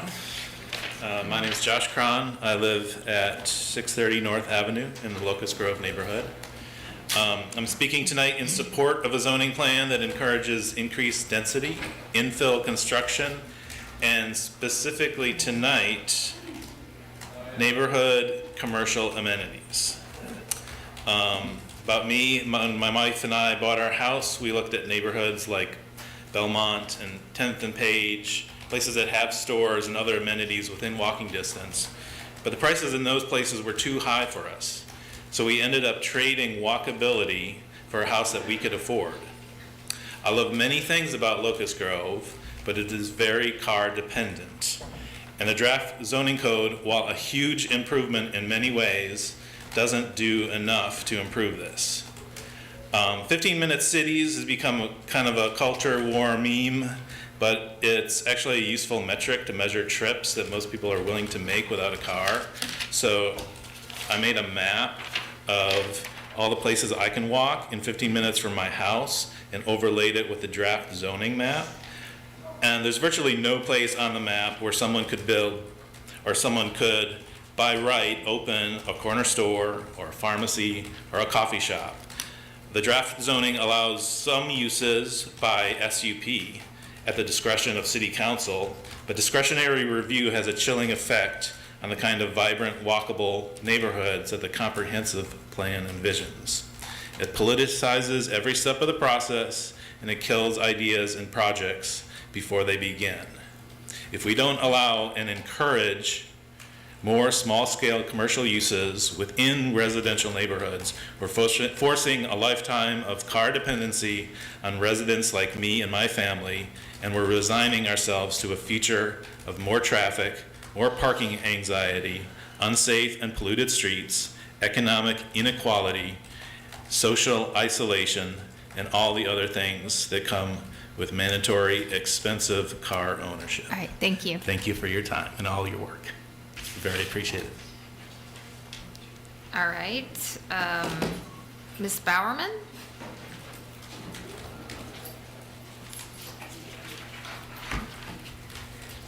Hi, my name is Molly Bowerman. I live at 750 Madison Avenue, and I'm a fourth year at UVA studying urban and environmental planning. So I live at Madison Avenue because I actually had to turn down a lawn room because it was far, far more expensive than my apartment off grounds. And this is not an uncommon occurrence. Students are being forced into off-grounds housing because they cannot afford the on-grounds housing, which is a complete failure by UVA. And it's unacceptable given UVA's history of extracting from Charlottesville, and especially from Charlottesville's Black community, that students are being forced to participate in this displacement. And so increasing the affordable housing options by providing more density is critical to alleviating both the burden on all of Charlottesville's communities and also on students who do not want to be participating in this, but have no other options. My roommates, one of them is on EBT and Medicaid, and the other one is also FGLI. There are students who are low income and need these affordability options either from the city or from UVA. I also want to stress and respond to some of the points that people have made regarding density creating congestion and traffic. This is a complete fabrication and misconception. Denser areas are fundamentally more walkable. Eliminating parking minimums as well in the zoning code and paired with investments in transit will reduce traffic and make Charlottesville more walkable and reduce the congestion that people think will happen. And I also want to point out the stakes that are evident here and what's going to happen to people if this zoning code is not enacted. The wealthy white homeowners in these single-family zoned spaces will be fined pretty much fundamentally versus if these affordable options are not created, it's going to be the people who are already marginalized who continue to suffer. So that's why I support the zoning code with the better protections for inclusionary zoning and those vulnerable to displacement suggested in the Housing Coalition letter. Thank you. All right, I'm going to move to our virtual audience at this point, and then we'll come back to our in-person audience. Kashan Sadan. Thank you. I'm Kushan Sudan. I'm a student at the University of Virginia. I think that this new zoning code is an incredible step in the right direction. And while many speakers have pointed out that this new zoning code is not perfect, it certainly represents a significant step forward in the fight for zoning equity and opportunity. Charlottesville needs to be a place that is both affordable and inclusive for all people. The growing homeless population and the sheer difficulty in housing those homeless people, regardless of their ability, regardless of federal aid or other programs to help them pay for these residences, indicate that we need more housing, period, in the city. Having more housing in the city would drive down overall prices for all residents and allow more and more people to find that missing middle housing. We don't want Charlottesville to become like Northern Virginia and be sprawling with McMansions, and that's why we need more medium intensity zoning. Like the previous speaker who held up a map mentioned, having more places that are corner stores, local grocery stores, and other amenities that are open near housing will decrease the amount of traffic that we have and make the city more walkable overall. Charlottesville is a city first and foremost, and it needs to stay a city. Charlottesville shouldn't become a suburb, and Charlottesville certainly shouldn't become a suburb sprawling with McMansions, as some certainly want it to be. Thank you. All right, our next speaker would be someone else at Vern Buchanan's house, because Vern has already spoken.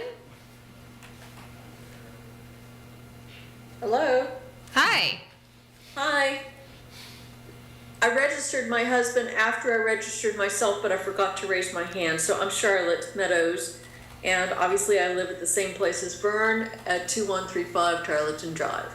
I am a original homie here, so I have a very highly intense desire and need to be involved in Charlottesville and what's going on, and to make it a viable, wonderful community. I do want to make it clear that I do believe in affordable housing, and I also want to make it equally clear that I do not think that this is the best route to do this. I think that there needs to be a lot more studies. I hear people wanting to rush into it. It doesn't mean that rushing into it will fix anything, and trying to fix it after the fact doesn't work. Unfortunately, the city has ruined a lot of people's faith and trust in doing the right thing, and the city has not penalized developers when they did not provide affordable housing. They have not made them pay, and everyone suffers. Having more housing does not mean that it's going to be affordable. If you look at the cost of all of the materials, raw materials, that's the most logical thing that you can come up with. It won't mean affordable housing. I also want to point out that some of this development that has happened in our past is not only Vinegar Hill, which has been developed and all the residents were displaced in our sensitive community, and another area is where the Habitat store is. Our former babysitter back in the late 80s, early 90s, lived there with a very solid community. All of the housing was affordable. It just happened to be prime territory for commercial development and full of trailers. So that got wiped out. How many families were displaced from that? I have no clue, but it was affordable housing, and a lot of it. And it wasn't everybody crammed into 4 to 6 levels. All right, whatever. thank you, Ms. Meadows. Thank you. All right, we're going to do one more virtual speaker, and then we'll move back to our in-person. Allison Rabel is our next in-person speaker. Our virtual speaker is identified as VM. VM, you will need to provide your name and address for the record. Of course, I'm so sorry. I registered in a hurry. My full name is Victoria McCullough, and I'm a renter at 130 Roy's Place, which is in the Ridge neighborhood off 5th Street. I'll keep this pretty brief, but I wanted to go on record to say that I support I would like to urge that everybody in this room support CLIC's recommendation, the Charlottesville Low Income Housing Coalition's recommendations regarding affordable housing. It recognizes that while zoning is a critical part of the solution, the proposed zoning plan does not meet our community's needs. We see that it weakens standards for affordable housing because it doesn't contain an overlay for high displacement neighborhoods and further restricts height and density in historically exclusionary neighborhoods. I know we've heard a lot in this room today about Charlottesville's history. Most of the affordable housing that we kind of see in the city, or that kind of supports the city, is actually in the county, in neighborhoods like Barracks West or Abington, and we know that those have stayed some of the biggest kind of feeders of the eviction docket since the pandemic. I really do urge that recommendations like these get considered as we consider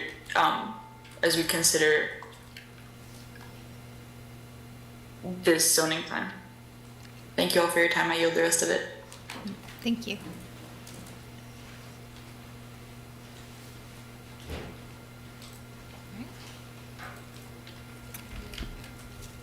Hi everyone, my name is Allison Rabel. I wasn't sure if I was going to speak tonight, but I'll say a couple things. I live in an apartment building on the downtown mall, and I've lived in the city as a renter for 8 years now. I'm here in support of more housing and more housing types throughout the city. We are a majority renting city. About 61.3% of housing in the city is renter occupied. I would highly encourage you all to talk with more renters. We are hearing from more tonight than I think there were earlier this evening, but I think it has been an underrepresented group. And I strongly encourage you all to recommend some zoning ordinance that does include more housing types throughout the city. The only constant in life is change, and you all can help guide and decide whether that change is the current path we're headed down, where our city is only affordable to those who are wealthy or who bought before I was born, or if it's allowing more housing types. I will say too, we are a city, and I sometimes feel like we don't have housing like we are a city, and it would be great to see more housing types throughout the city. Thank you all so much. All right, do we have any additional in-person speakers that were not able to sign up earlier? All right, I don't see any at this moment. We will go back to our virtual audience, and if we see anyone else arrive in council chambers, we will switch back and forth again. Our next virtual speaker is David Lehman. David? Great, thanks. Can you hear me okay? Yes. Awesome. Thanks. Sorry, I had to shift online early this evening. Hey, we've heard from a lot of different perspectives tonight, but it seems clear that the most important goals are shared goals, and those are increasing the supply of housing and the affordability of housing. And so I want to say thank you for your efforts to pursue these important goals. Unfortunately, there also seems to be a shared agreement that the proposal is not really going to accomplish these goals. Some councilors say they expect it to have little to no impact on affordable housing. Some commissioners say that the expected number of new housing units is minimal at best. The consultants say that this is an experiment and we just don't know the outcomes. That sounds about right, and this is a radical change, and so uncertainty is par for the course.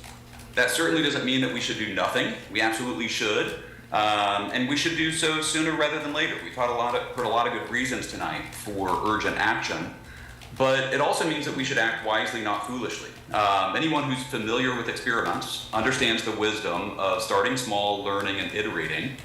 But this experiment, according to many city officials, has turned many of the dials all the way up. So how can you turn the dials back for a wiser experiment? Three things. First, adjust the parameters, the setbacks, building height, lot coverage, the FLUM promised house-sized buildings. Deliver on your promise. Number two, designate all residential zones as RA. It's easier down the road to dial up than dial down. The mayor has repeatedly proposed this solution, and I think many in the city support it. If R, B, and C are retained, Create a process for appropriately designating streets. I live on a street tagged as RB. All 5 councilors have visited our street and say that this designation is an error due to its width and lack of sidewalks. Please review the designations based on infrastructure and allow for fixing mistakes that are already in the plan. Number 3, keep commercial use out of residential zones. The logic of mixed nodes is to get commercialization closer to neighborhoods. That's great, I love it. But it makes the logic fall apart for further commercial and residential. Not only is it logically inconsistent, but it's a massive distraction and risks reducing housing supply rather than increasing it. So focus on what actually matters here, which is affordable housing. Thank you, Mr. Lehman, appreciate it. All right, our next speaker is Brandon Collins. Brandon? Good evening, Planning Commission. My name is Brandon Collins. I'm a lifelong resident of Charlottesville. I've raised 3 children here. I know I look young, but I've been here for a really, really long time. I believe Vinegar Hill was still a vacant space at the time of my birth, and sat that way until I was a little older child. I am here, I support Click's concerns about the zoning ordinance. We do need a zoning ordinance passed. But Click's concerns are major, and I think hit at what the original principles behind the future land use map were, and all the effort over coming up on 8 years of planning to get to this point where we would have a zoning code that could be compatible with other strategies to support affordable housing and protect vulnerable neighborhoods from gentrification and displacement.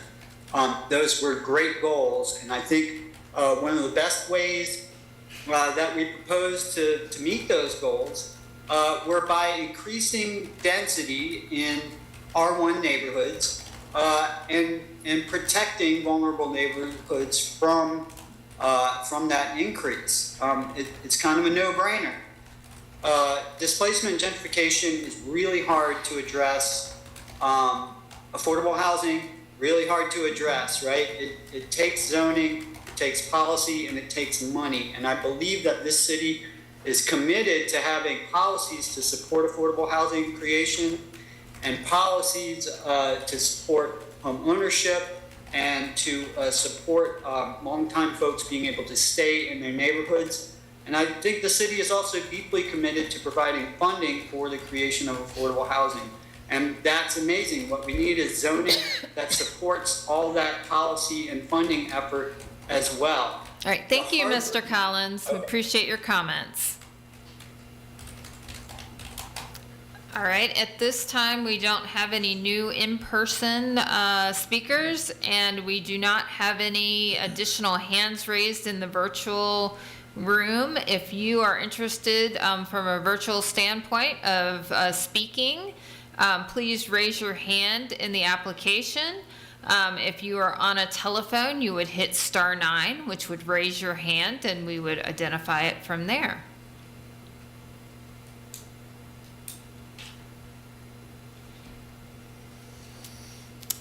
All right, Chair, I see no additional hands raised at this time.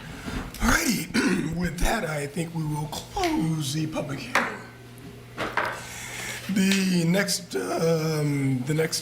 piece of business is to see if we want to make a recommendation to council. Mr. Schwartz. Mr. Chair, I think we're close. I don't think we're ready to approve this tonight, so I would make a motion that we continue our discussion next Tuesday. Tuesday, the 19th at 5 o'clock at City Space. No, here. No, we are in Here here. in council Yes. chambers. I'll second that motion. And there's a second, so we have a motion and a proper second. Ms. Creasy. Sure.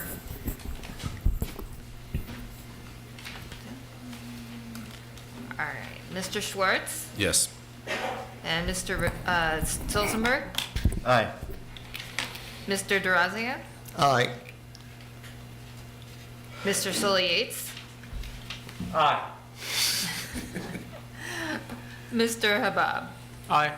and Mr. Mitchell. And yay. Aye. No, thank you. right, is Mr. Duranzio, would you like to do? Thank you. I admit, I just move that we adjourn. Y'all don't have to go home, but don't stay here. I'll second that. All in favor?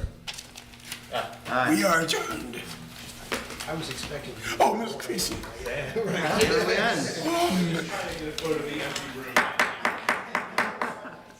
Ms. Creasy, you did an unbelievable job. Thank you. That was incredible. I have to thank all of the staff that were out there making things happen out of the room here. All the work that they did made what happened in here go much more smoothly. So I'm giving them tons of kudos. Your spontaneity is their preparation.